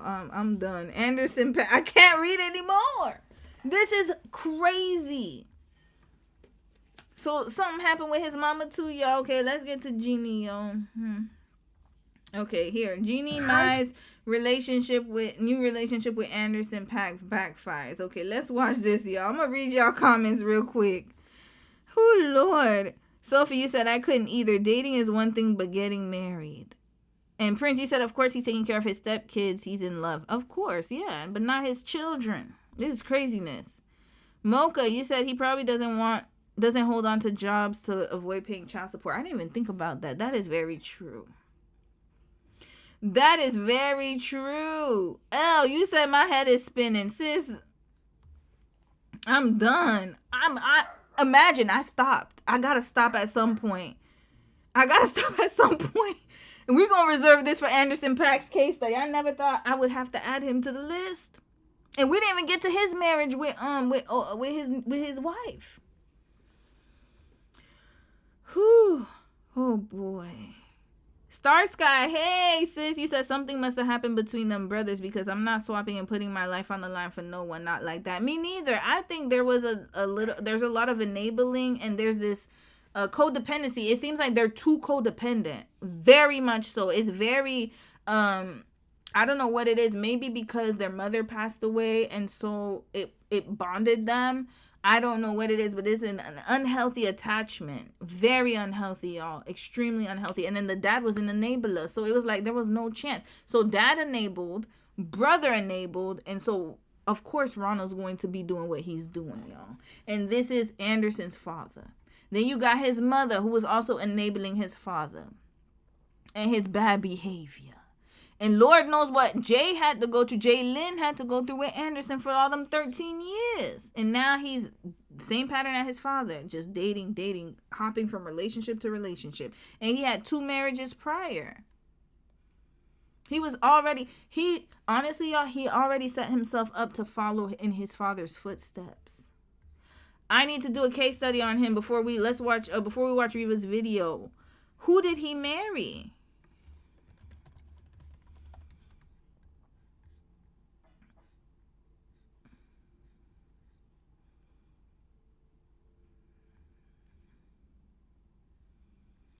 How many? It said he had two marriages, but is this right? Is this accurate? Hold on, let me go to his part. Sorry, Wikipedia. Listen, I got no choice because I don't know why people not. Okay. Paak was working at a Mary Jane farm. So he was also having. I'm telling you, he was following in his father's footsteps, y'all. It was already set. It was a pattern. He was dismissed without warning. Okay, we got to go according to Wikipedia. I know some people don't listen. I got no choice now because I'm trying to find out. Before becoming a successful working musician, he worked at a MJ farm in Santa Barbara. He was dismissed without warning and became homeless with his wife and infant son. I don't think he was dismissed without warning. I feel like there's more to it than that. The couple had a second son in 2017. So his wife came from Gangnam, Korea to come to America to be homeless and living with Anderson. And this is why family patterns are very important because judging by his father, let me tell you, as a woman, if your partner or someone you're interested in has such a tumultuous childhood, you gotta check what's going on. Has he gone to therapy? How does he live his life now? He seems like he was always unstable. I'm talking about Anderson here, not even his father. And it seems like there's already a pattern set. Imagine you were working on an MJ farm. And then not only that, but like you were a teacher's assistant. So it sounds like he doesn't have a stable job. And not only that, but he wanted to be an artist, which is fine. But his wife is wealthy. So he followed the pattern of his father. His father used to rely on his mama to be the mule and to be the laborer. And now he did the same with Jaylin. Same exact thing. Okay, continuing, y'all. Let's watch this, y'all. I'm done with Anderson. Jeannie, it's great to see you. Are the rumors true? Are you dating Anderson Paak? Are you? How is it? That girl knows she loves me. Now what's T, boo? She knows she loves me. Yes. And that's all we got to really say about that. Christy, have you heard about Anderson Paak's marriage? 13 years into that marriage that she's given him and sacrificed for him, he files for divorce. Riva TV. Shout out to Riva TV for this, y'all. Oh, Lord. Now, we are talking about Jeannie Mai again, and from what I'm seeing out there, it is not good. Okay? It is not good. Now, we already know the stuff that Jeannie Mai has been through with her divorce with Jeezy. And if you guys are unaware of that situation, you know, Jeannie Mai is a TV personality, known most notably for her time on talk show The Real. And, you know, during that time, she was married to a man, and she was very open about the trials that the two of them had in a relationship, based off of kind of them going in two very different directions. My husband and I have been married for 7 years, and when we got married at first, we didn't want kids. 7 years later now, I see it in him. I see when children are around, I can feel it inside me of what people say that it just hits you. I don't feel it, but I see it in him. I'm admitting I am a selfish person. Now, the two of them ended up actually getting a divorce. Jeannie Mai filed for the divorce. And ironically, on the same talk show, she ended up meeting rapper Jeezy, who came on, you know, the show to do some kind of promotion. And the two of them, you know, were like chopping it up, whatever the case is. Jeannie Mai was drinking the Kool-Aid, okay? You smell really young. And y'all, if you watch the case study, look at my face. This is the face of defeat. I'm done. Yo, Anderson's family. I've honestly, y'all, I'm speechless. Let's keep watching this. This is why my face looks like this right now. Anderson's family took me for a loop here. Yummy. You like it? Yeah. I think it's called Ooh. It's called Ooh. Yeah. Oh, by Tom Ford? Yeah. Oh. Now, after that, the two of them actually started dating. They ended up getting married. She got pregnant. And once Jeannie Mai got pregnant, there was a lot of conversation, right? Because everybody's like, hey, like, you left your last marriage because he wanted a child and you didn't. And now you're pregnant with... Hold on, we might have to fast forward this part. Yeah, watch the case study, y'all. I went over all of this. Said it before. I talked about it many times on my channel. You know, I don't believe that she necessarily found out on the internet. I believe that, you know, a lot of times women will be in relationships with men and basically kind of call their bluff. Well, a man will say, like, you know, if you do this again, this is exactly what's going to happen. And sometimes women don't believe that to necessarily actually be factual and true. And then when it happens, they're kind of shocked, which is like, you know, why are you shocked when this is basically already what he told you, right? He never told me to fix my temper. I just saw it and I thought, unless I want to stay in this place where I lose this person. I disagree with Riva. Some men are very passive aggressive. They're not gonna tell you. Y'all saw the Selena Gomez interview we did with her, Benny, and Little Dicky, and I'm sorry, what's his name again? Dickerson. What's his name? Dustin. Is that his name? I'm sorry, I don't remember his damn name. We gonna call him Little Dicky.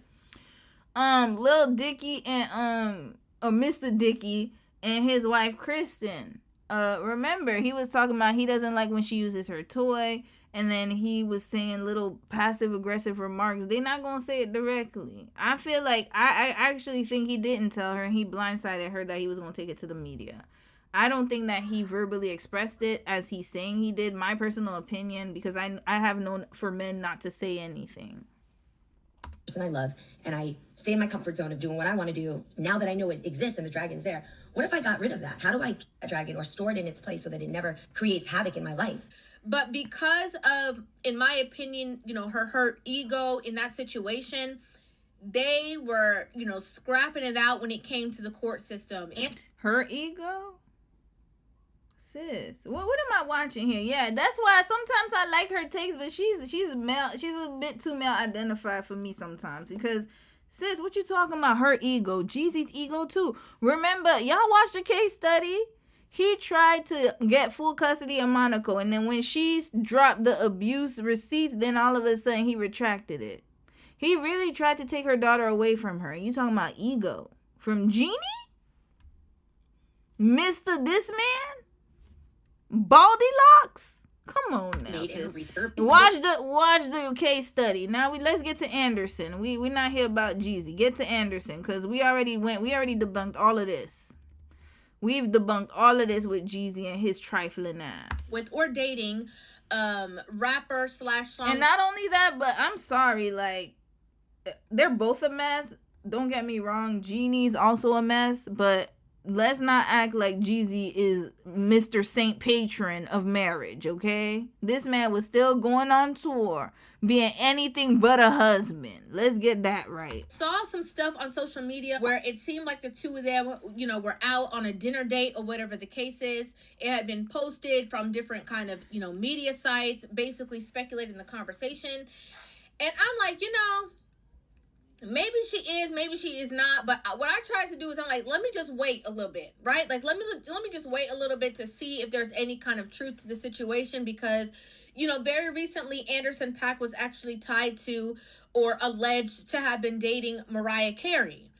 Now, I don't know if he was dating Mariah Carey. I believe that the two of them were maybe working on a project. I don't know if it was anything more than that, or they just kind of, played up to that on the internet, making it seem like it was to promote said, work that the two of them were doing. Hold on, y'all. Let me let y'all watch this, and let me go get my puppy. She's going crazy. Give me a second, y'all. We gotta do some disciplining here. But, it was kind of like, he's been speculated to be with Mariah. He's speculated to be with Jeannie. Let's just wait and see what the actual conversation is. Recently, again, Jeannie Mai ended up going out, and she was asked a lot of questions about her, new boo, Anderson. And based off of her response, people kind of solidified like, okay, yeah, the two of them are dating. Hi, Jeannie. It's great to see you. Are the rumors true? Are you dating Anderson .Paak? Are you? Have you seen his movie? It's so good. How is it? It's beautiful, Jay. It's good to see you. It's good to see you arriving at Andy's. Now, Jeannie Mai moving on and dating somebody, after her divorce with Jeezy or whatever, is not necessarily an issue or a problem. But the problem becomes the fact that Anderson .Paak is still actually going through a divorce currently as we speak, right? And, the situation with Anderson .Paak has now picked up, being that the two of them were spotted out, and the wife is now seeking spousal support because she saw him boot up with Jeannie Mai. So as you can see here, it says Anderson .Paak's divorce is starting to pick up movement, with his estranged wife requesting primary custody of their two kids and spousal support.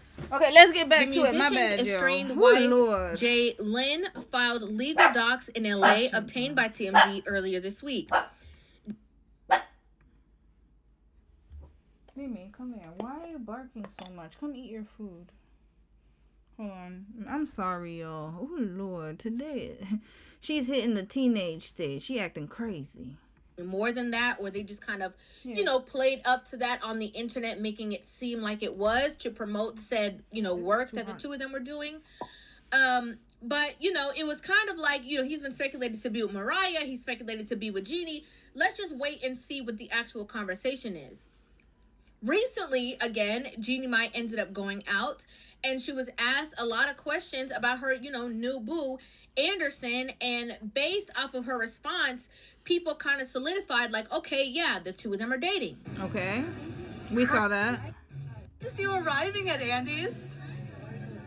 Now, Jeannie Mai moving on and dating somebody, after her divorce with Jeezy or whatever, is not necessarily an issue or a problem.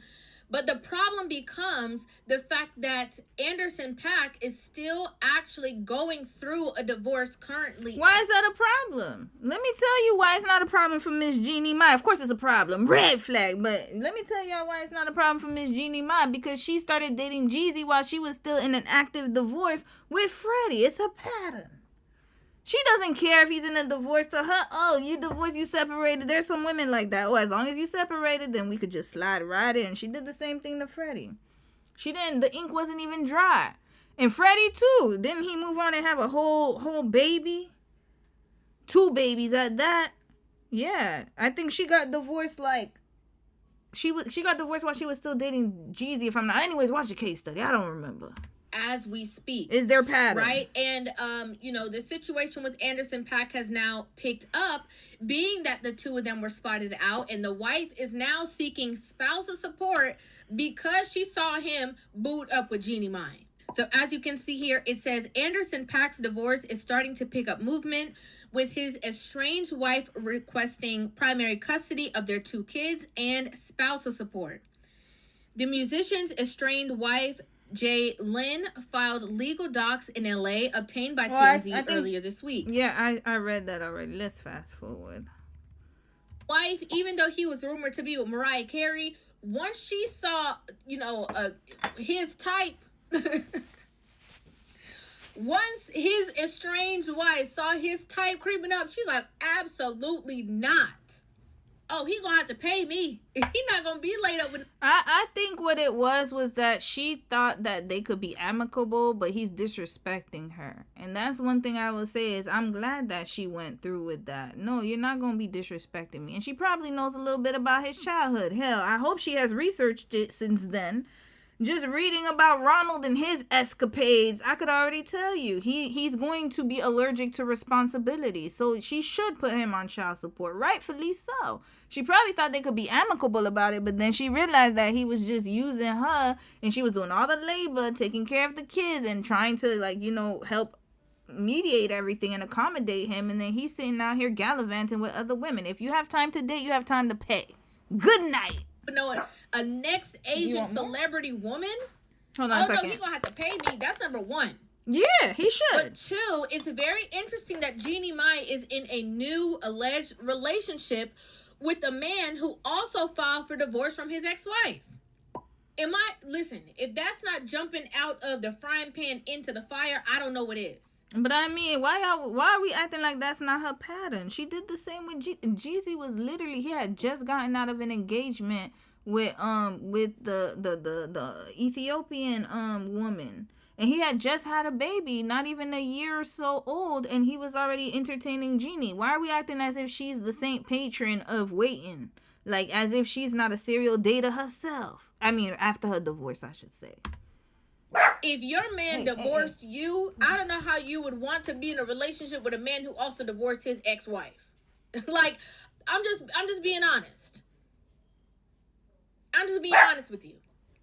Okay, being with a divorced man is not a problem. Being with, somebody, who had a marriage and children before, but it's almost like you are again stepping right back into the same situation that might cause the same things to inflame.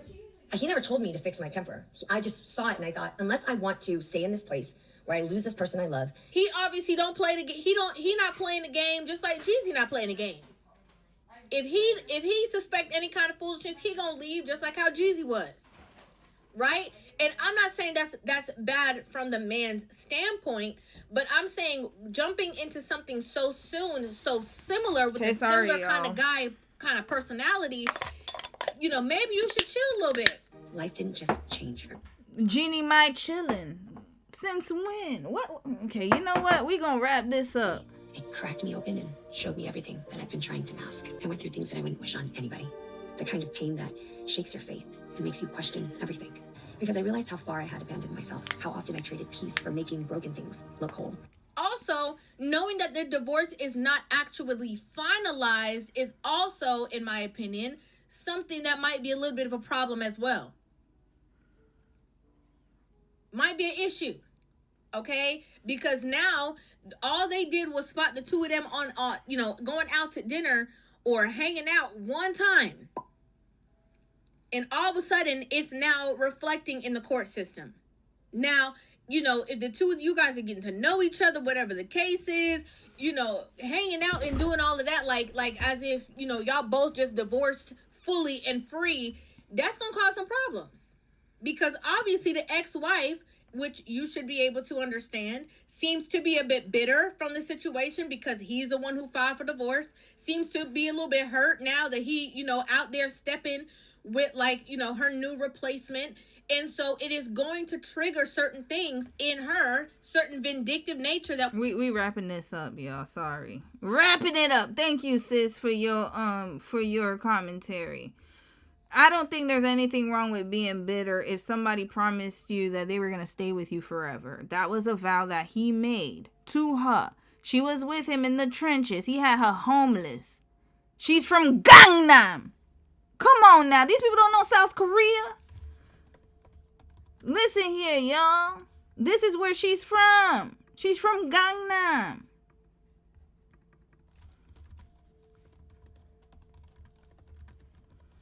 Here. Gangnam. It's an affluent city, y'all. Come on now. People don't, and this is the thing. This is why I don't like some commentators, like the commentary style, I should say. I like sis. Don't get me wrong. I'm sure she has a whole, she has an audience member. I don't think I'm part of the audience, y'all. She came from a background. She's Christian. She's a gospel singer. She was already accomplished, an outstanding student. She ended up falling for this man as a teacher's assistant. Not saying that there's anything wrong with that, but I'm just saying, like, the income to income ratio is not ratioing. Then, not only that, but he got let go without any type of warning, allegedly. We're going to get into that when we get to his case study. I got to dig into that. I have a feeling there was a warning. Had her out on them streets with a child. So I'm assuming she funded him while he was trying to get his deal. Like Tina did Matthew. And then you want to sit here and call her bitter? If anything, she's not bitter enough. In my opinion. Next. Tired of this. Let's read some comments. I'm done. Organically crafted. Hey sis, you said they were both problematic. Jeezy is better at provoking her crazy and hiding his. Yes. But I don't like this whole thing of, oh, Jeezy's the one who got the short end of the stick. Please. Mary, you said I followed a therapist who was dragging Jeannie but was giving Jeezy grace. I was like, huh, exactly. They don't understand. They didn't read anything. They're just looking at him as the rapper and his status, but they're not looking at the real situation. How does a man who has two baby mothers, two baby mamas, always in some drama, a whole host of relationships, and you're trying to tell me that he's not problematic? Please. And I'm talking about Jeezy here. Nicole, you said, hey sis, you said Anderson definitely wasn't with Mariah. It was all PR for her album, which she worked on with him. Once the album came out, the public outings were done. Okay, thanks for clearing that up. I wasn't sure if they were, because I was like, why would Mariah be with him? He's like a Nick Cannon 2.0. Oh, Lord. Prince, you said y'all know how you can meet a man and every bone in your body says to run. Jeannie gives me the same vibe. She's very strategic, y'all. I mean, she is a Cap and Capricorn after all. She's very strategic. Elle, you said, yeah, Reva is red flag, but the content of the video was relevant. Exactly. But then when she started talking about the lady being bitter, nah. She was calling women females too. Oh no. Done. We're wrapping them up. So yeah, I've added Anderson Paak to the docket, and he looked just like his daddy. You your daddy, son. Oh yeah, he looked just like him. Lord, get this man off my screen. Okay, what else did I put on the thumbnail? I don't recall. Oh, let's get to the. Should we do this one? Okay, the part about dating rich men that no one talks about. We're not going to watch this entire interview. I have not watched it, and honestly, for the sake of time, we don't need to. But I do want to hear Melyssa Ford's perspective, because she was one of the top video vixens of her time, and it looks like she has a lot of experience dating wealthy men. And because we're on the topic of the African women, or the women from Ghana, I should say specifically, and Kenya, dating that white man and thinking that he's wealthy, this is the reason why I wanted to play this video. So we're only going to watch a clip of it. I'm not going to go into it too much because, to be honest with you, we have other stories to cover. But I just thought it would be relevant to the conversation of why are these women chasing these wealthy men? Some women, I should say. And also what that lifestyle really looks like, because sis was, if you guys don't know her history, she is Canadian, I believe, if I'm not mistaken. I think she is from Toronto. Yeah, she's from Toronto, exactly. Sis is from Toronto. Lord, she's a Scorpio too, but she's a November one. She's from Toronto, and she's biracial, and she's also been in so many music videos. And she also, I think she's one of the correspondents on Joe Budden's podcast. I believe she still is. And a few years ago, she got into a really bad car accident. She almost lost her life. So sis has been through a lot, y'all. Yeah, she's been like she was one of the prominent video vixens of the 2000s. I think she was in Usher's. Yeah, she was in Usher's Yeah video. She's been in so many videos, y'all. R. Kelly's Happy People. So she's been around some very, very, very wealthy men. Oh, Lord, she might come up in the Beyonce case study. She was around Jay-Z, too. She was on Big Pimpin'? I didn't even realize that. Okay, we're going to talk about her then. Okay, we're adding this to the Jay-Z and Beyonce case study. Okay, let's watch a snippet of this podcast. That were platonic, you know? Hold on, y'all. I gotta take a bio break real quick. Okay, let's watch this real quick. This is gonna be my bio break thing, and then we'll see what we can get. I can still hear it. Just give me one moment. Anguish, feel endless love. But the one thing that I also felt was that I'm watching somebody leave this earth, and you can't take anything with you. So everything that at one time used to be important, like material-wise, it left with her. So now I was left with this feeling that I can no longer want things the way I once did. And I had to mourn that part of myself, because it's like, well, who are you when you no longer crave things? I think that intimacy was something that I never really thought much about until I started to have experiences with it that were platonic, you know? For example, when I was here last year to accept a Gracie Award for my podcast, I went out. Thank you. I went out one night with my girlfriends for, another appearance, and I had a very, very, very, very tight ponytail. And I wanted to keep the ponytail, but by the end of the night, there was no way. And so my girlfriend, she sat me down on the floor. She sat like this and starts taking the ponytail out of my hair. And then as soon as all the ponytail hair was out of my hair, without even asking, she started to massage my scalp. I remember what that felt like. It was just like all the good drugs, dopamine, oxytocin, serotonin, flooding my whole brain and face and skin. And it also made me understand or led me to the thoughts that I don't know if I've really had an intimate relationship with a man in my entire life.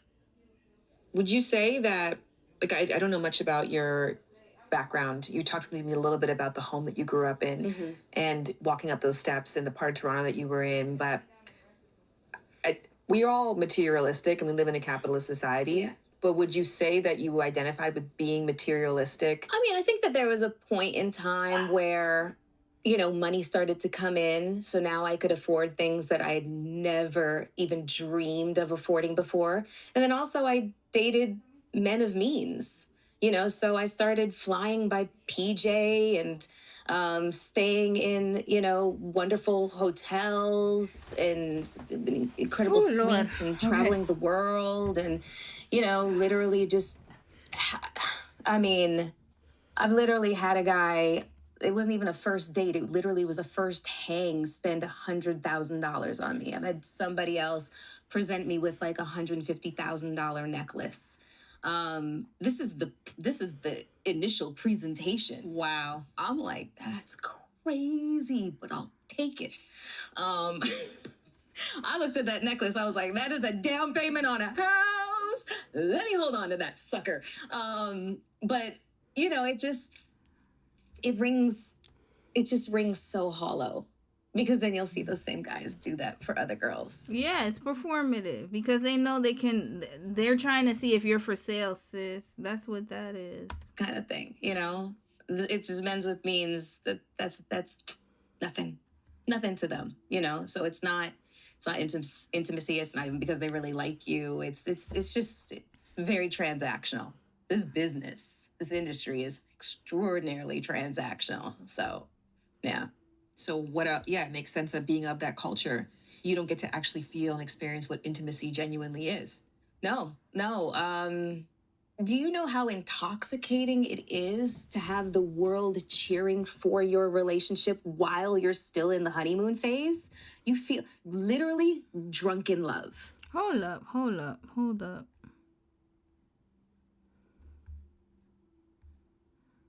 Y'all said she was on Word Up Magazine. Yeah, she was, y'all. Word Up. Y'all remember Word Up Magazine? We need to do it and shout out to Sophie for this idea of doing a segment for old school stuff. I remember Word Up Magazine, King, Maxim, all of them. She was on all of them. That's what it feels like. Who did you experience that with? I don't want to admit it. Oh, okay. The first person that I experienced that with, his name is O.C. Umenyiora. He was a defensive end for the Giants, 2-time Super Bowl champion, future Hall of Famer. Yeah, that's the first person. Wait. Soulmate. But boy, did we make sense to it. Wait, I'm so bad, y'all. I put O.C. Umenyiora, not even realizing that his name is... Is he Nigerian? My bad, y'all. I put his name as OCU. Y'all, something's off with me today. He's a Scorpio, too. You got 2 fire signs. Wait, is he a Scorpio Sagittarius? Hold up. I think he's 2 Scorpios together. Red flag. This was never going to work out. And I think he's a British Nigerian footballer. His wife sounds like she's Hispanic, of Hispanic descent. Let's see. Oh, no, she's not. Is she? Wait a minute. She might be Afro-Latina. Hold on. Oh, his wife is Afro-Latina. Okay. So he has a type, y'all. He has a type. He has an illness? Okay. I'm sorry, sir. Good luck and Godspeed. I hope you recover well. All right. She was with a British Nigerian. Lord, that's lethal right there. Each other. Boy, could we read each other's both Scorpios. We could read. Oh, I found that out. Yeah, we're both Scorpios. Look at her. Oh boy, I said I was gonna drag y'all into this, man. Okay, Melyssa, please do not disappoint me. I'm trying to have a Scorpio drag-free Sunday. Please. I didn't drag y'all yesterday. Today you barely escaped, but now we got this one here. We only gonna listen till about 2-3 more minutes and we wrapping her up. Read each other's minds. I predicted his whole life. His Super Bowl wins, everything. We were so simple. We were really simple people, just really, really visible and famous. Our favorite thing to do was to eat ribs in bed and binge watch TV. You know what I mean? First of all, gross. Second of all, cute. Thank you, Shan. Very gross. Thank you. Shan, what's your sign? It is gross. Why would you eat ribs in bed? That's not... Okay, you know what? Everyone, to each his own. It's not a big deal. Oh, yeah, she's also Canadian. I forgot she's also from Toronto. Shan is 86 too? Oh, we got a lot of 86. A lot of millennials out here doing their thing. Sis, when's your birthday?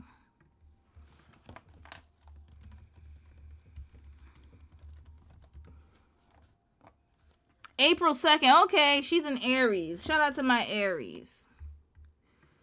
Okay, all right. Let's keep going. I love ribs. Not that was our famous thing. We go to the local movie theater. We were really, really, really regular. But you know, it was short-lived, the intoxicating nature of everybody cheering for us, you know, because then the jealousy of others set Too much in, pressure. and then, you know, locker room talk and whatnot, and that had a catastrophic effect on us. He was so young. I was young, but he was younger. I was 30, he was 25. So, 25, his frontal lobe had just developed, sis. That was a little too, I mean, maturity, though. It sounds like he was immature. yeah. And so the second time something like that happened was Flow Rider. And that's all I'll say on that. Red flag! You see, I knew, sis. Sorry. I had to drag y'all now. Flow Rider? The one who left his disabled child for dead? This one right here? Mr. Virgo? Wrap this man right up, y'all. No, the choices, Melyssa, the choices. You see? OC and Flow Rider. Those were your strongest connections. I said it's fine. He took the permission. I said it. The phone You rings. have no idea. Like, I literally, like... No, it's pew, PR.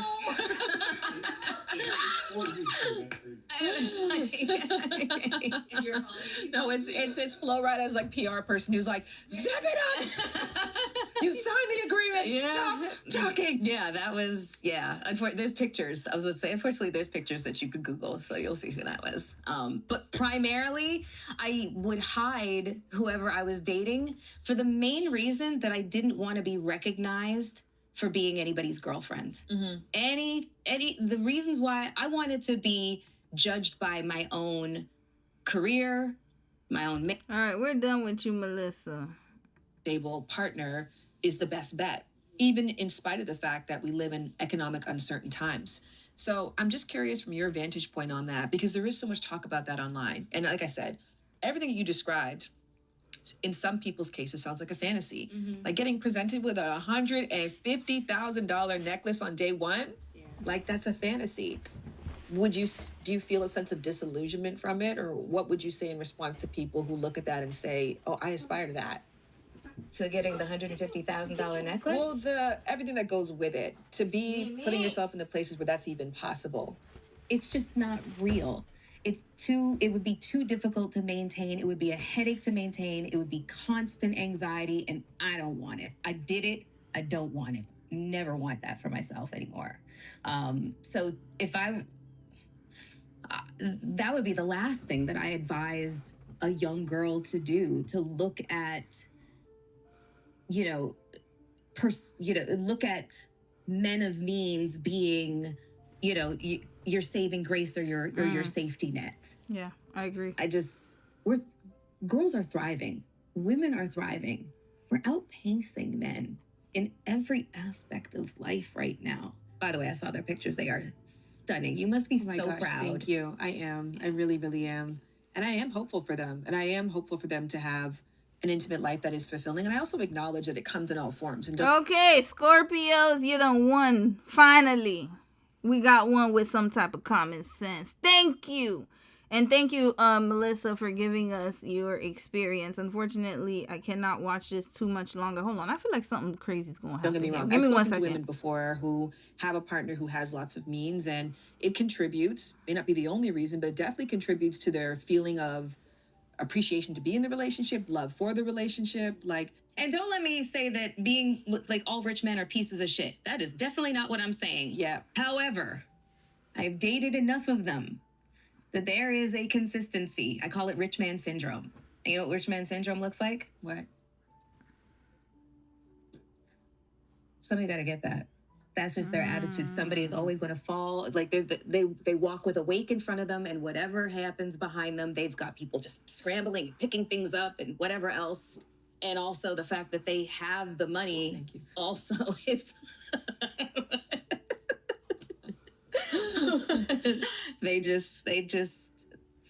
they walk with the attitude and the bravado that they are the breadwinner, and they're the ones that are affording you this luxurious life. I was never very vocal about what it was that I wanted. The vast majority of men that I've been involved with have assumed that my love language was gifts. They weren't. It was not. It's like, okay, well, I'm not going to slap a gift horse in the mouth, but that's not my love language. That's not the primary one. The primary one is, is quality time. And then, right, physical touch, And those were the quality time was the one thing that I could never really get. But I always felt like I was asking for too much. Oh, that's very sad, y'all. And you know what? I think because of the industry she was in, and because so many, and it's not just women and men, there are women and men out there who have a price. We got to be honest about it. And it looks like she just wanted that affection. If I recall, yeah, she was close to her father and he passed away.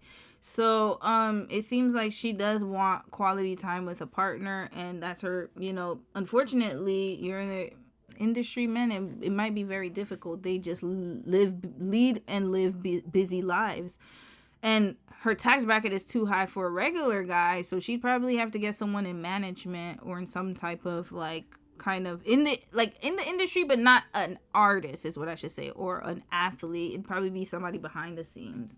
I'm sure she, if she wants. It looks like she's content being single, and there's nothing wrong with that either. Y'all already know. Oh Lord, here go Mimi, y'all. Hold on a second. Let me play a little bit of Melyssa before I go grab her behind. Give me a second. Yeah. Mimi! Come here. Yeah. And that's where I had to, do a lot of internal work, understanding standards, boundaries, how it all relates to my sense of self-esteem, or lack thereof at different times. I for a long time, I lacked a lot of self-esteem. Thankfully, that attitude is going out the window, kind of really love that Vogue article. Is it embarrassing to have a boyfriend these days? I've been on this time. Right. I've been saying, don't post me. Right. I am a pioneer on many, many things. But yeah, no, I've definitely had the whole can't keep a man, what's wrong with you? You see, you seem so perfect, so something must be wrong with you kind of thing. And it's just like, okay, whatever. Well, there's an element to luck of it, which we have to acknowledge in anything in life, right? Yeah. I always remember this article I read about Zac Efron saying when people have praised him for the High School Musical thing or for his acting career, he's like, I want you to know that when I walked in the audition room, there was 70 other people who looked identical to me. Mm-hmm. For some reason, somehow, some lucky my break, bad, y'all. Oh boy. Okay, we're done with Melyssa. Godspeed and good luck, sis. And I'm happy that you have that she's still she sounds like she has a good head on her shoulders. She's a Scorpio and she was giving sound advice. But Lord, the dating part was a red flag. But that's okay. We gonna forgive sis here. I'm trying to throw y'all a bone. Okay. Devonda, you said I used to work in retail and people show you human nature. Yep. Rose, you said as someone who works in retail, me too. Yep. Layla did win Miss Universe. She did. She's gorgeous too. Very gorgeous. Yep. I heard Angola in the sound off voice. Those Miss American ladies. Okay. OC. Yo, the Anderson Paak article was too much. Yo, it was too much for my brain, y'all. It got me spelling that man OCU, y'all. That's how you know I'm done. And then my puppy is barking. She doesn't know how to act now. All right, let's move on, y'all. I don't think I put that on the thumbnail. This story was on the thumbnail, but this is too long, so we're gonna watch a what's her name? Finance Diet. Thank you, Miranda, for recommending this story. I remember Miranda sent it to me on Discord. So this woman wrote a book and a memoir about her husband, and she made it seem as if he was this perfect man, and it looks like other women out there, they realized that he was a walking red flag. Now, we're not going to watch all of it, but let's watch a little bit of this and see what happened, because I'm very, very curious to see what this book has to say. Hello, everyone. Was a lot longer than we thought. Remember, it's Women's History Month, y'all. Okay, now we got the white woman to white woman. We're watching them talk to each other, so we're gonna hear what they have to say. Give me a second, y'all. Give me a second. I will acknowledge that those things happen in this book, but for me, this is not at all a divorce memoir. This is a money memoir, first and foremost. And it is for that reason that I think every woman should familiarize themselves with this story. Even if you don't read this, and spoiler alert, we're going to be talking about every part of this book. I've dog-eared like literally every other page. So we're going to be talking about it up to and including the end of this book. So if you don't want it spoiled, pause and then come back to this. But I don't even necessarily think you need to read the book. I think we can just talk about here what I think is really, really important for women to take away from this book. At minimum, straight women. I think queer women are probably better at dealing with all of this than a copy of the book. Strange. Wait, what she said? But I think queer women are probably better at dealing with all of this than. What is she talking about? Queer women? Wait, what? Pause and then come back to this, but I don't even necessarily think you need to read the book. I think we can just talk about here what I think is really, really important for women to take away from this book. At minimum, straight women. I think queer women are probably better at dealing with all of this than we are. But anyway, so I have an extremely dog-eared copy of the book Strangers by Belle Burden. I have my Coke Zero, the superior beverage to good prudent business owner. If I did not remind you that we shout out to her, but we skipping ahead, y'all. We skipping ahead. So we're going to talk basically this entire video about the financial insanity that is this book, because again, as I said, to me this is not a divorce memoir, this is not a cheating memoir, this is a financial memoir first and foremost. I don't think anyone involved in its creation thought of it that way, but that is absolutely how it strikes me, and that is why I think it is should be mandatory reading, or at least Wikipedia skimming for women who are considering getting married and potentially doing so in a financially not super smart way. But to give you the absolute minimum high-level summary of this book, I will just say that it essentially takes place, it starts in a couple days essentially after lockdown, when they had already decamped to, this couple usually lives in Manhattan, of course, but they have an estate on Martha's Vineyard, of course. And okay, so we got a wealthy man here. Okay. A couple days after lockdown starts during COVID, they decamped to Martha's Vineyard. Her husband, who is a hedge fund manager, big finance guy, whatever, who to that point, according to her telling, was essentially the perfect husband. Really no red flags. I would disagree. There's no such thing as a perfect husband, even mine. There's no such thing as a perfect wife, even me. Everyone has red flags, y'all. But the thing is, like, when I say red flags, it's a warning, but it doesn't mean that all red flags can't be fixed. You get what I mean? So there were some things that I did at the beginning of my marriage or during my marriage, probably today, who knows, that could be considered like a pattern, right? The thing is, holding yourself accountable. We all make mistakes, right? You can't be nobody is perfect. It's impossible. When I hear people say, "Oh, he was perfect," that's how I know you had an image in your head of what was really the reality. That's a reality. It's a warped reality. There's no one who's perfect ever. I could never sit here and say my husband's the perfect husband. Does he do his best? Absolutely. Does he treat me right? Absolutely. Is he perfect? Absolutely not. Same thing with me. Am I a good wife? Probably. I don't know. I don't even like the term good wife. Am I a wife who tries? Yes. Am I a wife who, who does what she has to? Gotta be careful with that too. Not what she has to do, but am I like a person who cares for my household? Yes. But am I a perfect wife? No, by no means, because I'm a flawed human. There's no way I could be a perfect anything. So I hate that rhetoric. When I hear that, that means that she had an image in her mind of what was really going on. But reality-wise, it wasn't what her, it's a fantasy. It's an illusion. Reader, I'm sitting here on the sidelines. I could name half dozen red flags just in the first few pages of this book. Sis, you ain't the only one. I could already tell there's probably gonna be red flags galore in this story. Whenever somebody says somebody was he was a perfect husband, perfect wife, perfect father. Hell nah. Just like when them kids was talking about Ronald Anderson being the perfect dad, and then you saw how he was running amok. Please, he was just there. I'll give more grace to kids because that's what they see. He wasn't the perfect husband. Your mom was just hiding his flaws. That's all that is. Anyway, she is washing dishes after dinner one night. Her phone goes off. It's some man who's 20 years younger than her and is like, sorry to tell you this, diva, but your husband's sleeping with my wife. Bye. Oh, okay. She confronts him, and essentially he leaves her the next day. He's like, yeah, actually, I am cheating on you, and actually, I am done with this marriage. Mm-hmm. And yeah, you and the kids have fun back here.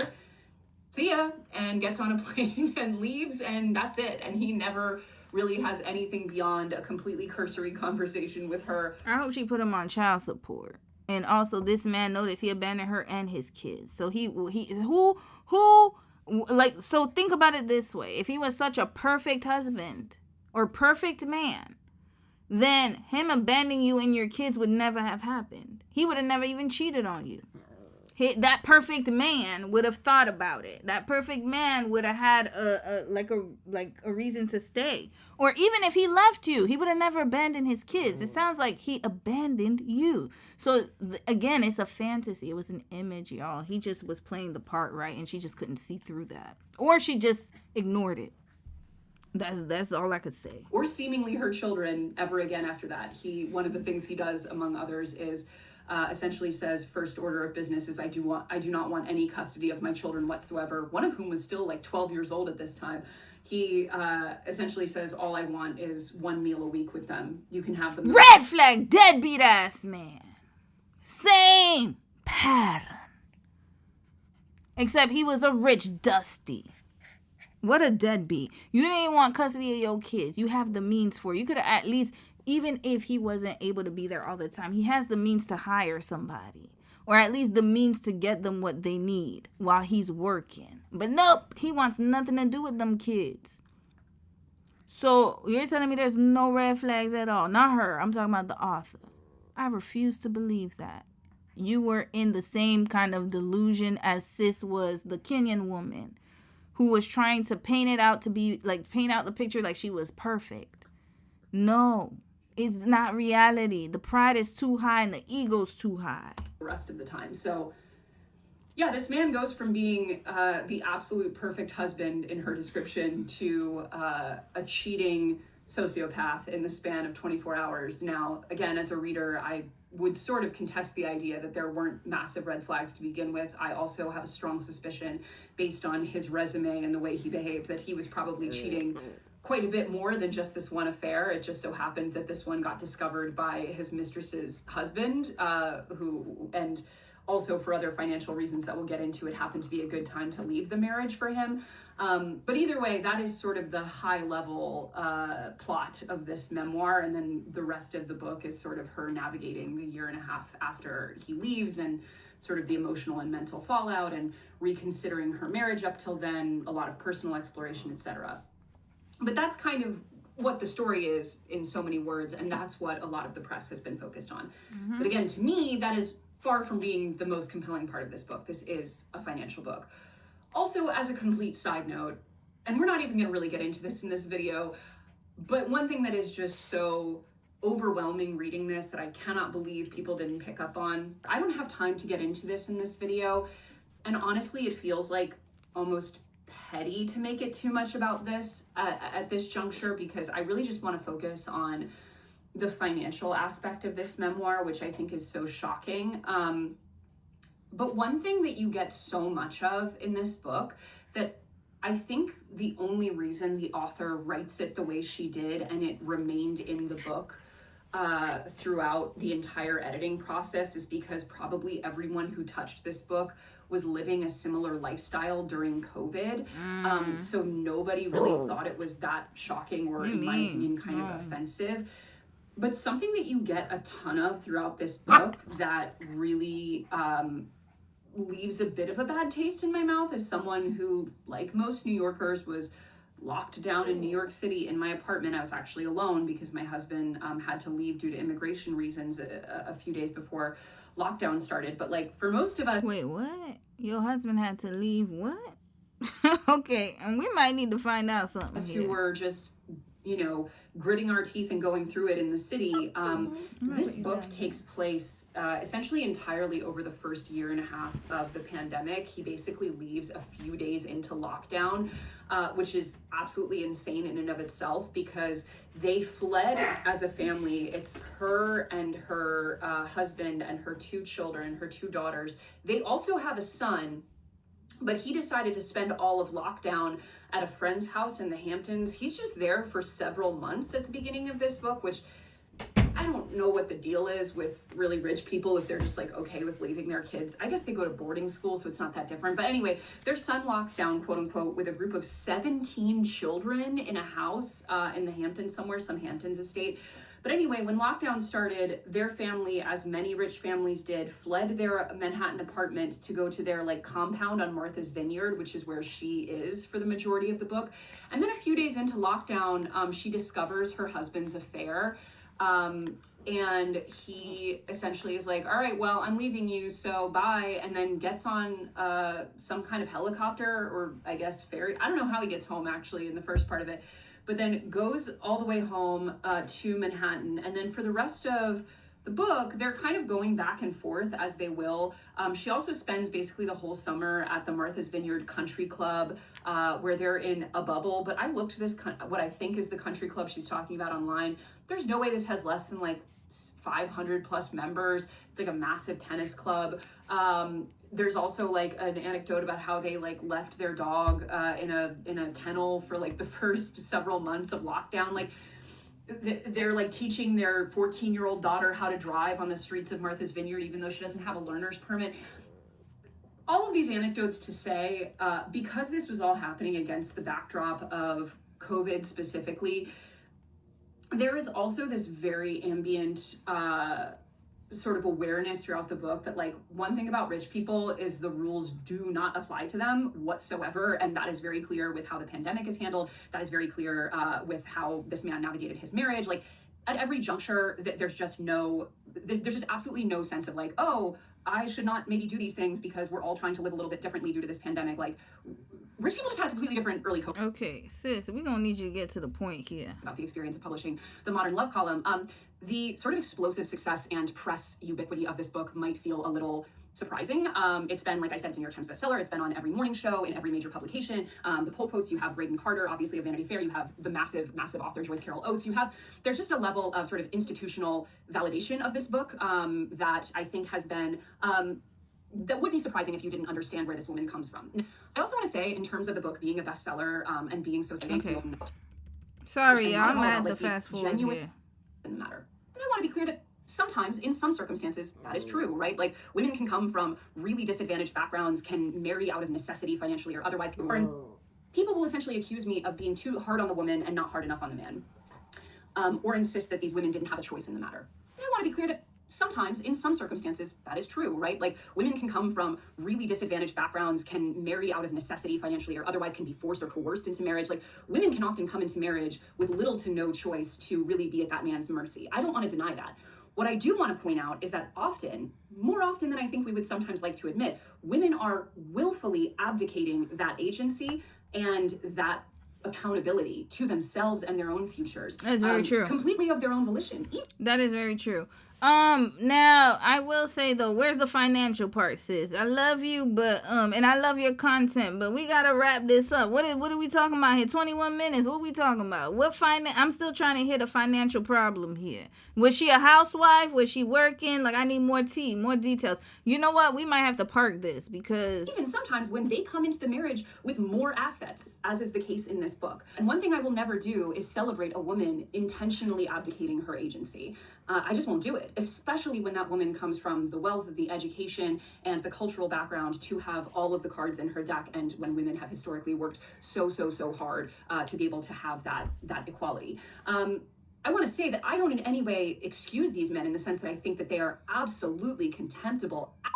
Like this man in this book, her actual husband, she changes his name in this book, but he's very easy to Google, sounds like an absolute sociopath piece of shit. He sounds like, for my VPR heads out there, he kind of comes across as like a wealthier and more educated Tom Sandoval or something. Like, he's just an absolute nightmare narcissist, it sounds like. And I'm going to give her the benefit of the doubt and say that everything she says about him with regards to the way he behaved in their marriage is absolutely true. I don't think she has a reason to lie about that. Also, she comes off really, really badly in this book. I think not in a way that she intended or really realized. So yeah, I think if she were going out of her way to make him seem way worse in herself. What is this book about? Did she talk about this book?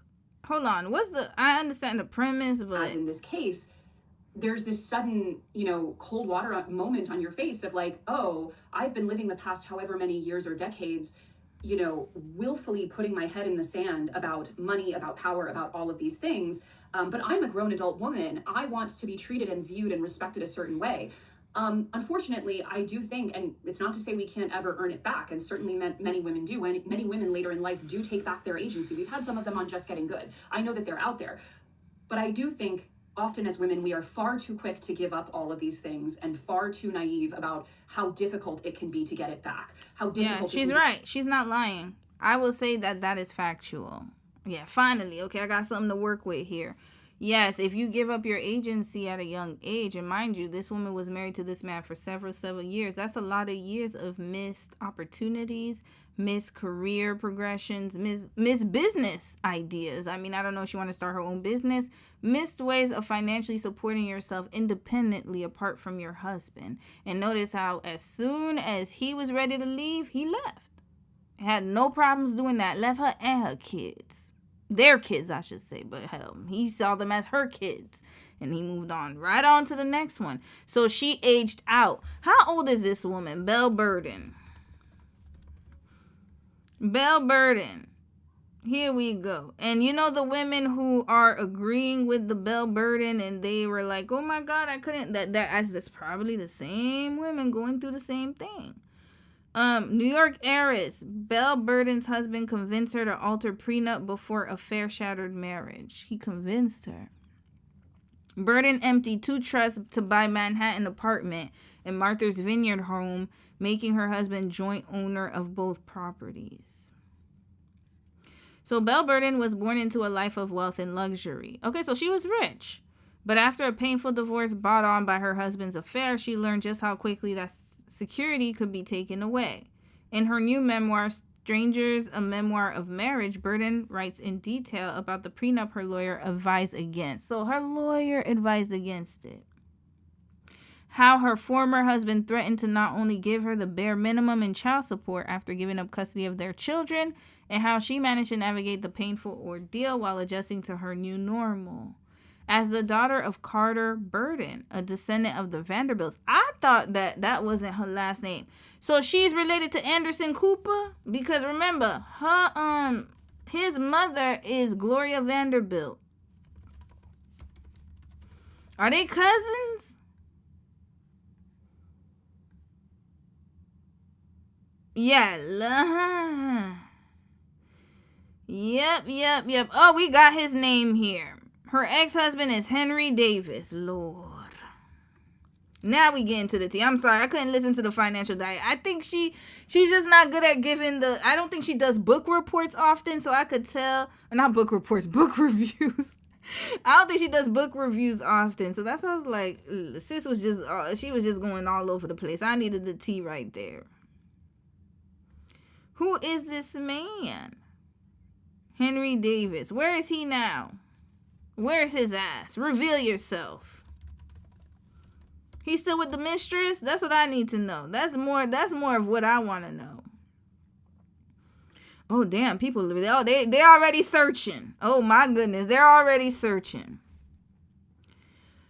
According to a Yale Law School panel announcement from 2021 to 2022, he works for Select Equity Group. Damn, they got. I wasn't able to find direct mention of his activities elsewhere. It looks like he stopped working for Belle's uncle. Oh, so again, it was an arranged marriage. Okay, so he was working for her uncle. He was trying to get in on this. I read the book and the guy was a creepy, cold-blooded social climber. Yeah, obviously, she was Richard. So this is like a K-drama. This is exactly like a K-drama. One rich family marries another rich family, but one family's richer than the others. Hell, y'all could watch K-drama, Chinese dramas. They always talk about this. This really happens in real life. First, he found out about her reading something about the Morgan Library. Then he tells her of a sob story about how his family had everything but lost it all. He's a scammer? Then the marriage in 3 months and the prenup. They got married in 3 months? It's time her uncle kicked him to the curb. Oh, this is worse than I thought. Because sis was going ring around the rosy with giving me the facts here. So she must be related to Anderson Cooper, y'all. Here, her maternal grandmother was a socialite Vogue editor and Capote muse Babe Paley. Photographed here by Slim Aaron. So she got old money. She's a descendant of railroad tycoon Cornelius Vanderbilt. I think she's related to Anderson. She must be his cousin. Must be his cousin and them. Okay, sis, Shindy Substack. Thank you, sis, for giving us this, because this is craziness. What started as the New York Times Modern Love essay, Was I Married to a Stranger, has now expanded into a full-length memoir of marriage. So we help make one wealthy woman even wealthier. Hey, it is what it is, man. This story will be retold and resold as long as there are men and women. Yeah, men cheating on their wives is nothing new. Exactly. It's been happening even in biblical times. That said, wealthy men cheating on their wives and leaving their families in a global pandemic is where the story is fresh. Add in a prenup agreement and divorce drama around trust money and Martha's Vineyard and Manhattan real estate, and you've got an eager audience. Okay. Why eager? I don't know. Wait, what's going on here? My stay-at-home wife made us $1.6 million. What is this?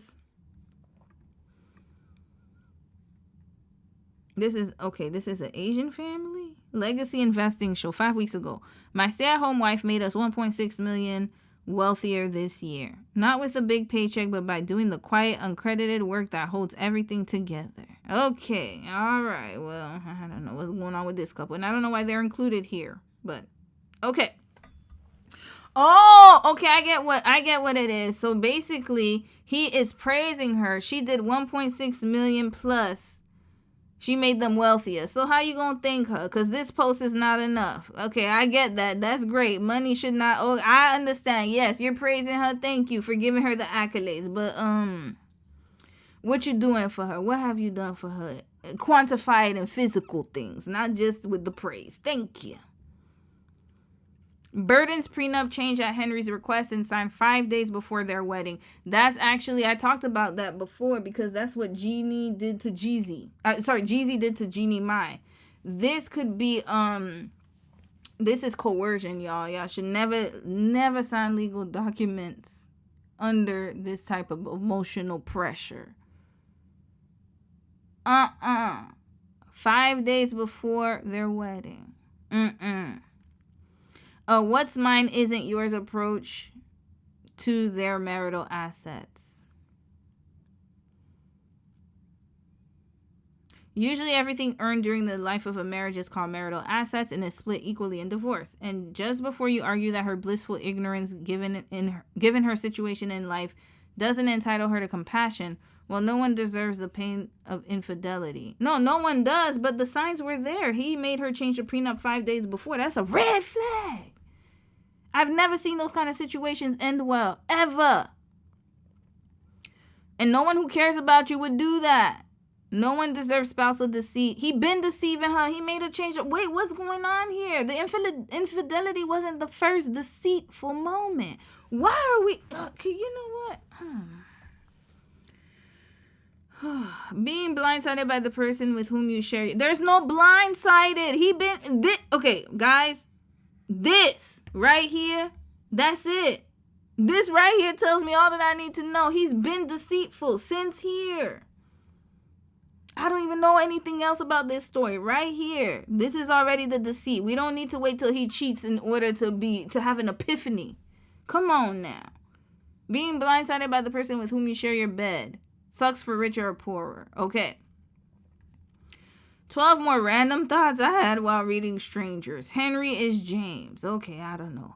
Hey, is she related to Anderson Cooper? Yeah, she's a distant cousin. She gotta be because they're both Vanderbilts. Belle's father, Carter Burton, passed away at 54. And Anderson's brother, Carter Vanderbilt Cooper, tragically jumped to his demise at 23. James asked Belle to make him a sandwich. This is unremarkable under normal circumstances, except in this case he does so right after and very matter-of-factly telling their girls their parents are getting a divorce. So he asked the wife to make him a sandwich after telling the children they're getting a divorce, and I'm gonna guess that she made it for his trifling, dirty, rich ass. Okay. Was he a gold digger all along? James only became interested in Belle after learning of her family lineage, when he realized her family was donating her late father's book collection to the Morgan Library. He lied about his cheating, but not the money. He didn't hide his finances from her. She said she chose not to look. Oh, Lord. His approach to child rearing: no bed, no bath, or homework. There was no intimacy, y'all. He was just, he got to the level he needed to be. He needed her. He didn't need her anymore. That's it. That's all. Whew, boy. Okay. So, he was, okay, so there, again, why are we doing all of these stories? They're all aligned. So I thought he was just as rich as her. Nope, she married down. So she's from a wealthy family. He was a lawyer. He wasn't even wealthy, y'all. Yes, there are wealthy lawyers, but majority of lawyers are not wealthy like that. He was a lawyer at the time, as was Burden. But listen, in law school, you're going to meet so many different people from different walks of life. You are a Vanderbilt. He is a lawyer from who knows what and where. You're not equally yoked, period. His family did have money when he was growing up, but at some point in the 70s, his father had a breakdown, was laid off, and stopped working. So his father had some type of mental illness, I'm assuming. So, and how do we even know his family was wealthy? That could be a sob story he's telling y'all. He was a Decepticon from the beginning. His parents used savings to cover costs, and when he was in law school, they divorced, and he learned there was no money left. There's never been any money, y'all. He been conned her. He used her to get to the upper echelons of New York City. And then he borrowed from her to make his dreams come true. And then now she's saying that she was blindsided. Lord. He only became interested after he knew that she was a Vanderbilt. That means he was never physically attracted to her to begin with. We don't even need to read this book. Burden said there was one part of the story she never fully heard about his father abandoning the family for a time. So his father is a deadbeat, and now he's a deadbeat. Is that not a pattern? His father did it. He did it. Not saying that all deadbeats kids are going to be deadbeats, but hell, the pattern is already there. That's a warning. You need to proceed with caution. Maybe after an affair. So listen.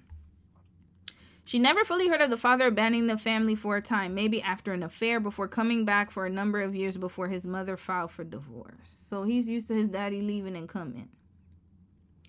While she could never figure out the details, she said the matter of his father and the family's financial struggles stuck with him. I'm surprised that the family let this happen. I mean, you're a Vanderbilt. I'm surprised they let you marry him. Usually they're very against this. He told me how much he wanted to be a husband and a father, Burden said. He told me how much he wanted an honorable life. Well, I mean, he could tell you all he wants to, but his actions show otherwise. 3 months after their first kiss, he proposed. That's too fast. And he knew that you were wealthy. That's even more of a red flag. You ain't had money to get a private investigator, sis. Like, at this point, no, I'm sorry. Like, where your mama at? Where your people's at?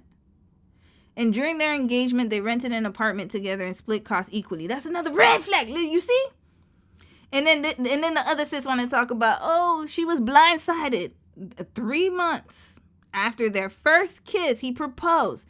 And during their engagement, Mind you, he only dated her after he found out that she came from a wealthy family, so she decided to share that because she wanted him to like her even more. She could sense that he wasn't into her, so she probably tried to use it as a way to reel him in. Oh, I got money, don't worry, I could take care of you. You know who this reminds me of? Just don't worry, we're going to get to it. A few months, and then they rented an apartment together and split costs equally.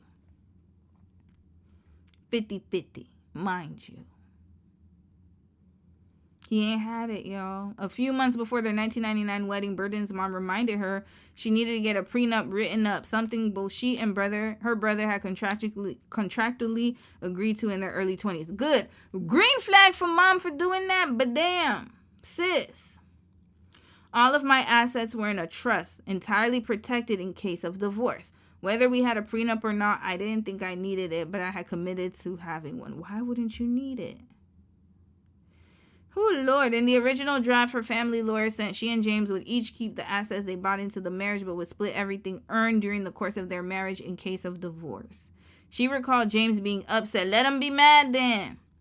By the idea, telling her it made him feel like an outsider, like a threat. You are! She just met you 3 months ago. Red flag. Come on now. And she felt guilty for asking. So he is already manipulating her. Y'all, we gonna wrap this up, y'all. Just weeks before the wedding, the pressure to sign the prenup increased, and James suggested to her that they tweak the agreement so that anything earned during the marriage would not be split if they divorced, but that anything in both of their names would. With him at her side, she called her lawyer, Tom. Oh, Lord. Tom told me it was a bad idea. Of course he did, but you didn't care because you was in love, child. I wonder, was it that good? It was standard to share in what was earned during a marriage, both by James and me, she wrote. She insisted in doing it James' way, and finally Tom agreed. She never told her family about the change to the standard prenup, worried they would intervene. You see? What's her name? I'm gonna read some comments, y'all. We moving on. I'm tired. This story's already done for me.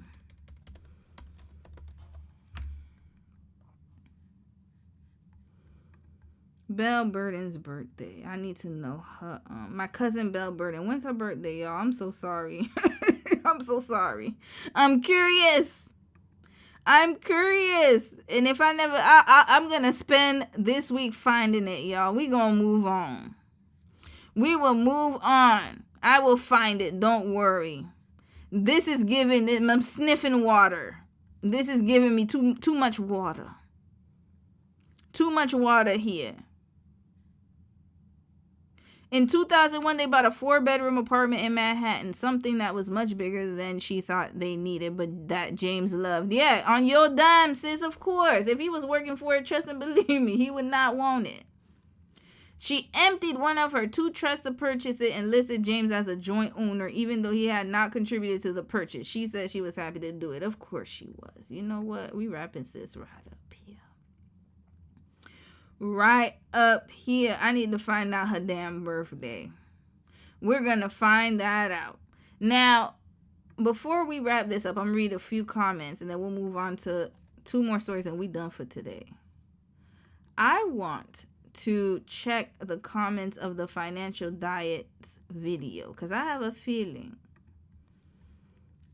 y'all. Hold up. Let's get to the comments here. Oh, so people were saying, to the people saying I am blaming an abused person for being abused. This is why we will never be free. I only know what was written in the book and am taking the author at her words. And in her words, she knowingly and voluntarily chose to make these decisions at every juncture of her relationship, often against the direct advice of those around her. Mind you, she said that she didn't tell her parents she changed the prenup because she didn't want them to interfere. And she didn't even listen to the lawyer. And she wanted to be a rider. Oh, boy. She also states, okay, I'm not going to read all that. No, people just don't, because they're probably in the same situation as her and it's hitting them hard. It's hitting them. It's tacking. That's why they're attacking you like that. I'm a lawyer and I'm screaming. He knew his plan from day one. Game plan from, of course he did. Of course he did. Forgot to mention that her family paid for the 3 kids' private school tuition. The husband got a total free ride. Belle bought the Manhattan apartment, the Martha's Vineyard estate, and her stepmother was paying the children's school tuition. Private schools in Manhattan are normally $35 to $50K a year. You also forgot to mention that her husband got his first hedge fund job based on her connections. Yeah, he was working for Unc, as it was her uncle who had the hedge fund and bought him aboard. So he basically was a leech. Okay, you know who this reminds me of? Here we go. This is another rich dummy right here. Remember that man, the prison guy with the mugshot who had the beautiful eyes? Billionaire's daughter ended up with his ass. A felon with green eyes and got he had a whole wife with kids. Yep, these two, y'all. Jeremy Meeks has a PDA pack day with Chloe Green a month after separating from wife. Here he go. This was in 2017. Mind you, she's a whole billionaire, y'all. The 33-year-old aspiring runway star who took the internet by storm when his mugshot made him an overnight sensation earned him the affection of millions. Yep. She was a Greek, I think she's a Greek tycoon's daughter. Oh, sorry, Topshop. Sorry, her dad owned Topshop. She ended up with him and had a baby with him. Didn't even get married. But here we go. What happened to these folks? Boom, split after 2 years together. Oh, say it ain't so. Say it ain't so. And he about to be like K-Fed. Probably getting child support payments and whatnot. Who knows? But yeah, there you go. There you effing go. Interesting. Let's see how much her dad is worth. With a felon, y'all. With a felon. Let's wrap this up, y'all. We gonna wrap this up right now. Good luck. Godspeed. This is what it reminds me of. Continuing. Let's move on to the next one. I'm gonna read a few comments. Who, Lord, we gotta get to how many more? Wait, who else I got on the thumbnail? Yeah, 2 more, and then we out of here. Yep. Sasha, you said, I think Anderson's mom is Gloria Vanderbilt. She was. Yep, that is his mother. So that's his cousin, but distant cousin. Red flags aren't meant to be avoided. They're checkpoints to pause and see if you can work through it, accept it, or move on from the relationship. Yes, bar. Exactly, Prince. And that's why I don't understand, like, because even in my case study, some people take them and like, oh, it should be warning. And I'm like, no, red flag is not necessarily, like, I'm just saying you need to take heed. This is a problem. This is a problem. Tom Sandoval will always catch trees. Is he the one that left Aria? I need to add them to the list. I don't know their tea, y'all. I did not even know about this. What was the name of the show that they had? I forgot what the hell the name of the show. Property? No. I don't remember. But anyways, Tom Sandoval and Ariana. I heard she was a bird, y'all. We gonna add them to the list. I don't even have them to the list. But I'm curious to do Anderson Paak, y'all. I might have to do a poll. I'm gonna do a poll after Beyonce. We might have to do Anderson, though, because his story is crazy. It's wild. And also we have Jeannie, who's a crossover. Miri, you said you can't wait. Can't they review the condition of the contract and renege the agreement? That's what happened with Jeannie Mai. I don't know. I don't know if it was a different situation than with Jeannie and GC. Yeah, because 5 days is wild. That's not enough time. So that alone should have been thrown out. But I don't know. It's very, very bad. It's awful. It's just like the lady on Threads heard that her husband and kids that forgot her birthday. Send me the video. Did you send me that video? I need to see that. Some girl, you said these men know exactly what they're doing. Even Future said in a song, came up on a bird and ever since I've been up. Yep, and the game too. Remember he said, oh, like what he said, every time he sees a woman, he knows if he's gonna impregnate her or not. Just wicked. And also this man wasn't physically attracted to her, y'all. So he didn't even approach her. I don't even know how they met. It seems like they were classmates and probably she had a crush on him. And it wasn't until she said what family she came from, then he became interested in her. That already let me know he was never into you like that, sis. Her dad is Philip Green. Oh, thank you for telling me, because I was like, oh Lord, let's look up Philip Green real quick before we move on, because yeah, time is of the essence. We finally got Mimi to nap. I think she was just tired. Whenever Dom's there, like, she just can't sleep. She's normally supposed to nap. She literally naps the whole day. But when Dom's there, she thinks it's playtime or something, and then she doesn't, I don't know, she can't rest. Now that he's gone, now she's resting. Imagine, all that barking ceased. Red flag to my dog. Let me stop. She's just a puppy. Okay. He's a Pisces, y'all. Oh, Lord. He's worth 1.4 billion USD, y'all. That's her daddy. And she ended up with this felonious man. Oh, Lord. What is he up to these days with the green eyes? He's another... How many Aquarius is in this case study? Red flag! That's another Aquarius. So far, he's an Aquarius. Who was another Aquarius we did? Anderson Paak. What about this man? Henry, whatever his damn name. Henry Davis. I need to know his birthday.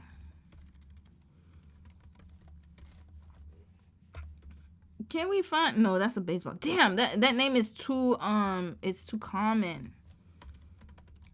I need to find out their birthdays, y'all. Maybe Katie Curry is gonna talk about it. Okay, we're not gonna talk about this too much, but like, I just need to know their birthdays. That's more of importance to me. If I do an interview, it's like, when is your birthday? That's the first thing I'm gonna ask.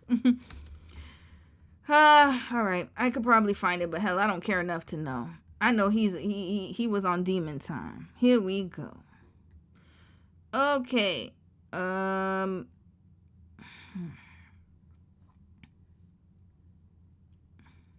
She wrote a book about it too. Hell, you know what? I can't even be mad at her. Profit off of your stupidity. Okay, I don't want to say it like that. That's not nice. But I mean, there were just way too many red flags for her not to know. It's just, but then, you know, at this point, she was younger, so I'm not going to call her stupid. But her actions were very stupid. And she knew what she was doing because she said she didn't want them to interfere. I don't like that part. Oh, snap. We didn't even finish reading about Anderson's wife's background. But that's okay. We'll save that for the case study because we're definitely doing a whole case study on Anderson. All right, let's continue, y'all. What else I had on the thumbnail? Okay, Shaiie. Let's talk about Shaiie. Switching gears, y'all. Switching gears. Okay, I think I covered a lot of the stories on my thumbnail. I'm very proud of myself, y'all. We got one more hour and we out. We are out of here. I am going to start coming earlier on Sundays. I think that's the best idea. Because I can't believe I'm going to be out before nighttime. Well, my time. And for you guys, it's early still. A bit early. It's evening. So we're going to wrap this up in an hour. So, Shaiie Forever. This is not going to take too long, y'all. And then we're going to watch the part 2 of the K-pop. Because I really want to see the Rania, the part 2 of that whole group. Black Swan, whatever their name was. Shaiie Forever is a content creator. And I watched her from a long time ago, y'all. So it was so interesting. And shout out to Elle for sending me this. Because I've been watching her since she did a R. Kelly. Like, there was a video. There was like kind of this trend on TikTok. Where it was to R. Kelly's song, Seems Like You're Ready. Or something like that. And it would be like, you know, it would tell you, like, you know, those kind of future, you're predicting your future, the type of man that you'll be with. And there was one of her videos that went viral, and that's when I started following her. And then eventually she kind of, you know, she would talk about the Lord. She's of Jamaican British descent. She's British, but she's of Jamaican descent, I should say. And, you know, her content was pretty lighthearted. And then eventually she started becoming a food reviewer, but not in the sense of like a Keith Lee type of food reviewer. She would do like these videos where she would rate people's cooking, and she would talk about the sentences that they would get. So she'd be like a judge. Let's watch one of her videos, and I'm going to show you guys what she would do, okay? And look, she would get millions of views, y'all. She was hitting millions doing this type of content. Okay, so let's watch and review her food videos. And she was also on Instagram too, so she would post on TikTok and Instagram. Why is the volume not working? Okay, here we go. Mash burger and extra focaccia. The keys to the city, darling, and your lawyer and your Uber driver gets a 2-week all-expense-paid trip to the Maldives. That was wonderful. Next. My name's Trish, and I brought chili tofu. The guillotine, and that's just for the portion size. Next. Hi, I'm Grace, and I brought the roasted garlic and truffle chorizo pasta. The court will plant 55 trees in your honor. Next. Also known as Ewa Vebs, and I brought some sweet corn fritters and some jerk potato salad. Clearly for yourself, the devil's handshake for you and your lawyer. Next. I'm Nick, and I've made lemon miso broccoli on spring onion tofu. The Judas cradle.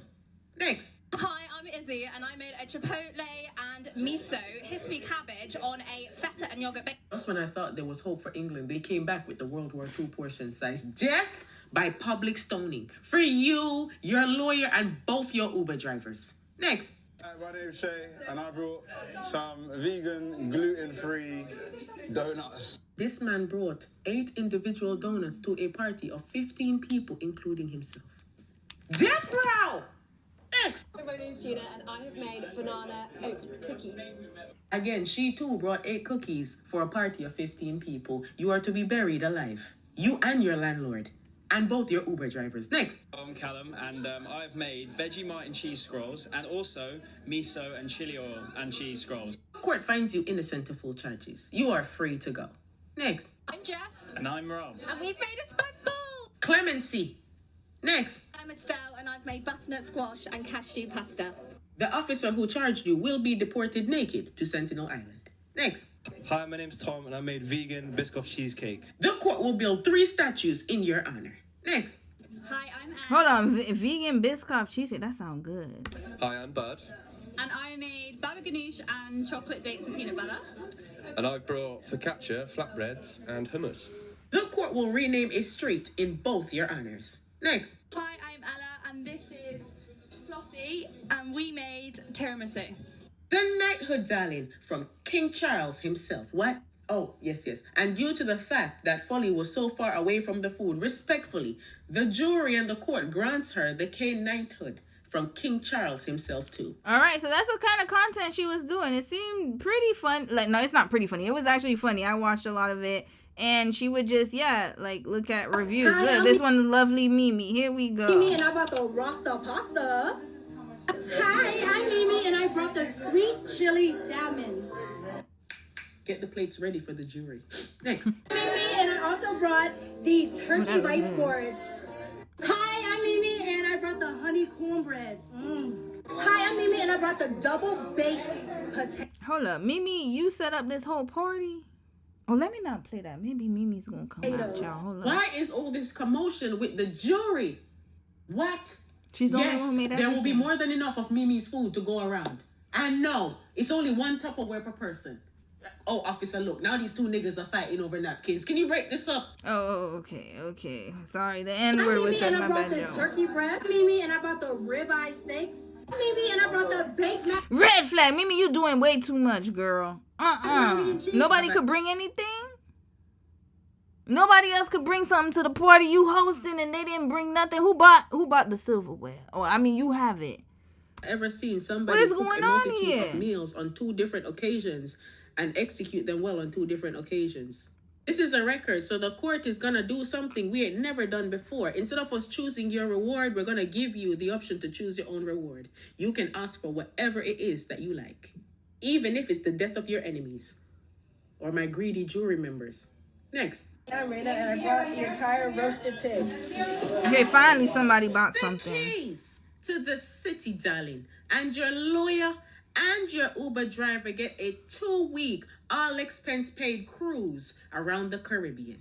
Next. Oh, that's her son. Wow, he got so big, y'all. Remember, she used to be on Love and Hip Hop. Her kids were so little. And no ice. The firing squad. What? He's an adult. Next. Jimmy, and I brought these 2 deadbeats. So you brought nothing. You are to be deported with them 2 deadbeats to Sentinel Island, where you will be beaten to death. And 150 years in Azkaban for that nigga in the back who laughed. The N-word is too strong here, man. Sis, stop saying that, man. We don't say that. But it's just me. I could have skipped over. Mr. Stretch, and I brought the ribs. It is I, Mr. Stretch, and I bought the sliders. Okay. The court will build 10 statues in your honor. Next. My name's Krista. I bought Ramen. Oh. The What court is finds that? you innocent of all charges, darling. You are free to go. What? The prosecutor has an objection. Why? He didn't put any effort in it. Okay, all right. Shoot the prosecutor in both his knees. Next. I'm Sean and I brought Capricorn. The rack for the officer who charged you. Next. I'm Jess and I brought the fruit platter. Hey, it's Jess. I brought mashed potatoes. The pair of anguish. Yeah, the mashed potatoes. Wait. Hey, it's Jess. I brought mashed potatoes. I've never seen mashed potatoes look like this, sis. I think you need to bake it. I don't know what you gotta do, but it don't look mashed enough for me. You gonna have to mix that, sis. But that's okay. You look mighty young. The pair of anguish for your prosecutor and his Uber driver. Okay. And add the vice president of Uber. Next. Hi, I'm Angela. I brought this in my 4th kid. Not her bringing the 40s. Okay, you see, that's why it's funny. What the hell was this? Sis, you might as well you should have just came empty-handed. That would have been better. Mimi already got y'all covered anyways. Mimi and her man Stretch. Death row! Next. Guys, I'm Jess and I brought the cabbage. Death by public. Oh, that's her daughter? Damn, she got big too. Oh my God, her kids are so big now. Sis, that is low F. What is going? Your mama's Mimi. She couldn't have made something better for y'all. That salad. No, sis, you gonna need to work on that salad, sis. Your mom. This is your mama right here. With all that. That's your mama. And then this is what you bring into the party. Public. Next. Guys, I'm Jess and I brought the cabbage. Death by public stoning for your prosecutor's assistant. Okay, so that was another example. All right. So now she has decided that she's not going to make these videos any longer. There's a reason, y'all. So we're going to watch the video and see what occurred. So her last video was posted on... Oh, sorry. I think her final video was posted like... Let me check the dates. A week ago. Okay, so now she decided to come to her followers with some news as to the new direction of the channel. Let's watch. I need to come on here and be honest with you lot, man. Because I know you guys noticed I have not been on social media and I've just not been saying anything. But I'm going to say it now. Now, I've been walking with the Lord correctly since last year, July. When I was in a tough place and when the world turned its back on me, it was God who held me by the hand and picked me up. So I just started taking the Lord very seriously in my walk with God very seriously. And I stay in the Word, 12 chapters a day, just reading sermons, and the more I'm reading, the more encounters I'm getting, the more visions, the more dreams I'm getting, right? And the closer I'm getting to Christ, I'm finding that certain things that I used to enjoy, like being on social media, I don't. Like, I used to be able to sit on my phone and scroll for hours. I don't do that. I don't even feel the need to pick up my phone anymore. But the one thing I do know is that through God, I do have influence on this platform. And I feel like I should be using this platform for something productive and something that represents God in the correct way and not just to do food reviews, because at the end of the day, this is not even my platform. This is God's platform. He was the one who made this platform have over 1 million followers in 3 months. I didn't do anything. It was by his favor and grace why all of this happened. And I feel like this platform, like how in the Bible, how the king gave his servant talents. I feel like this is my talent that God gave me and that I'm expected to do something productive that represents God in the right way with what he has given me. I also believe that there are people out there. Hold up, I just realized something. Is she always in a bonnet? Okay, you know what? Okay. Let me continue, y'all. My bad. I know she's talking about something serious. Okay, let me pay attention. That's how you know the meds are wearing off. I woke up way too early today. That is also struggling in their faith, and I have insight that I could help a lot of people, and I feel like I'm wasting my talents, which I don't want to do anymore. So this video is just to let you guys know that the food review videos and stuff like that, I'm not going to post them anymore. I love you guys very much, though, and I just want to say thank you guys so much for all the support that you guys have given me, man, and the love and all the influencers that's made videos and send them to me to review. Like, shout out to each and every one of you, man. If you don't want to follow the page anymore, I completely understand. I don't hate you, because at the end of the day, I wouldn't follow a page if they're posting content I don't want to see, so that makes sense. But at the end of the day, I just don't feel like God gave me this platform to come on here and to basically give people imaginary death sentence for the rest of my life. But yeah, man, that's basically all I wanted to say. You know, again, I love you guys so much and thank you guys so much once again. But yeah, I'm just gonna start off now by basically doing like Bible trivia. So if you guys want to get involved in Bible trivia to see whether or not you're learning anything, we're doing questions and answers and stuff like that, and we can take it from there. But yeah, that's all I wanted to say. And don't mind my lip. I went to the dentist and I'm numb. Good night. I need to. Okay, so let me read a few comments because we're gonna get to it, y'all. Mimi throws down in the kitchen. She's making a joke in that vid. Yeah, she is. No, I know she was. Hold on, wait, who made a joke? Yeah, I know she making a joke. Wait, you talking about Mimi? What happened with Mimi? No, wait, hold on. Yeah, she was making a joke, but I was laughing at Mimi because why is she the one hosting everything? That's crazy to me. That nobody buying, and then you saw the sister with the 40s. Hell nah. You better go and come correct. Let me read more. Oh, okay. Most of the guests were her kids. Okay, thank you for clearing that, Kyra. Clearing that up. Because I was like, what the heck? Like, why is nobody bringing nothing? She said mashed potatoes like someone made fun of it right before that clip. Girl, that's not salad. It's not. I don't know what. She put lettuce and then she just put some meat on top of it. She need a do-over. Go get some tips from your mama. Elle, you said, I don't know, she helped people by brightening up their day with her content. Yeah, she did. I'm going to get into that soon. I was trying to check to see if y'all had some more information for me. She could have just created a different TikTok and have dual income. Mary, facts. We're going to get to that. Karma, what is she going to post? Bible trivia. Y'all didn't hear her? My bad. I had interrupted because I was trying to see if she was always wearing a bonnet. I never noticed. Prince, he said, calling it God's app definitely gave those rapture people. Oh, yeah. Remember a few months ago, they thought they were leaving. How's that going for them? We still here. We are still here. The rapture has not come yet. Nobody's coming to save us, y'all. I gotta be honest. At least not now. I don't know. Who knows? But I've come to that conclusion.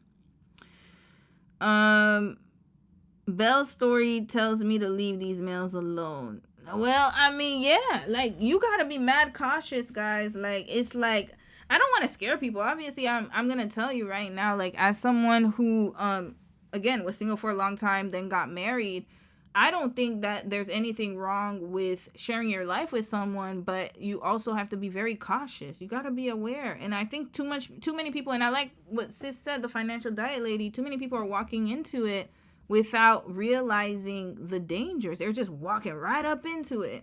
You gotta be prepared, y'all. But then if you feel like you would be better off single, there's nothing wrong with that either. I think every woman has the autonomy to choose what they want to do in life. If you want to be a housewife, no problem, but do it wisely. With every decision, just do it wisely is the ask. Now, getting back to Shaiie. She does always wear a bonnet. I never noticed, y'all. Sis made a whole platform wearing a bonnet. That is talent.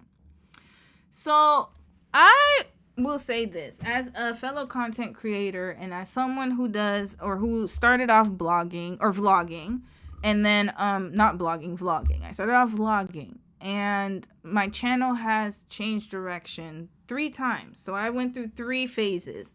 First one was giving advice. I gave advice about the Korean government scholarship, about grad school in Korea. You could watch my first videos. I don't know if I put in the members only or not. I don't remember. Because of the algorithm, I had to put a lot of them behind the paywall. Not because I'm hiding. I want to make that very clear.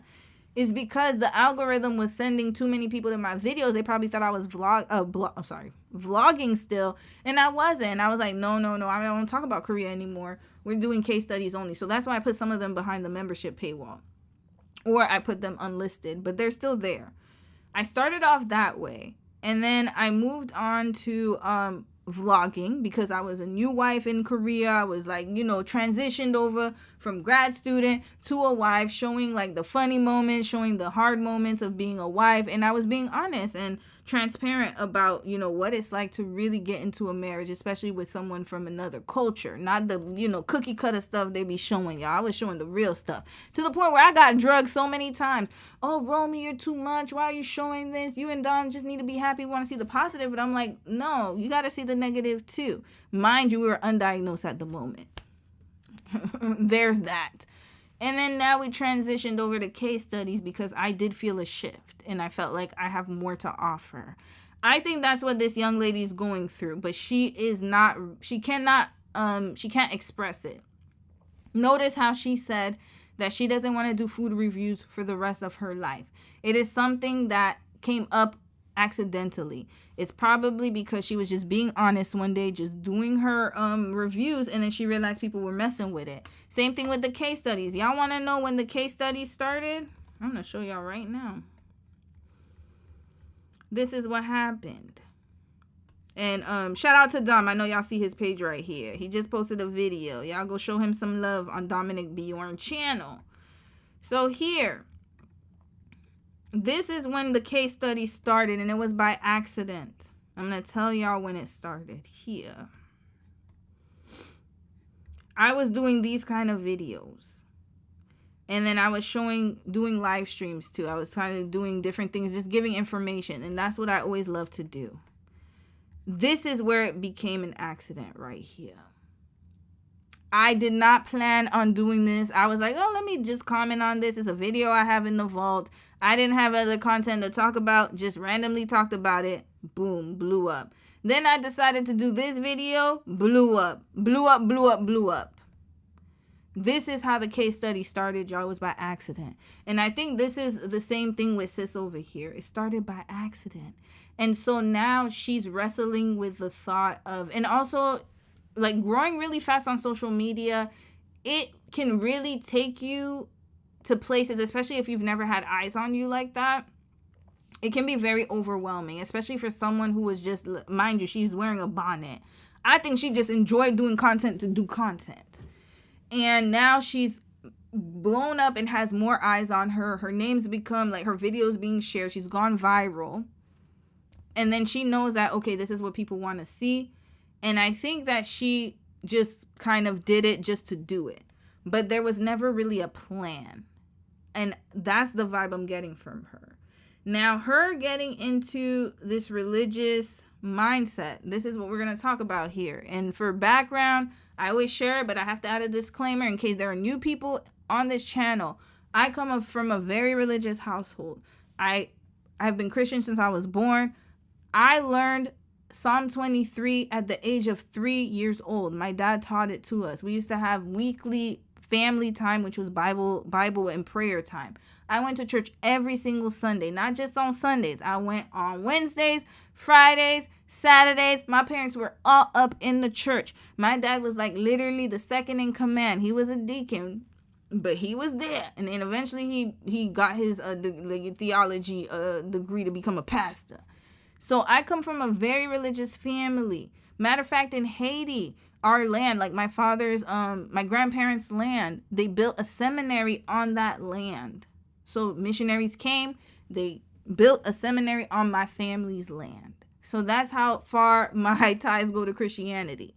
So then I have a lot to say about this. A lot of people were saying that she has fallen into religious psychosis. I have to agree with that. I think what it is that a lot of people, and I have noticed that, especially when you start to take your walk with God seriously, people think that they have to have a sudden transformation. And what it is too is that it's a standard, and this is my opinion, because I went through that too, where you think you have to just get rid of everything in your life. And there's no balance. It's like an all or nothing mentality. And that usually is rooted from cultural expectations, because a lot of religion is cultural. A lot of your religious practices are cultural. How one country practices Christianity will be different from another country. How one culture practices Christianity will be different from another culture. And then on top of that, you have different sects, different belief systems. It's a lot. And so she's probably thinking that her platform is not Christian enough. And this is where we go wrong, my opinion. I truly believe that anything you're doing can be glorified. It depends on what you're doing and how you're doing it. If it's conflicting with your beliefs, then I would say, no, you shouldn't do it. So it's not like she's here saying that she's Christian and she's preaching the gospel in one moment, and then on another moment, she's doing completely separate things. She's doing food reviews. I personally think she should have continued doing that, but then she felt this conviction not to do it. And sometimes when you become too close, and I would say this, like, when you start to read the Bible and you start to pray and you start to get spiritual awakening, and that does happen, y'all. It really is real. I have gone through that. You can start to feel as if your life is not enough. You're not doing enough. And so you're going to get into this kind of situation where, again, she's doing Bible trivia.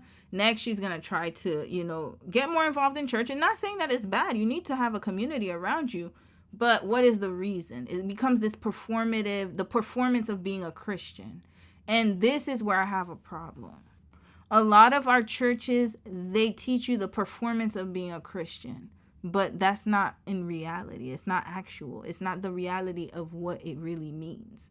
And so when I see her, I feel bad because she is thinking with this all or nothing mindset. And again, it's cultural. She's Jamaican, so I can only imagine the religion that's being taught in her household and what she grew up around. She feels as if she has to abandon everything. And of course, everyone has their own personal conviction. You're going to lead your life how you feel is the best way for you. But do I think that she should give up her platform? Absolutely not. I feel like you can reach people in different ways. People know who you are. And I think that as Christians, like, there's a boundary. And sometimes your life can be an example to other people. You don't necessarily have to always preach and put all that down on them. Like, I just feel like people just be too serious about it. And I'm not saying you shouldn't be. You should be serious about where you choose to your life and after death, what happens about it. Of course you should be serious. But what I'm saying is that you shouldn't have your life be only Christian things. It is an impossible way to live. Impossible. And it puts too much pressure on you to be a performance. Like, it's a performative Christian. So then when it comes time, and when, like, after a while, you're going to be going into this cycle and you're going to feel like, oh, I'm not Christian enough. I need to do this. I'm not Christian enough. I need to do that. And it's not realistic. It's very unrealistic to sustain, in my opinion. It is. That's why a lot of Christians, like, you'll see, like, they'll become super Christian and then they fall off the wagon. Why? Because it was never real to begin with. It was the performance of being a Christian, but not actually walking. And so I've noticed that it is very encouraged, especially in the Christian community, of you going all or nothing. And that's the easiest way to burn out in Christianity. So if you want to have a relationship with God, you have a relationship with God. You don't need to pray 12 hours a day and read 12 Bible verses in order to connect with the Creator. This is the reason why Jesus died, according to the Word. It was for you to have this connection to God. So you don't need to be doing 12 hours. Like, it's excessive.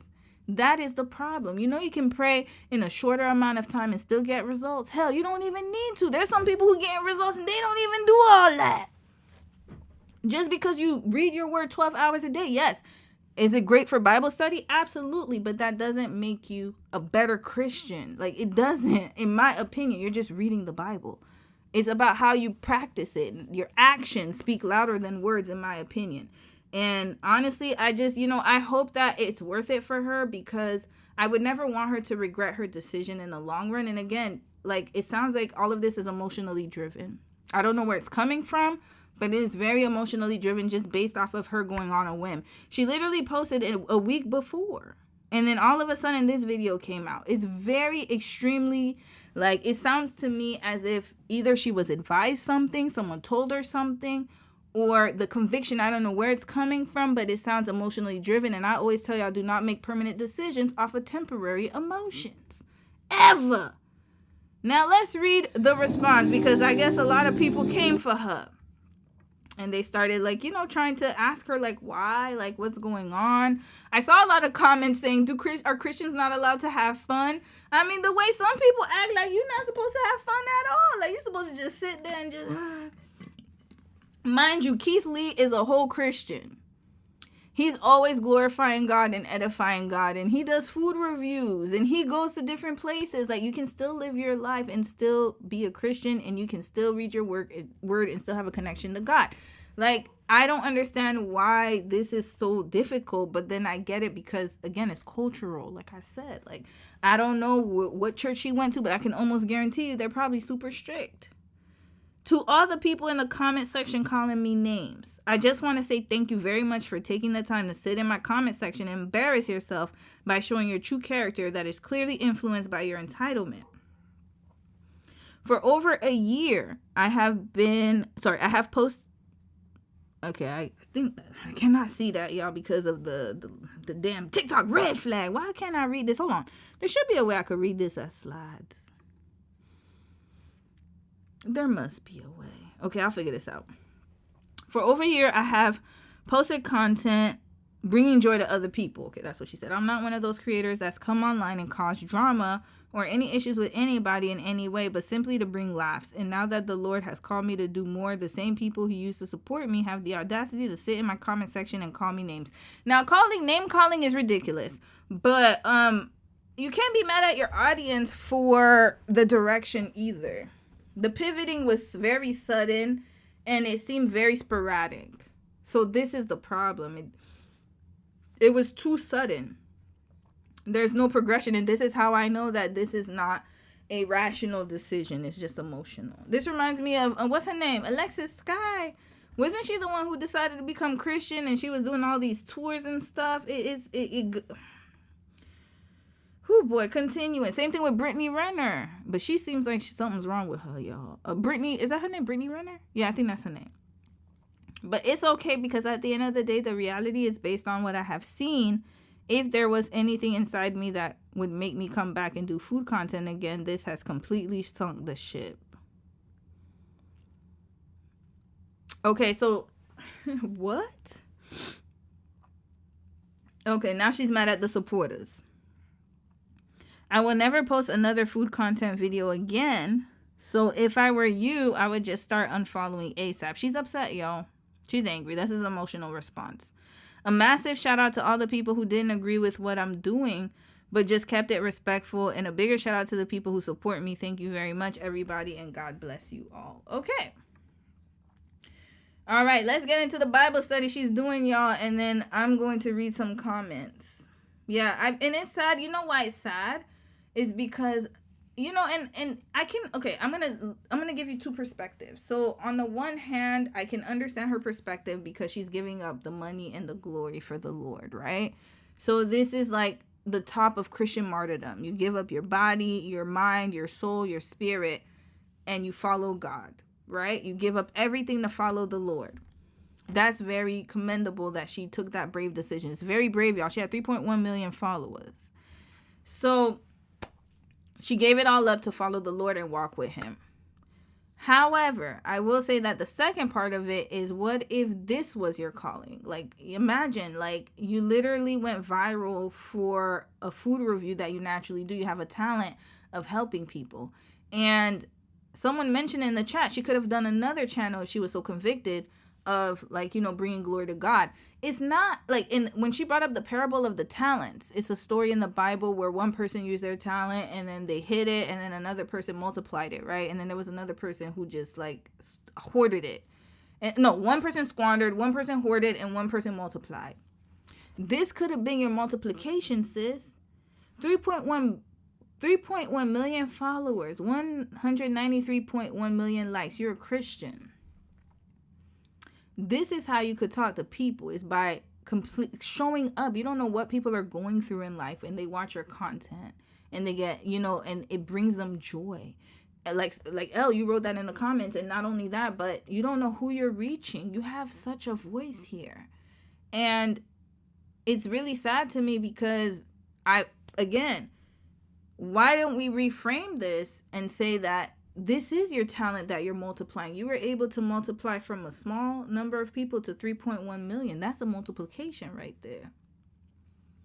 Not only that, but you didn't squander it. What if the Lord is trying to tell you to continue on? You don't know that. And why is it God? How do you know it's not the devil trying to trick you? What? Well, I don't get it. Because I would think it's the devil trying to take me out of my position.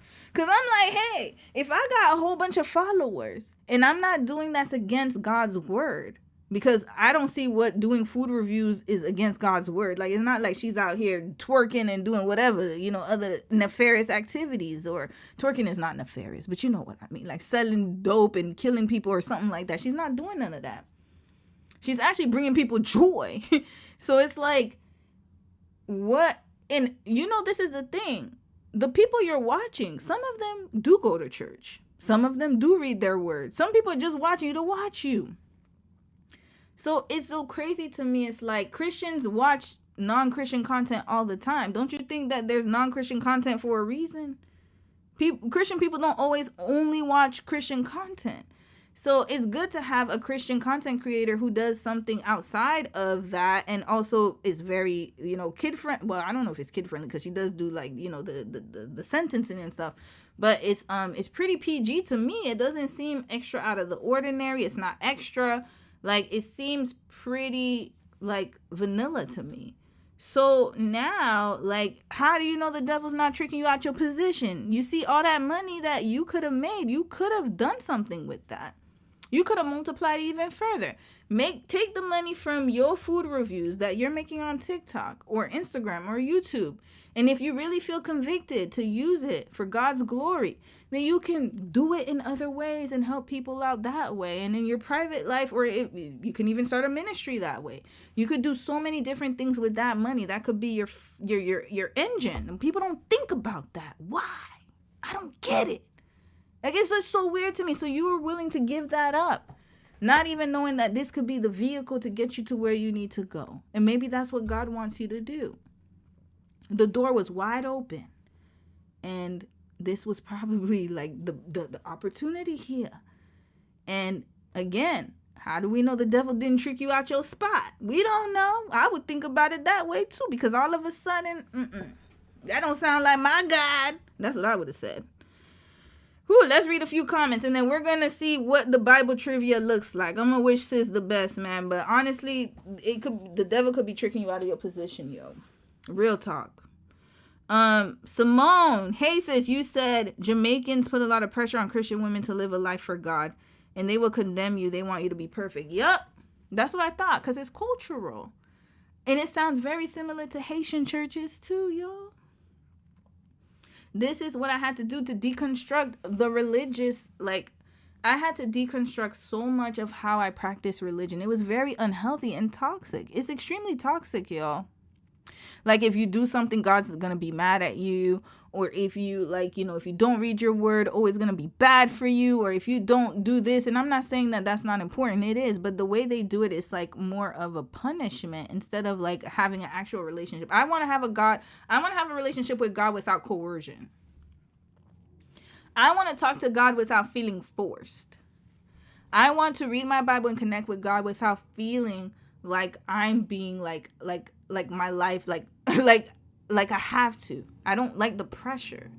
And so I think once you freely have a relationship with God and you understand God on that higher consciousness and you're not coerced to do it or threatened, and it's more of something you enjoy spending time with God, but then you also know that he put you in this world for a reason. He created this world. If you truly believe that, then you know that he knows what's to come. And as long as it's not a compromising position, because I could understand if she was doing something compromising.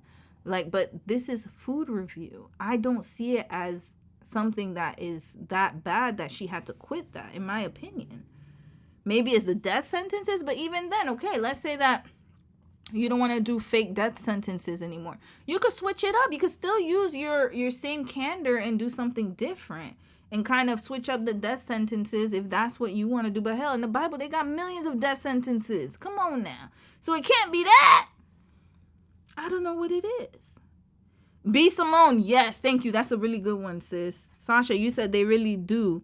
And we've been influenced since primary school. Yes. Indoctrination. This is where it starts, y'all. And there's more pressure on the girls. Notice how, and I'm glad you brought that up, because notice how the pressure on the women in the church is worse than the men. The men can do whatever they want. They will go and do whatever they want, philander. I've never seen men have that much pressure to be good Christian men. It's always the women. I wonder why. Think about it. I have never seen a man my experience, y'all can let me know in the chat if you guys have quit his platform to go follow the Lord. Y'all let me know when y'all have seen that. But I've seen so many women do it. I have seen man whores in church sniffling, crying. They falling from grace. Y'all saw Pastor McNutt. Was he the one? Which one was the one that had? Damn, I forgot his name. No, that wasn't McNutt. McNutt was the one with the kids. That was horrible. The Detroit pastor, whatever pastor it was, that had the impregnated his wife and left after 1 month, talking about God told him to leave his wife or whatever. He had no problem going back to the church. Matter of fact, he thought the one what was his name again? Pastor McNabb, whatever his damn name is. The one that was in that church with that suit talking about, remember sis was on TikTok and she explained that she had a child. She was proposed. He proposed to her and then he left her. She's pregnant with her second child, asking us for donations. And this man is still accepted. Oh yeah, the one who took a break. He took a hiatus during the Daniel fast and he gonna come right back. And guess what? They're still supporting him. He did not leave the platform. There was nothing. He didn't have no conviction. He wasn't convicted at all to quit his job as a pastor. And yet you are a food reviewer doing a damn good job and you're really funny and you have the conviction to leave your position. How? If there's something I must say on this channel before we continue on, for the purposes of time, is we need to have as much audacity as men have. I will say that I will shout that to the mountaintops. Because a man will never, he won't do it. How many pastors have we known that have fallen from grace and they still end up right back preaching? If anything, they should leave their position, but nope, they will go down fighting. They're going to keep their spot. And if they're not in the pastoral spot, they're going to find another way to infiltrate the church once again. And then here you are giving away your blessing. Why? Because you got to be a good Christian woman. And notice how they forgave those men so quickly. Predators too. Look at Donnie McClurkin's ass. Come on now. Continuing. My grandmother's a Christian Jamaican. She said the only thing her church celebrates is Mother's Day. Seventh-day Adventist. She lives in Canada, 2 SMH. Yeah. They don't celebrate anything. Everything's a problem. But mind you, they have an iPhone. This was made by a secular man. He was a Buddhist on top of that. Mind you, they drive cars that were made by people or by companies that have no Christian affiliation. Why don't you drive a Christian car? What, you go to Chick-fil-A? You think that's Christian enough? Come on now, man. Like, that's craziness to me. It's like we have to live like this is craziness to me. Yup. Seventh Day and Jehovah's Witness, they're into suffering. Very much so. Look at, what's her name? Christy. We did Christy and Desmond. JW couple. She was raised as a JW. He wasn't. And notice how she had no problem proclaiming her JW religious affiliation. Matter of fact, let's go see Christy right now. Where's Christy at? And again, I'm not trying to compare them and say that she should be like Christy, but I'm just saying that, like, she had no problem. What's her name again? Christy Sarah. Thank you. Here. Look at that. She's still creating content. Look at that. JW woman right here.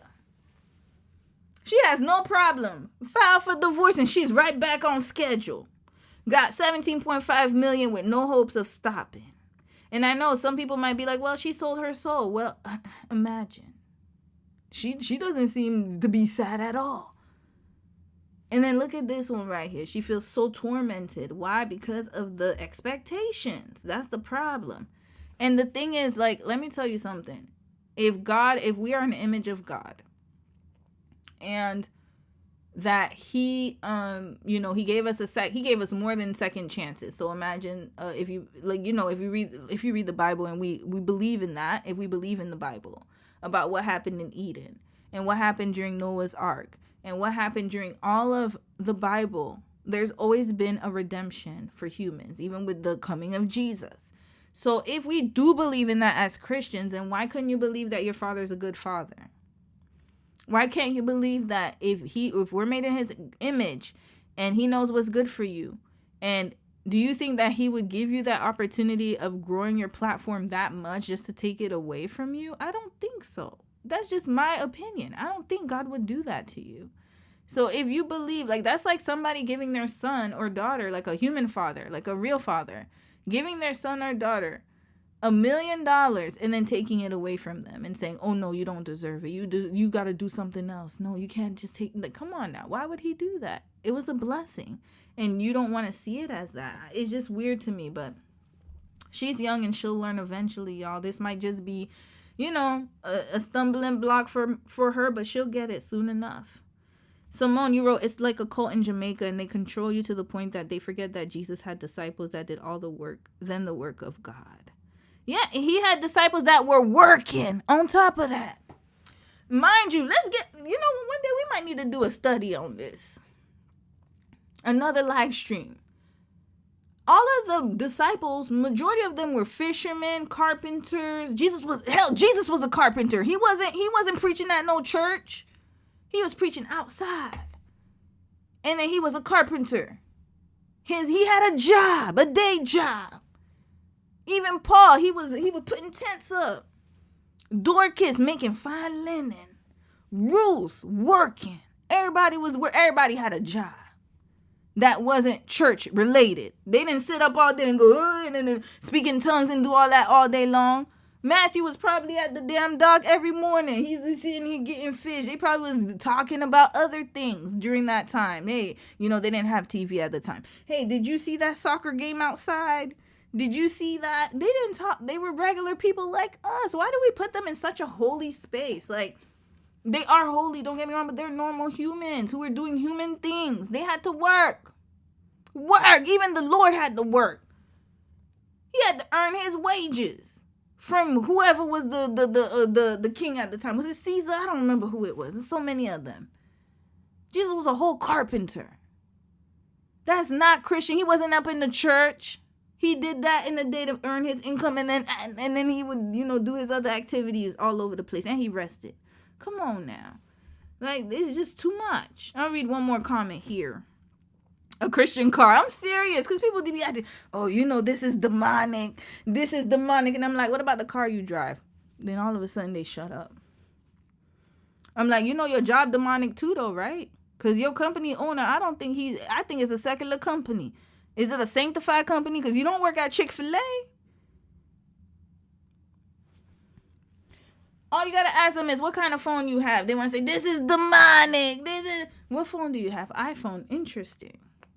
He wasn't Christian, so why are you using this phone? Oh, but you know, sometimes God, he permits us. Yeah, shut up. Continuing. One more comment. Oh, Aaliyah, you said, hey, sis, I didn't even know you were in the chat. You're going off preach. Yeah, because I've seen it happen so many times in the church, y'all. And I'm tired of seeing it happening to young folks. And it happened to me too. I went through a period where I thought that I had to be a certain type of person to be worthy to be a Christian. And then I realized, I was like, I had to have, like, it wasn't until I had that solitude away from it. I had to get away from the church, to be honest with you. And then my mind started to change. Logically, it didn't make sense to me. It didn't make sense. And so that's when I realized, oh, it's human expectations. That's what that is. It's human culture. We got to get into that another time. But anyways, good luck, Shaiie girl. I hope you know, again, she's young, so she will definitely learn from it. And we'll see. And look, she still has the potluck courtroom right here. So there's a possibility that she just needed to take a break and she might come back. Let's watch her Bible trivia, y'all. Trivia, where your knowledge on the Bible will... Now, welcome to the first episode of Bible Trivia, where your knowledge on the Bible will be tested. So let us be going. How many demons was cast out of Mary Magdalene? Was it 7, 3, 9, or 11? If you said 7, you are correct. Next. Number 2, how many years did Saul run from David? Was it 14, 10, 15, or 0? If you said 0, you are correct. Mind you, and this is another thing I've always had a problem with. It's like, and I get it, you know, she's reaching the believers and the non-believers, but the truth of the matter is that, sis, we could look all this up on the internet, sis. Like, you know, some people, like I said, some of your followers go to church. Some of your followers know this stuff. This is trivia that's like stuff we learn in Vacation Bible School, or like Sunday school. Y'all used to go to Sunday school? I had Sunday school. I used to go every Sunday morning. We had Sunday school where our teacher, like, you know, somebody from the church would be our teacher. And we would have classes and they would teach us this. This is Bible. Like, it's not like you're teaching them something. And there are a lot of really amazing Christian content creators that I follow.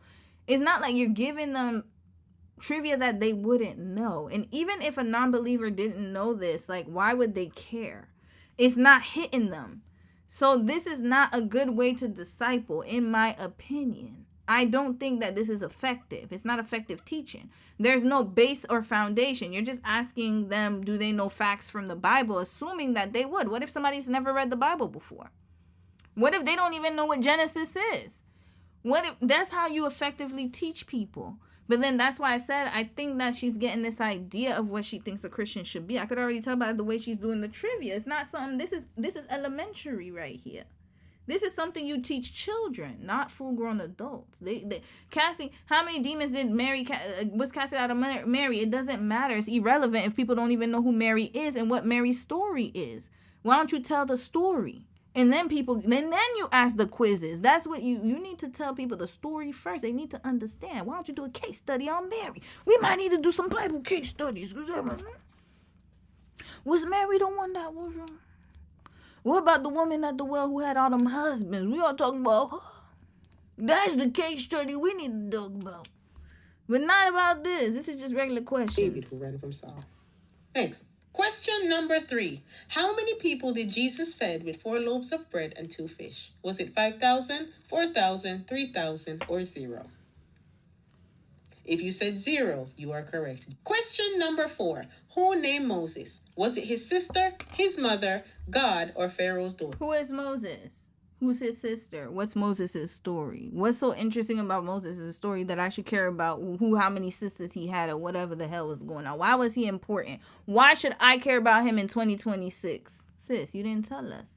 Moses, by the way, he had a speech impediment. That would have been a good segue to talk about neurodiversity.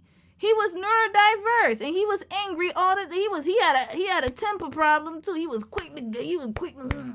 Y'all remember when he threw them tablets down when he saw them people dancing with the golden calf? He was angry as hell. Why don't we talk about that? We could talk about the different emotions. Neurodiversity in the Bible, it's everywhere. We could talk about how it's relatable to 2026. What does Moses have to do with me today? We need to talk about those things, y'all. Come on now. If you say Pharaoh's daughter, you are correct. Next. Question. Y'all know they could watch a 10 Commandments movie to get all this, by the way. Number 5. Fill in the gap. In my father's house, there are many rooms of what? Why does this matter? What's the context? If you said mansions, you are correct. Mansions, Next. I don't know. Question number 6. Who is the oldest man to have ever lived? Was it Adam, Methuselah, Enoch, or Moses? If you said Methuselah, you are correct. Who is that? I don't even know who is Methuselah. I'm not even lying. Dead serious. And you see, this is why I said what I said, because imagine this is what was the video prior, and then this is the Bible study. Here we this go. Video is gonna go on. All right, so now let's see. After her quiz, y'all, I couldn't even get through it, y'all. And the comments were crazy. Somebody said we out of here. Y'all ain't. No boo, not you mansion. What happened? Can we have a wait? What they said? Can we have a beginner's version? You see? Lesity, thank you. Beginner's version. Yeah, because they don't know what you're talking about. Half of them people ain't read the Bible yet. They don't know. They probably they don't even know the Genesis. They don't know. So why are we not teaching? If that's what you want to do and that's the direction, I'm not, let me tell you something. I'm not faulting her for switching her lane and her direction. Absolutely. I pivot so many times. Like I said, I pivoted 3 times. But what is the reason? And there's no concrete plan. That's the problem. Like after you came up on the subscribers and went viral, what was going on from there? What's the plan? She could have literally transformed her content into different biblical things, but in the food review format. That probably would have been helpful to some people. But it's just, she's just going off of a lot of random questions that she got offline on Google. This video is or through her Bible studies, I should say. Facebook. She did read. She said she read 12 books a day. It's a lot as well. But a lot of people have been asking me, Shiz, how do you read 12 chapters a day? I can barely get through one. I'm not always at the Bible or anything. The reason why I read 12 chapters a day, or I dedicate 12 chapters a day, is because I'm not married, I don't have kids, and I'm unemployed. Okay. Oh, this is a red flag, sis. Hold up. You ain't got no job. So it's not about you being married. I don't care about none of that. You don't have a job, and this was your only sustainable way to make income, and you decided to leave that. God literally gave you a platform. Do you know how many people work hard to even get 100 subscribers? There are people who've been on TikTok, on YouTube for years, and they do not have that. You were blessed to not have to work. You could have gotten yourself to a place of financial freedom. And you decided to give that up. I didn't even know she was unemployed. That makes this worse. So how you gonna support yourself? You don't got a job. What? Psychosis, y'all. This is real psychosis here. No, for sure. For sure. For sure. So I basically just donate all that time to Christ. So I have my schedule. I get up in the morning, around 6 o'clock in the morning. How you gonna... Oh, she must live with her parents. That's what that is. I pray in English, I pray in tongues for an hour. After that, I take a little break, maybe in between. I head straight to the Bible and I read my 12 chapters. And then after that, I watch a sermon. And then by then the day is finished, because when I'm studying the Bible, it takes me 5 to 6 hours doing 12 chapters. So the day is basically finished. I shower, and whatever little time I have left, I go on social media, scroll here and there, and that's it. Or I have a couple books that I'm reading as well. But yeah, that's what I do, because I have all the time in the world. Why not give it to God? I've spent 31. Sis, you're 31 because years I have all the old. time that I'm reading, Hold all on. the time I have left, I go on social media, scroll here and there, and that's it. Or I have a couple books that I'm reading as well. But yeah, that's what I do, because I have all the time in the world. Why not give it to God? I've spent 31 years not giving God anything. It's about time I gave him something. I learned this from Pastor Otha. Why would you give God... Oh, here we go. Y'all, I'm so glad I came upon this. Let me tell y'all something. Why do you need to give God something? He is the creator of this world. There is nothing that you could give him that would... I understand, in the Bible is the offering, right? But you don't have a job. Why would God have you in this kind of situation? You're jobless. You don't have a job. You're living with your parents. Thank goodness. It sounds like somebody's taking care of you. But is this your plan? She has no plan, y'all. She didn't plan this. This is how I know it's not. And she's listening to a pastor. And also, if you want to help the kingdom of God, you're supposed to tithe to make it to continue the work to continue the work, right? You don't have a job to even tithe. You don't have anything. How are you going to say, girl? Oh, no. I learned this from Pastor Otha at Lionheart Church. Shout out to Pastor Otha, because that's the ministry I support. I then listen to. That's the ministry Pastor Otha at...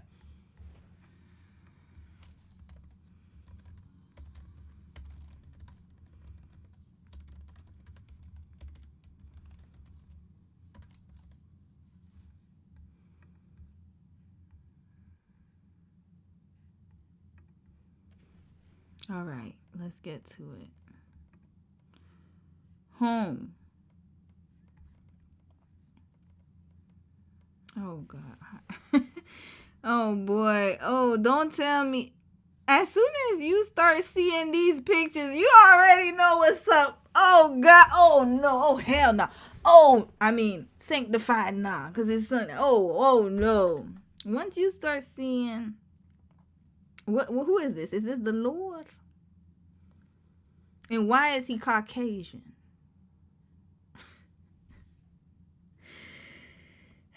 Lord doesn't have an image. Lord, okay, you know what? Okay, all right, let's get to it, y'all. This looks like a Greek. This looks like one of them Greek, the mythology people, the mythology folks. Who we are. Okay. And, I don't know their church. I'm just going by what I'm seeing here, y'all. Otha and Larona Turnbull, founders and lead pastors. As pastors, we're extremely personable and love to answer questions, so we don't hesitate. Okay, that's your entrance. There's nothing about your background. That's a red flag to me. I'm sorry, y'all. They just say we are personable. How do I know that? So do not hesitate to give us a call or stop by one of our services to check out our worship. There's nothing about who they are. And then they tell you where their location is. Okay. All right, y'all. Oh, boy. Oh, Lord. Oh, my gosh. Okay. All right. We're not going to watch too much of them, y'all. Can I see what the session's about? This is from 2015. So this is old. Are they on YouTube? They must be on YouTube. Let me find out, y'all. Lionheart Church. What's his name? Pastor Otha?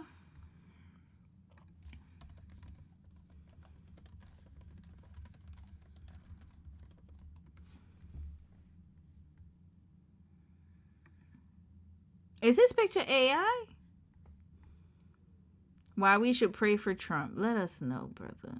Into what it is that we have. I just want to read these two scriptures before we jump into the teaching this morning. In Acts 12:1, it says, about that time, Herod the king stretched forth his hands to afflict and oppress and torment some who belonged to the church assembly. It says he killed James, the brother of John, with a sword. When he saw that it was pleasing to the Jews, he proceeded further and arrested Peter also. This was during the days of unleavened bread, the Passover week. Hold on, I'm trying to see what is okay. We're in he goes through Bible verses. Okay, I like the fact that he uses Bible verses. At least that. That's very powerful. That because the church prayed, an angel was released to do something that everyone else said was impossible. So you really have to start judging yourself and say, okay, and it's funny. I'm preaching to the choir for the most part, but you have to ask yourself, when I'm not there to pray, what angel was not sent? Who did not get covered? Somebody gonna get what you mean what angel was not sent? They just gonna ask the next person. They're gonna ask somebody else. Wait, what? Who did not get covered? Who was not handled? Y'all. Why is it? You do realize that when you say no, God's just gonna use somebody else.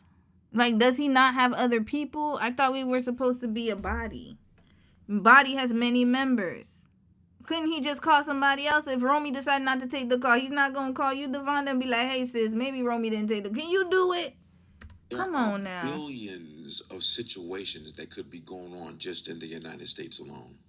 And God is he is hindered and he's hampered because of the people who just won't pray. That's the reason why the Bible's... Why would he be hampered? He's God. He doesn't need... Whoa, Why would God be hindered and hampered?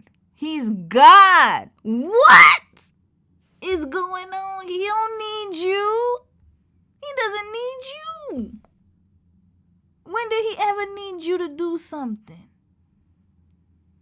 You ain't nobody come to see you, Otis or Otha, whatever your name is. Now, why? Like, praying for your leaders, that's great. You can pray for anybody you want to, but... Oh, boy. Oh, Lord. Oh, my gosh. It's like... It's... Oh, boy. Okay, I already know what's going on here. So these are the folks that she's following. And before people say, you didn't watch the whole sermon, I don't need to. I already heard enough within the first 2 minutes. Oh, there's nobody, if you don't do it, other people are not going to do it. Somebody's going to do it. I promise that. Let that go. I promise you. There's always somebody who's up for the challenge. Oh, if I don't leave my husband, if I leave him, nobody's going to be able to take care. And watch next week. If I leave this earth, he's never going to move on from me. He loves me too much. And then watch next week, he with a whole new chick. Whole new woman. You will always find somebody. Trust and believe me, there are enough humans to do the bidding. That's how cults get started. Come on now. Lionheart Church, shout out to Pastor Otha, because that's the ministry I support. I then listen to. If you read the Bible, 12 chapters a day, you get through the Bible in 3 months. If you read 8 chapters a day, you can get through the Bible in 6 months. Why so fast? Why so fast?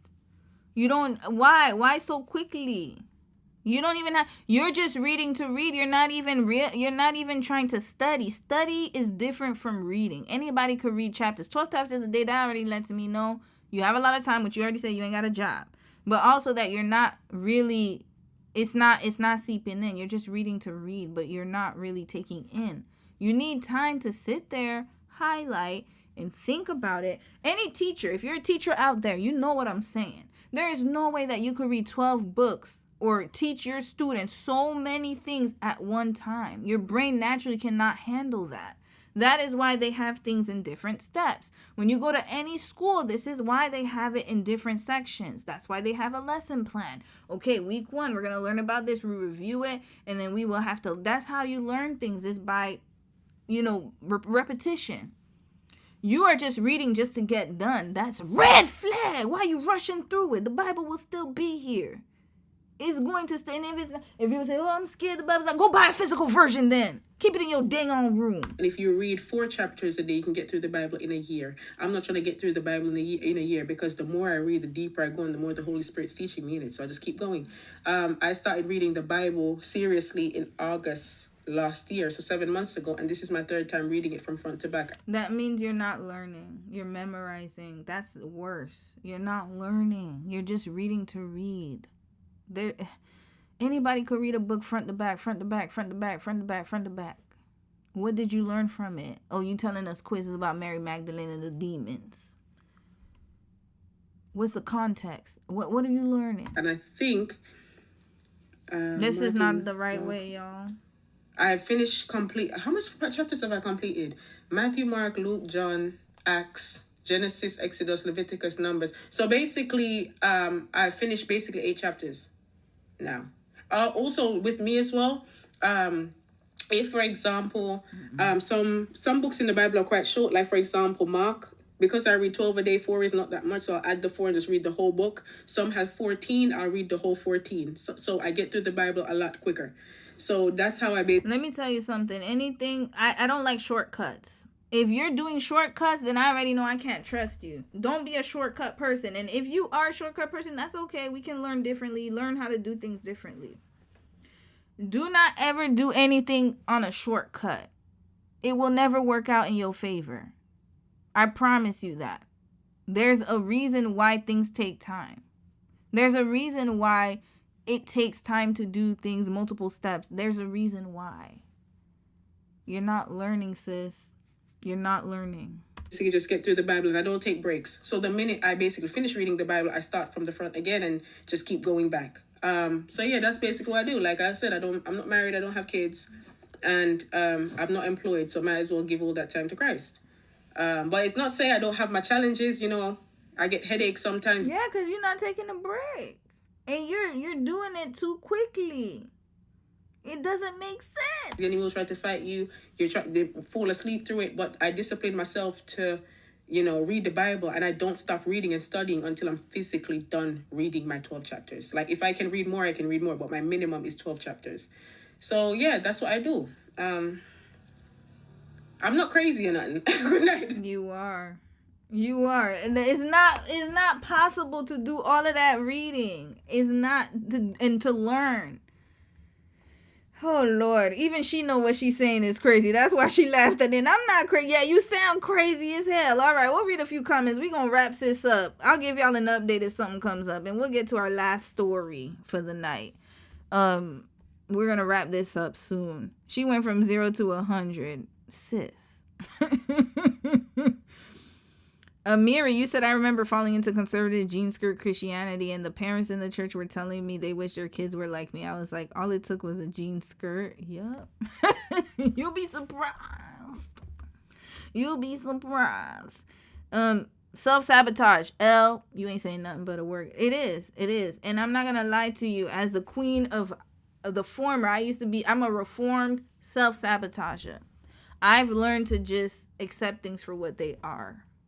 And it took me a while. And that's why I said she's going to learn the hard way. Because trust me, when the bills have to be paid in a few months. Because listen, You could read all the Bibles that you want to, but them Bibles not going to give you food. The Bible's not going to, I mean, yeah, God can send people to you, but she's acting like she's going to missionary school. I could actually understand if she was going to seminary school, but she's doing all of this, but she doesn't have a job. Her priorities are all wrong. All wrong. All wrong. Hell, Ruth was working in the field. Everybody was working. Everybody had a job. I never heard of people just laying up there not with a job. Everybody in the Bible had a damn job. Everybody. They had a position. But you tricked yourself out of your position, and now it's like, you know, it's okay. It's okay. And there are going to be still some people who support her, and that's fine, but who boy. Listen, I don't get these unemployed people. Go outside to the park, go read. I'm stuck inside, and I'm still not this insane. Go on. Yes. Why? I don't understand it either. Here we go. I peeped that sacrifice. Yep, Sasha is very sacrificial. Very sacrificial. And again, I don't see, like, it's just really sad. There are so many free hobbies for people who are unemployed, especially inside. Who, Lord. XO Ganja Girl, hey sis, you said you cracked me up, Roby. Nah, for real, man. Like, I'm not even trying to be funny. I'm just being honest. Like, it's sad, yo. It's very sad. But I'm glad I crack you up, though. But it's sad. You said she needs to go outside and touch grass. She has too much time on her hands that has led her into religious psychosis. Yes. And you know, one more thing before we watch the last part of the BP Rania story, the Black Swan story.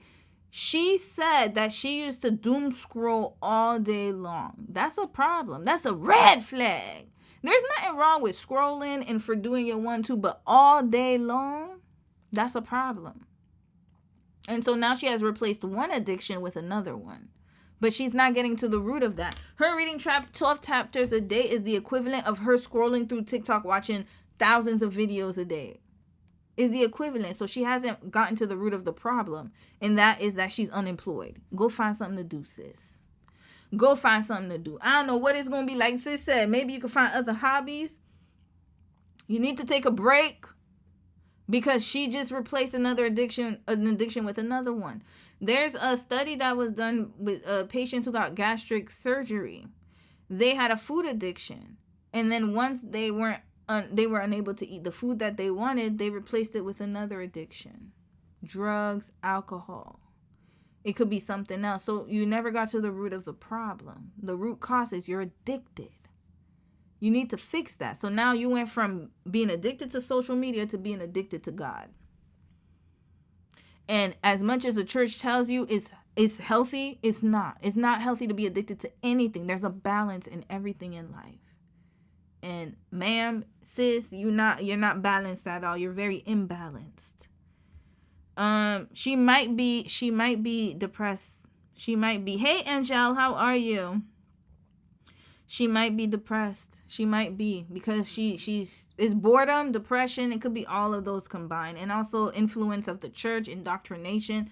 There are so many things we could look at. But I wish her the best, y'all. I'll keep y'all updated on this story. I'm very curious to see where she'll end up a year from now. Where she will end up a year from now. That's what I'm curious to see. All right, let's move on, y'all. Last story.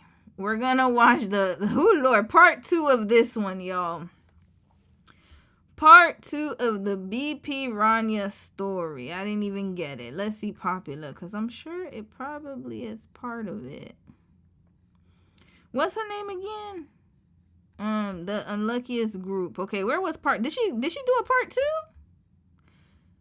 2? Hold on. Ploopy. Shout out to Ploopy.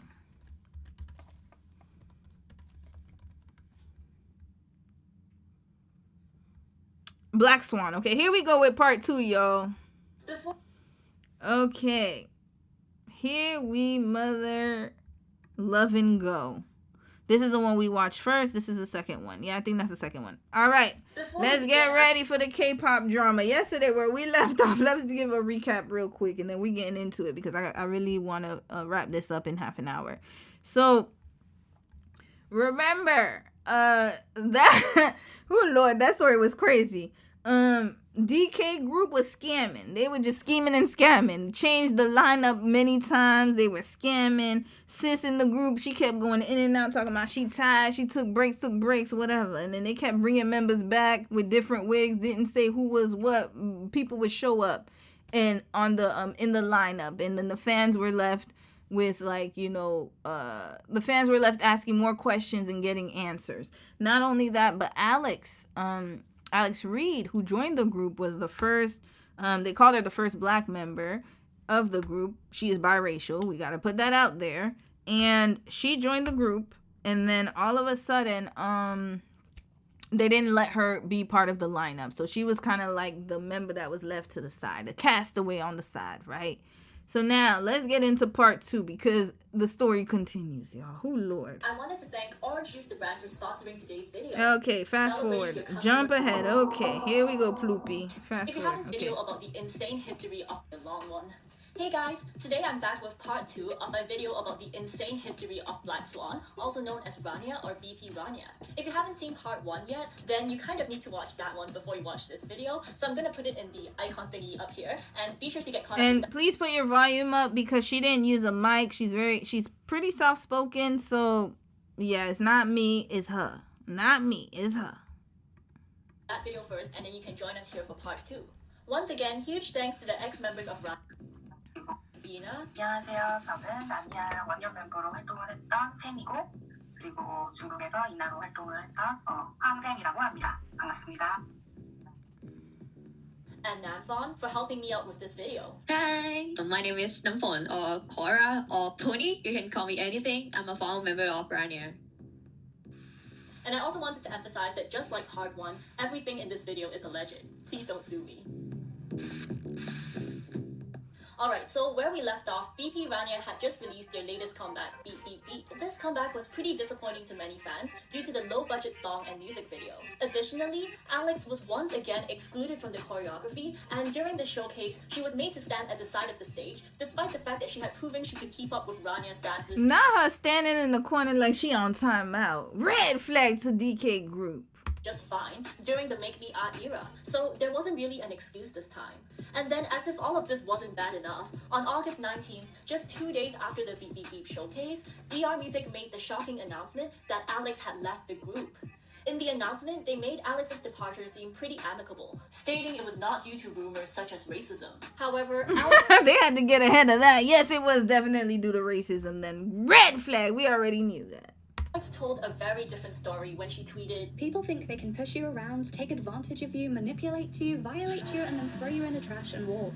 Dead wrong." Turns out, not being in the choreography was just one out of the many problems that Alex faced. And as a black K-pop idol, racism did, in fact, play a huge part in her leaving the group. Firstly, Alex couldn't really speak Korean, but because DR Music was in such a hurry to debut her, they added her to the group without providing her with any Korean training or even a translator. And this was a huge problem for Alex because staff would give all of their instructions in Korean with no consideration for the fact that Alex couldn't understand the language. 얘네들이 얘기할 때 막 우리 그리고 카메라 촬영한 거 알지? 부드러운 카메라 발견한 거. But I gotta be honest though. There's going to be, I gotta give her we gotta hold her a little accountable here. I don't know how old Alex. Lord, what's her age, y'all? Not you. I'm tired of this. She's 37. Okay. So, and she's a Pisces. Oh, Lord. All right. Well, happy belated birthday, Alex. All right. So, 1989.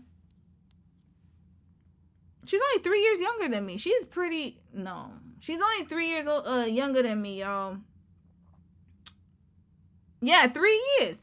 In 2017, I was 30, I think. Hold on a second, y'all. Yeah, no, it's been a long time. I was 31. She was 28. Come on now, sis. Like, you were a bit older. I didn't know she was around my age group. I thought she was younger. So I will say this, that you're going into a Korean group with a Korean management group. You should have known that it would be in Korean unless they promise you that things would be in English. But even then, it's not a guarantee. You got to learn the language, sis. There was always going to be a situation where you would have had to figure out some things in Korean. So I have to give her a little bit of like a, kind of give it a side eye just a little bit, only because it's Korea. Like when I went to Korea, I did not have any expectation that these folks would speak English with me. 100%.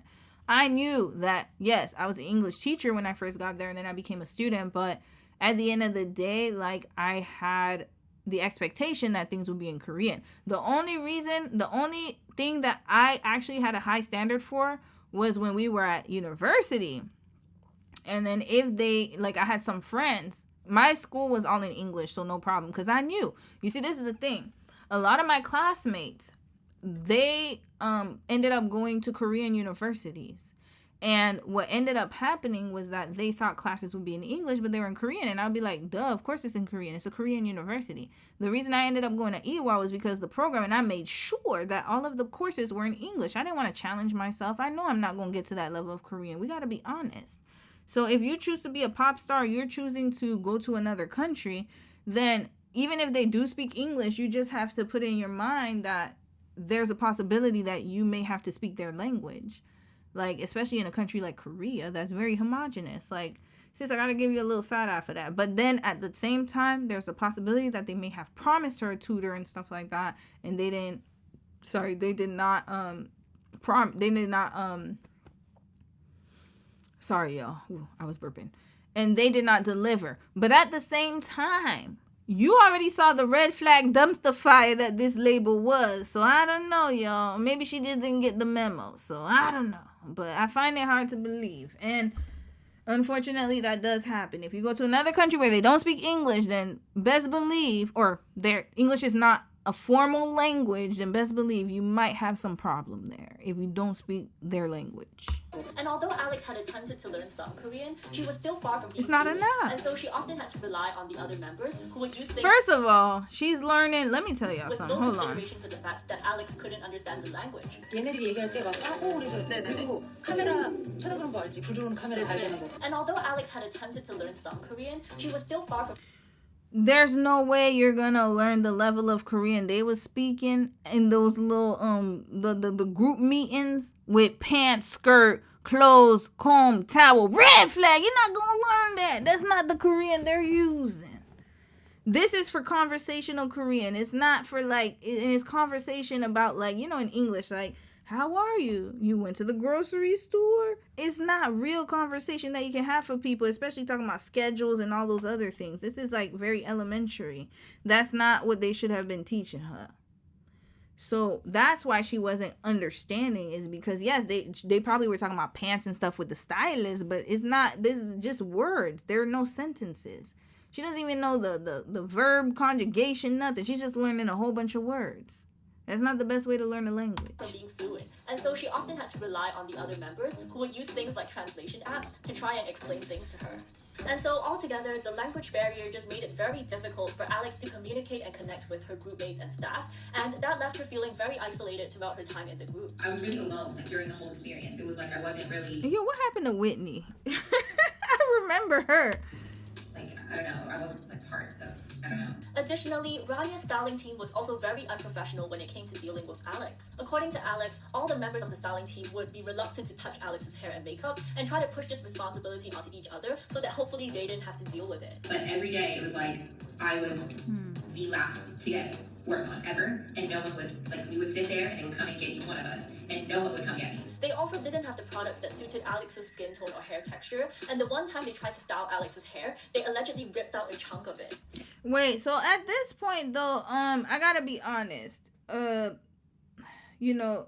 someone who lived in Korea, I will say this, that yes, at the time, in 2017, she is correct. They didn't have the same diverse selection of makeup, but I got things shipped to me.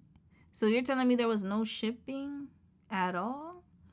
This is why I gotta say something. I'm trying to be gentle here. And she's 28. I'm 31. We were both in Korea at the same time. You're telling me that you couldn't get y'all, I had a whole shipment of makeup before I arrived. I bought some on the plane with me, and then I would either go home to re-up my stuff, or I would get it shipped to me. You do realize that you can get it shipped. We used to use Gmarket at the time before Coupon. So before Coupon took off, there was something called Gmarket.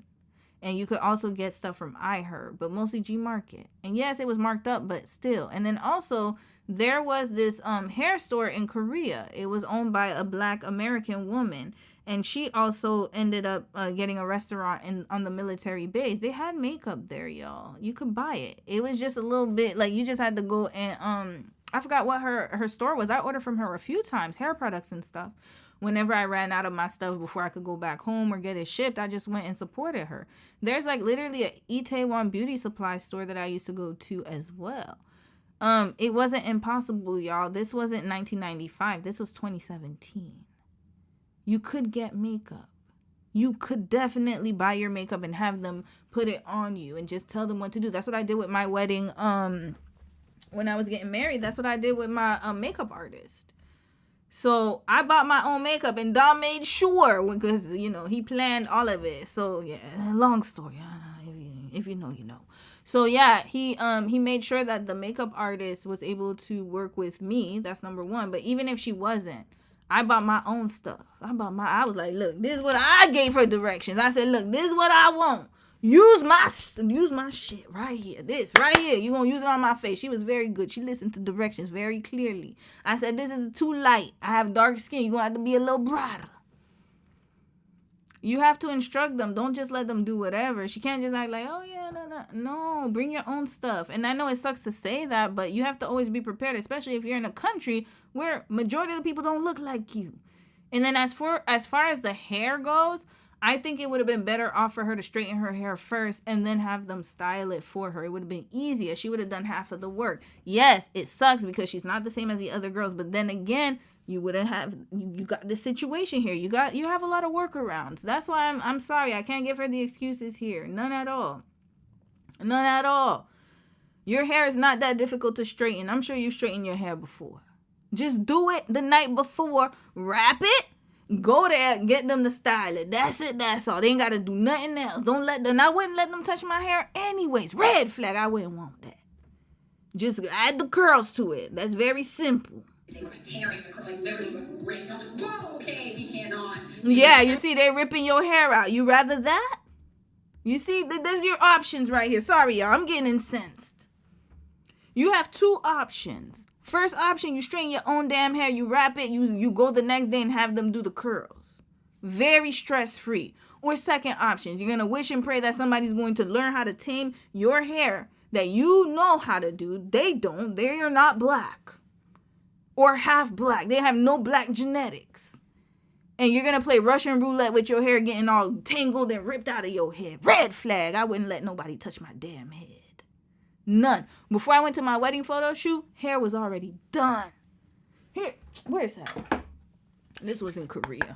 Right here. Right here. My hair was already done. I did it myself. Matter of fact, the lady, the Ajuma that helped me, the only thing she did was she pinned it back for this photo. She's like, oh my God, so I could make it look like this or whatever. And I said, yeah, I don't mind it. Because she showed herself to be, she was helping me out. So I was like, all right, cool. I'm going to let you touch it. She's the one who ended up tying it back. All she did was pin it back. That's it. She pinned it into a bouffant, whatever, the thing there.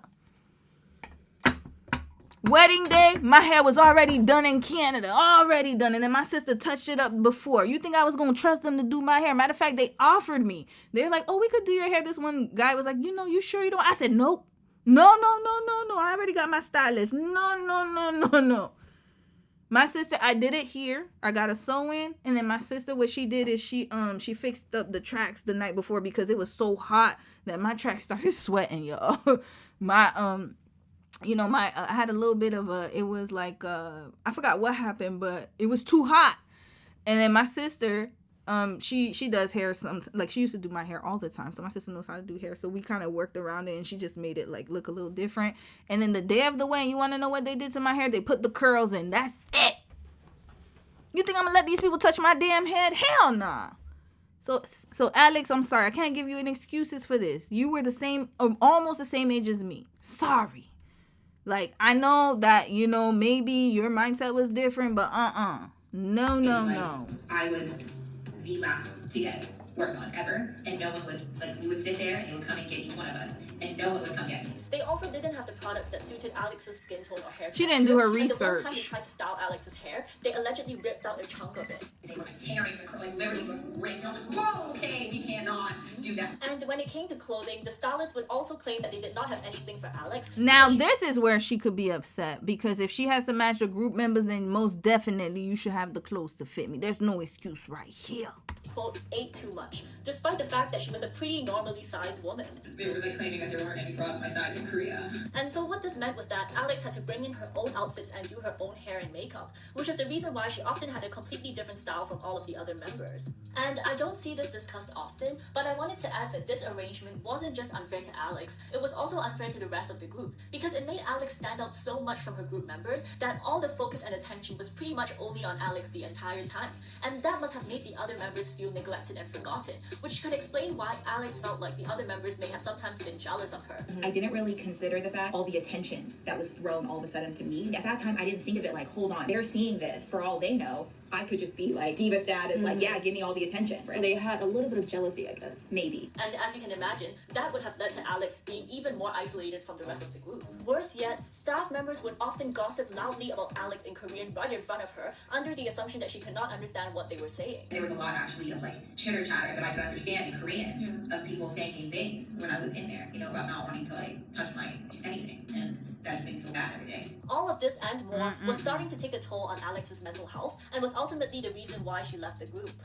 There was a point where everything had hit the fan in a big way. Like, things were so stressful. It became like, why am I sacrificing my own happiness just to prove that I could, like, that I can handle it? So I just decided to walk away. This was the last straw for most of Rania's fans. With such a disappointing comeback and the loss of their most famous member, most fans agreed that BP Rania should just disband so that the members could at least start over in new companies. But well, they didn't. And instead, just a month later, in September of 2017... And it's very sad that she went through that isolation period. And the group members should have known. They're just being catty and jealous. For whatever reason. We don't know. But it's very unfortunate that she felt like she was isolated. It can be very hard to hear somebody talking about you, but hell, I don't know. Sis is a Pisces. She internalizes that, so I'm so sorry. You ain't gonna be talking shit about me in front of my damn face. I'm gonna be saying, excuse me, what you said about me? I do that all the time, I swear. If I hear mine, I'll be like, were you just talking about me? People get real shook. I don't play that. But I understand that, you know, maybe she's from a different, you know, she has a different mindset. Not only that, but she was in a professional environment. Maybe she felt like she couldn't speak up. But it is very rude to talk about somebody in front of their face like that in another language. That is very extremely rude. Red flag to the people. Rania started promoting Breathe Heavy, a B-side track from the refreshed 7th album. You make me I get so With a dwindling fan base and a low-budget music video, it was no surprise that this song once again did not perform well, receiving only 36,000 views. 2018 did not start off on a good note when in May, DR Music announced the departure of Yumin. Initially, fans thought that this was yet another routine lineup change, which I guess they had kind of gotten used to at this point. However, things took an unexpected turn when in July, just 2 months after leaving the group, Yumin married Pigun, a former member of K-pop group. Hold up. Somebody give me a red flag. What I did? Somebody who gave me the red flag. You said they kind of gloss over it when she would try to practice. Oh, she was trying to learn it, but they were kind of not supportive. Hold up. And I used to justify because I... Wait. Hold on. We talking about this one here. They would ask a question to her in Korean and she tried to answer and they would just move on. Yeah, it's like that, y'all. I gotta be honest. Like, Koreans have very little patience. Very little patience. And so when it comes to learning Korean, like, they're not the most patient. I will say that. When you try to have conversations with them, they want to speak to you in English rather than Korean most of the time. And so that's why I was saying, like, those words they gave her, they were never gonna help her with that. I need to see why I got the red flag. Yup, karma. Exactly. You can't count on the company, especially when it comes to those kind of things. In Korea, please. Do not put your trust in the Korean system. Any Korean system. Ever. Look at what happened with the planes last year. The plane, Jeju Air. Was it Jeju Air? Oh, let me not say Jeju Air. I don't want to put it on that. But, like, yeah, like, you can't trust any system over there, y'all. Gotta be honest with you. Korean or foreigner. Like, you gotta be very careful with the Korean system. They're just gonna, they're going to apologize to you, but then nothing's ever gonna get done. So it's kind of like, you just gotta work around it, especially if that's really her dream. I'm not gonna deter her from going after her dream. I just think she should have been smarter about it. They invited her to be in the group. They should accommodate her since they want you to use her to boost their popularity. I agree with you, but you see, oh, now I know why you gave me the red flag. So, L, I agree with you, sis, but honestly, though, like, I understand that. They should have accommodated her, but they didn't. And on top of that, it's Korea. And I feel like she didn't do her research enough, in my opinion, because I could have told her and anybody else that you cannot put your faith in a country that's not your country. You don't know the language. You don't know all that stuff. You're basically walking in with blinders on. And that's with any country, guys. Even if it's an English-speaking country, it's not your home country. If you don't know the ways of the land and the land that, like, the ways of the people over there, I don't recommend. You got to be very adaptable. Not only that, but people break their promises every day. Even in our home countries, even in America, even in Canada, even wherever you are. So, like, she doesn't know the culture. That's the problem I have. I feel like she was really blinded by the opportunity, but she didn't research the culture enough to know that Koreans are notorious for doing this. This is like Korea 101. Ask anybody. All you gotta do is read a few things and you already know what you getting yourself into. That's why when they didn't pay me, I remember when my job, that's the story time I did, when they didn't pay me, and I already expected it because I had read forums of when they did it. I knew it was a possibility it might happen, and it sucked that it happened to me. But I had already known that it was going to happen. Did I think that it wasn't going to happen to me? Absolutely not. I knew that it was a possibility. There was always a risk factor. But then at the same time, it's like, what are you willing to sacrifice? Like, you can't get mad at the system. The machine's always going to be the machine. They're always going to lie to you. They're always going to promise you something and take it back, right? Especially in the entertainment industry where there's like this monopoly already. The system, the culture was, since when did they keep their promises? Yeah, they could have been a great record label, but look, all you got to do is look at the lineup from before. People already knew they kept switching members left and right. That's already a red flag. I could have probably understood if she was signed to like SM Entertainment or like one of those entertainment groups that has a reputable position, but DR Group looks like they never had one. They were already living on living off of scams. Scamming. Yeah, Morago, that's exactly what she should have said to them, yo. Like, honestly, just be like, yo, you talking about me? Performed well, receiving only 36,000 views. 2018 did not start off on a good note when in May, DR Music announced the departure of Yumin. Initially, fans thought that this was yet another routine lineup change, which I guess they had kind of gotten used to at this point. However, things took an unexpected turn when in July, just 2 months after leaving the group, Yumin married P-Gun, a former member of K-pop group Top Dog, and then she gave birth to a son in December that same year. And counting back the months, that means that Yumin was in fact 2 months pregnant by the time she left the group. Unfortunately, just 6 months after their wedding, Yumin revealed that her and P-Gun had actually separated. Oh Lord, sorry, that's not funny, but damn, I did not expect that. I thought they were gonna say 2 months later, 6 months later, something. I thought something happened to the baby, to be quite honest with you. Not him leaving her. What's his name? P-Gun? Originally intended to keep news of her pregnancy and child private. Oh, so they got pregnant. Oh, so he married her off of the because she got pregnant. But P-Gun had instead taken a photo with their son and posted it on the internet, which essentially exposed Yumin's entire private. Unfortunately, just 6 months after their wedding, Yumin revealed that her and P-Gun had actually separated. Red flag, P-Gun, what's going on here? What happened? You couldn't even stay married for 6 months? That's crazy. Oh boy, and this is very rare in Korea, y'all. Something must have went down, but you know he got money and stuff, so he probably was like, look, I could do bad all by myself. I'll be a single daddy, and she'll be a single mama. Ugh, 6 months is quite fast. Turns out she had originally intended to keep news of her pregnancy and child private, but P-Goon had instead taken a photo with their son and posted it on the internet. You know why she kept it private? So she could get another deal. Damn. And you know, over there, it's like, yeah, you can't be a mom. Like, you couldn't do like what Sexy Red and Cardi B and them did, be like, you know, have a baby and then start performing right afterwards. Actually, in America, it was the same way too until recently. Her pregnancy and child private, but P-Goon had instead taken a photo with their son and posted it on the internet, which essentially exposed Yumin's entire pregnancy. Thankfully, Yumin seems to be doing pretty well as a single mother these days and regularly posts updates of her and her son on her Instagram. Oh, that's cute. But Okay, back to good. Rania's timeline. So originally, the remaining 4 members were supposed to make a comeback in June, but it never happened. Instead, they were performing in Malaysia with yet another unannounced person. And well, this mysterious person turned out to be Thai member Namthon. Actually, I was signing to be a trainee, not a member of BP Rania, you know. I didn't think that it will be end up I am a part of the Rania. And then after I joined, like a couple of weeks, Yumin only, she left the company. Right. And then they need a replacement. So that's why I became part of BP Rania. So you only trained for a few weeks and then a few weeks? Yes. Oh, wow. And then I fly to Malaysia for the promote.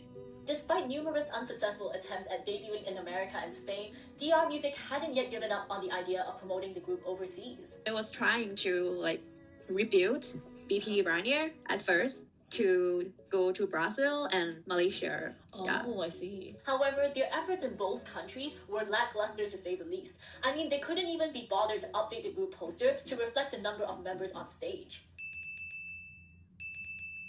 Do you think I'm dumb? Needless to say, nothing much came of this venture. In September of 2018, BP Rania released Style New Member music video, which featured the current lineup of BP Rania lip-syncing to Style, Rania's song from 2012.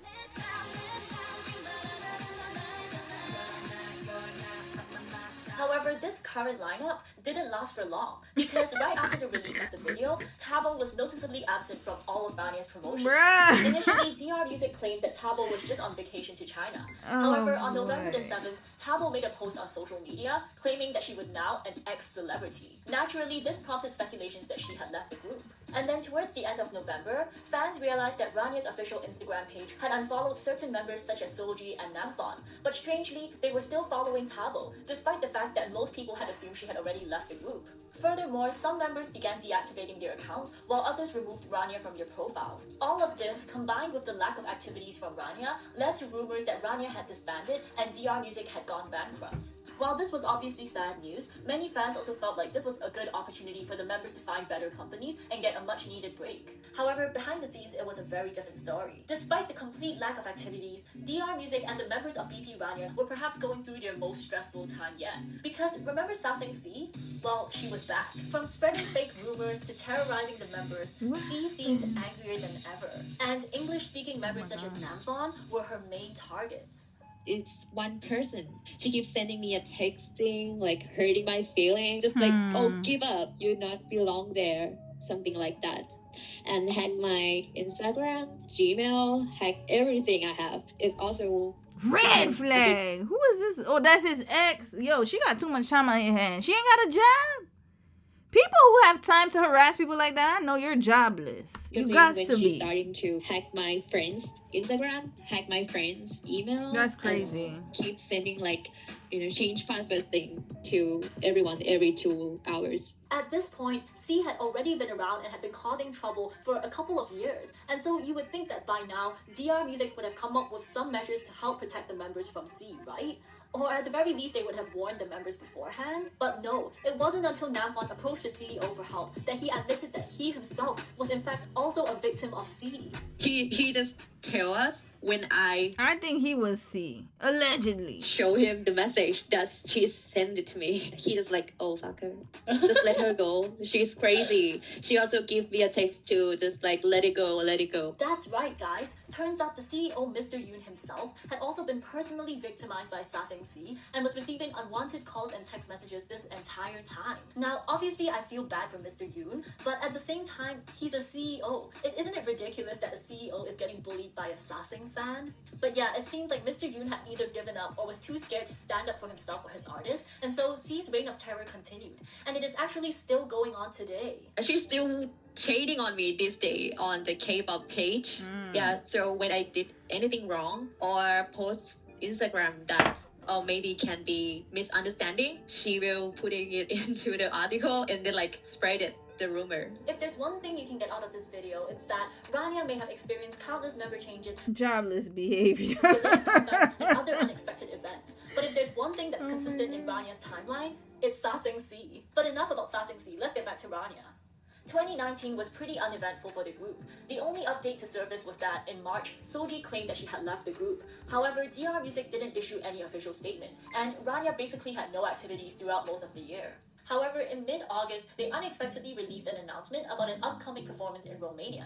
This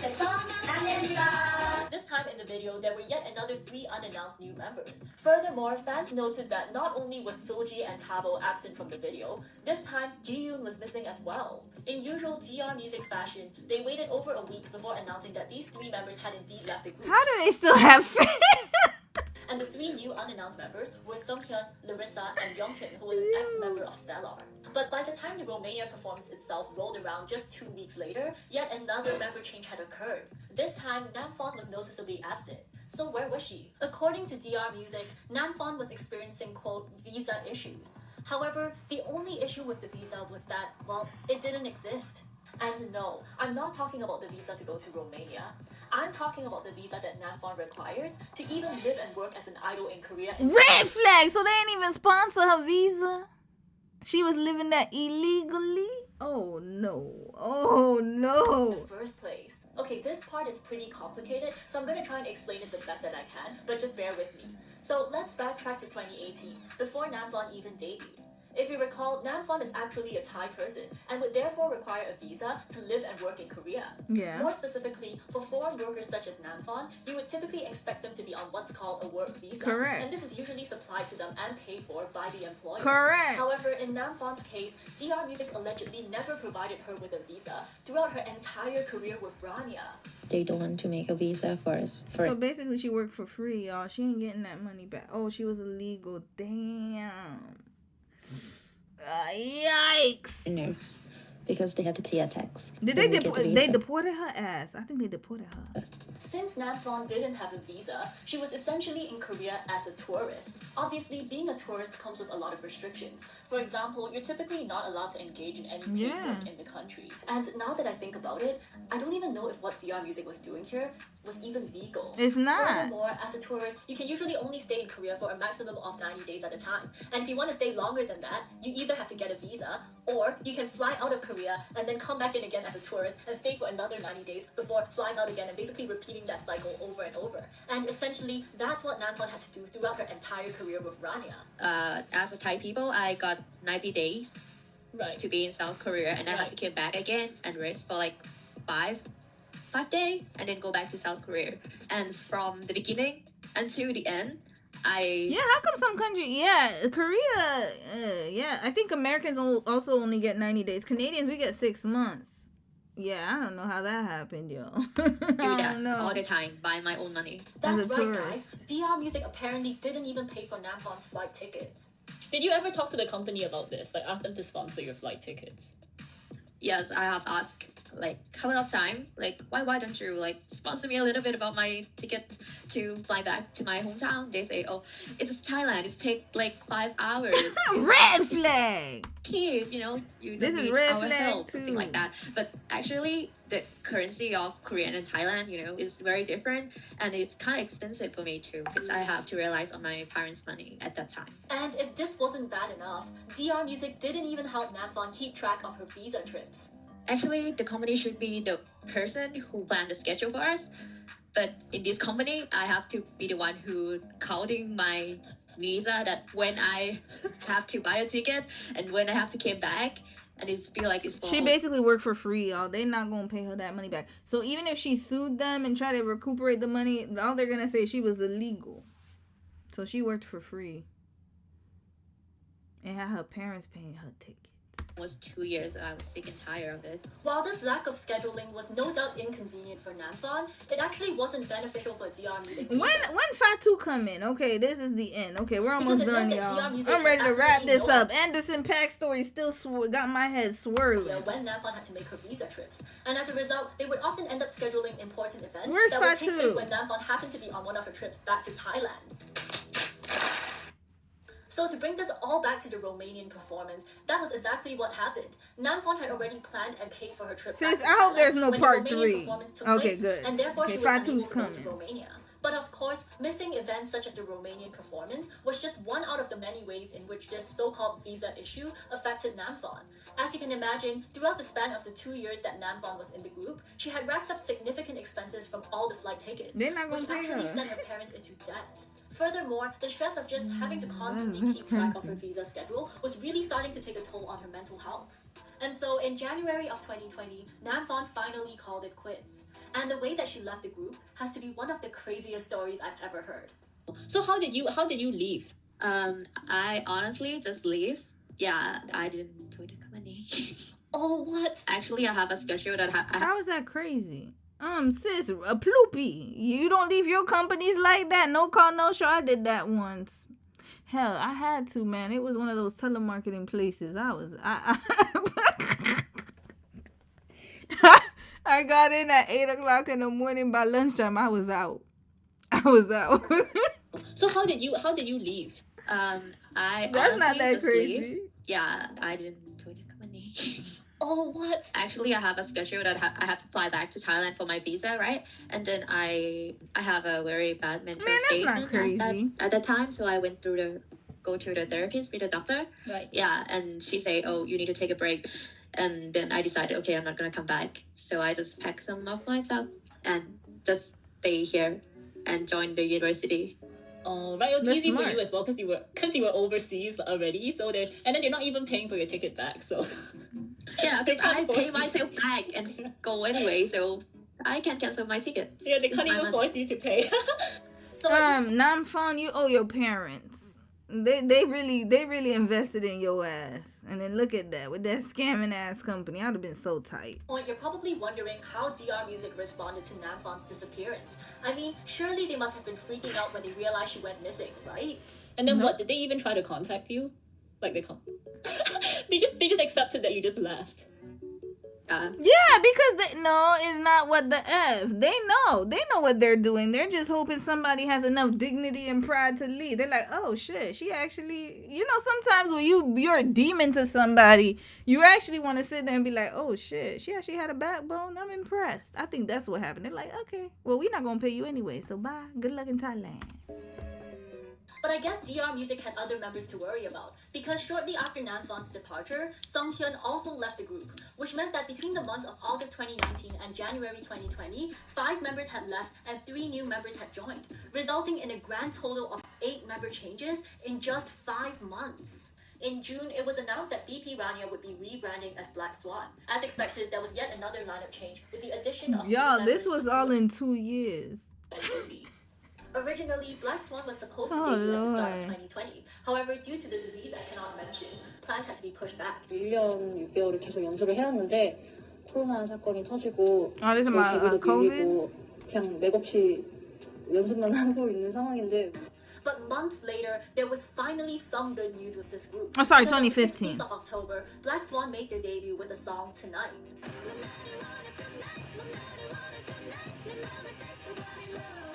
Unlike previous releases such as Breathe Heavy and Beep Beep Beep, DR Music actually invested in a good song and music video this time. Additionally, unlike Alex, Fatu, the second black K-pop idol, was treated like an actual member of the group, participating in the choreography just like the other members. What happened? Oh my God! And indeed, the debut was well received. The song attracted many new international fans, and the few remaining fans from Rania or BP Rania were glad to see that the group was finally going on the right track. However, Black Swan's good fortune didn't last long. After all, this is the unluckiest grouping. Oh my God. No, it's not the unluckiest group. They're dealing with a crazy ass owner. Red flag. He got some juju on him, man. Everybody stay away from him. He crazy. K-pop history. In November of 2020, just 1 month after debut, Jeannie was accused by a man, who we'll be referring to as Mr. A, of scamming over 50 million won, which would be equivalent to about 45,000 USD. Well, I mean, she did have to scam. They weren't paying her. Y'all heard what they did to Namfon? Just 1 month after debut. Y'all heard what they did to Namfon, had her playing flights and stuff. Sis had to scam. By a man, who we'll be referring to as Mr. A, of scamming over 50 million won. I'm not surprised. She had to scam to make her ends meet, y'all. Somebody had to pay for all that. They weren't paying them, y'all. They was stretched and stressed. Now, am I excusing her? Absolutely not. Red flag. You don't need to resort to scamming, sis. But you know, she did what had to be done. Which would be equivalent to about 45,000 USD. So this Mr. A was actually a frequent viewer of Jeannie's Africa TV live streams, and he claimed that Jeannie borrowed money from him to cover her living expenses. Yeah, you see, I knew it. She wasn't getting paid, so she had to get that money from somewhere. She was working for free. And then suddenly changed her phone number and cut all communication. However, Jeannie and DR Music refuted Mr. A's claims, saying that Mr. A was the one who voluntarily paid for Jeannie's expenses, and that many of the claims were completely exaggerated. They also said that they'll be filing a lawsuit against Mr. A. Not much information has surfaced since then, with both Mr. A and Jeannie standing by their claims. However, Jeannie has since withdrawn from Black Swan. Many obviously speculate that she left the group due to the scandal, but DR Music denied this, saying that there were plans for Jeannie to leave the group all along. We don't believe you, DR. Shut up. Contract expiring.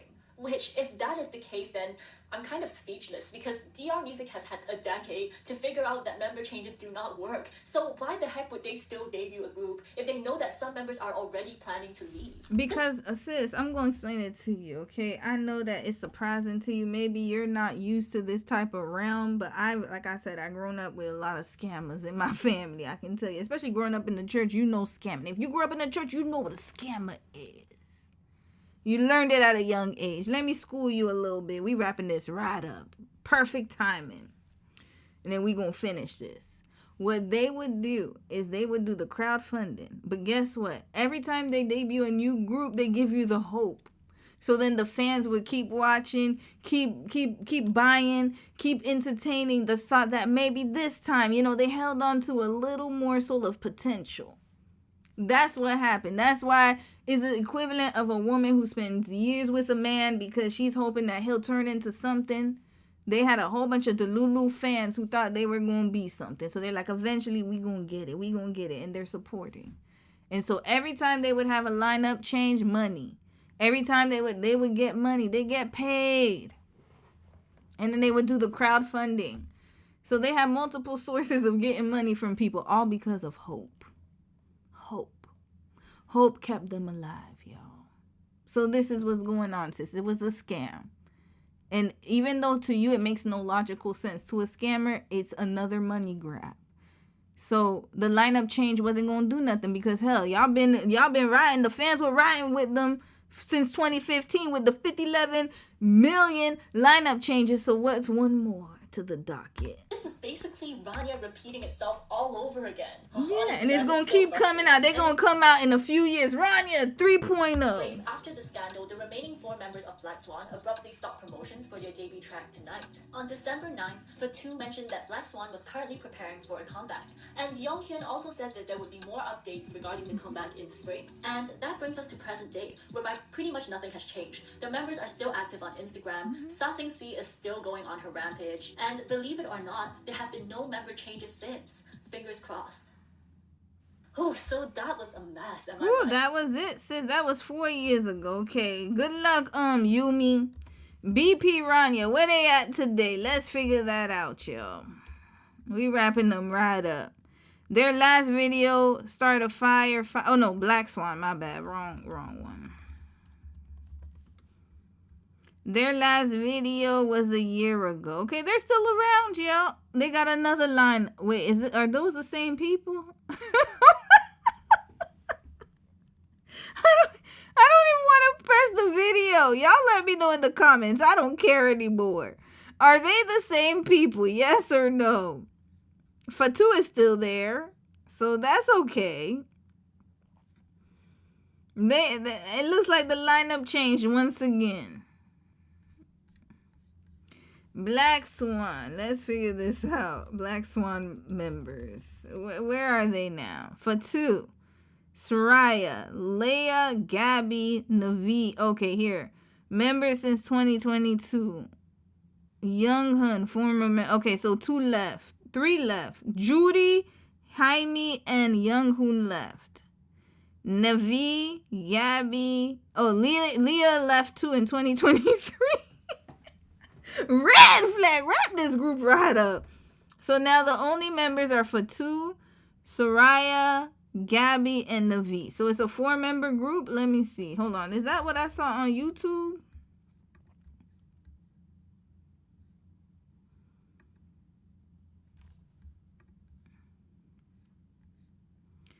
I see how many members. Hold on. 1, 2, 3. Yeah, it's 4. Okay. All right. Good luck, girls. Good luck, ladies. I wish you well on your endeavors of being what was it called? Black Swan. Good luck. I'm gonna read a few comments and then we doing our palate cleanser. We out of here. Out of here. He's a coward. Music not already selling anymore in America, so artists don't care at all. Wait, who's being confrontational? Oh, you being confrontational, love it. Yeah, you gotta be with people. That's how you get bullies to shut up. Is you don't have to be mean about it. You just let them know you know. You heard it. I'm not gonna let you talk about me in front of my face. Get out of here. Karma, you said hate the game. Leia was bullying people or something, right? Okay, you know what, sis? We're gonna save that for next week's stream because there's more. I'm gonna have a K-pop segment. I was supposed to play the Brandy video, but I think we'll do that next week. We gotta wrap this up. And I did not expect to spend this much time on Anderson Paak story. That's what threw me back today. That was a wild ass story. Let's watch a palate cleanser that Audrey sent. Thank you so much, sis. She sent it like a week ago, and then we wrapping this right up. And then next week's palate cleanser will be a dog training video the one that you sent me. We gonna watch it. Oh, okay. Whatever. Okay, let's get this. Meet someone, what do you say to them? What's up, bro? Okay, don't kill him, Frank. Okay.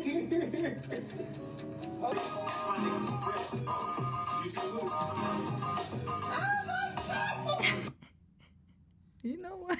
I'm done. So basically, I find this so wholesome. At the end of his life, he can finally be a Negro. Here we go, y'all. I really hope you see.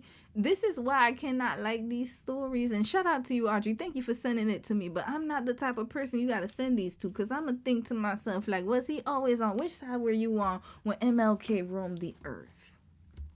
Where were you when the civil rights movement, when they had the Montgomery boycott? And where were you when Martin Luther King he did the Sermon on the Mount? Was that him? No, who was the Sermon on? Whatever he did. Where were you? And which side of history were you on? Because it's all good and dandy. You see, that's what I'm thinking with Papa here. I'm like, yeah, he cool, but where were you in 1950? Where were you? I'm gonna need more context before I celebrate, but this is cute. I know y'all not playing Usher. Hold up. Not him wearing the Kent. What's going on here? Is he wearing African print? Hold up. They playing too much music here for me. David Heavens. You see, no. I'm sorry. I love it, but like this is a bit much.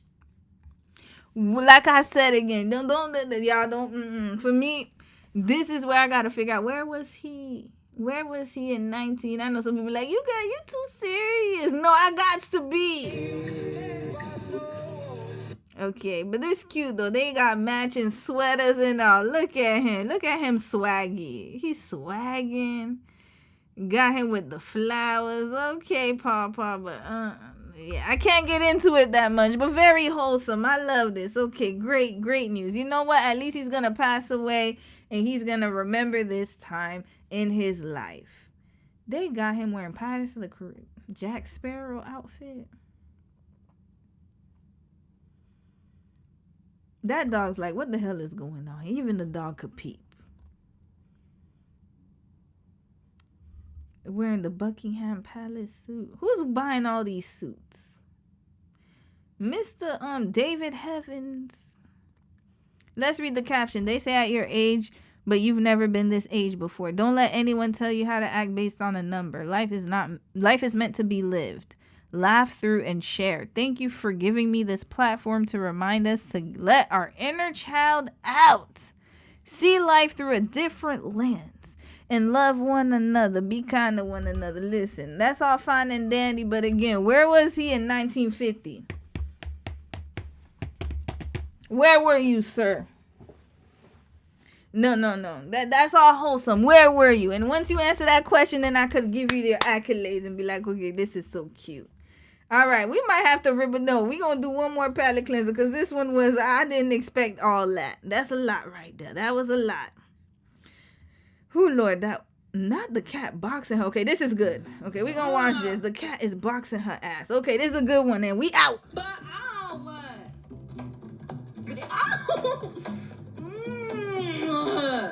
Who invited you here? Boobies. My relationship with boobies is crazy and unpredictable. Woo! Sis, it's like me and Mimi. Every time I do my makeup, he'll smack me. You better stop. Sis, this is a toxic relationship. Red flag. Mimi ain't that bad. She just be barky. You breathe wrong, he doesn't like it. I'm just simply grabbing a few things that I need. Booby need a little discipline, sis. What you doing here? No. Booby is too comfortable touching you like this, sis. Within a split second, he just attacks. Stop it. Stop. Boobies. Boobies. Not boobies biting her. Angry. He is so pissed. Booby, stop. Why is his name Booby, sis? The obsession with the mirror, I genuinely don't know what it could be. Booby's whole goal in life is just to mess with his mama. That's his whole goal in life. I need that. He just likes spinning it. That's cute, though. Aw, cute. Oh, hell no. Puppy. No, baby. Mi amor. Mi amor. Let go. Let go. The beef started the day that I picked him up. Stop it. Oh. Nah, he loves you, sis. And it's not just with me. Everyone gets the same treatment from boobies. Oh, okay, never mind. He ill. Originally, his name was Boo Boo, but he would never respond to Boo Boo. One day, he was getting into something, and I yelled at him like, "Boobies! Boobies! Boobies!" And he looked at me, and I was like, "What, you want boobies?" So I went online and I asked, what can I do to calm my cat down when he's biting me? Someone suggested a spray bottle. Nah, I said spray bottle don't work. You gotta get one of these. That'll scare them right away. Do this. I know some people, man, don't use it. I use it. Damn well, please. You gotta discipline these damn pets. Sometimes they be out of control. They think they run this house. I run this house. Let me stop. They said we should try water bottle. And then watch Mimi come and run this house right now. She wakes up. I'm scared. What if we squirt It doesn't work. Ever since I brought it out, he's always hit the water bottle. Yeah, it's not effective. When I sprayed him, they he like drank it. It's a big failure. You gotta get this one, but you don't use this all the time. I use it. It's very rare I use it, and that's usually when she's barking like crazy. Cause I live in an apartment. I gotta be courteous. When I'm done spraying him, he's literally drenched in water. That's not going. That means it's not working. You're giving him a bath. Even though we beef a lot, he shows his affection and love towards me. He makes me laugh. He brightens up my days. I love Booby's crazy personality. All right, sis. Give it up for Booby and his mama, y'all. I'm going to read a few comments. I'm out of here. Anderson. Oh, Lord. Not the cookout invite. L is so okay. It's okay with, and that was my fault for being nosy, because I could have literally just watched the movie, but I was like, or watched the video that y'all sent me, but I was like, I don't know about him. Let me look at his history. Lord. I didn't even get to his mama's part. It was just too much. Black carers are so amazing. They invest so much into their work. They do, and that's why I want to make sure he was in the right side. He was on the right side of history in 1950, because then that would make me sad. Not the cookout invite, sis. Karma, Lord. Aaliyah, you said that. Now that's funny. Yeah, it was. A black cat would never. The cat cares about nothing. They really don't. All right, y'all. Have a good night, man. I'm out of here. Oh, Lord. I really hope you guys have a great... Oh, sorry. I hope you guys have a great week. Look out for the case studies coming out this week. I might do a members only stream, because I do want to talk about some political stuff. And y'all know I can't do that in public, y'all. With the views I got. Lord, I got a lot to talk about, especially with the Jasmine Crockett situation. We got to talk about that. But in any case, have a good night, y'all. See you guys this week. Please take care of yourselves. And yeah, that's it. We finished early, actually. Earlier than I usually do. Bye.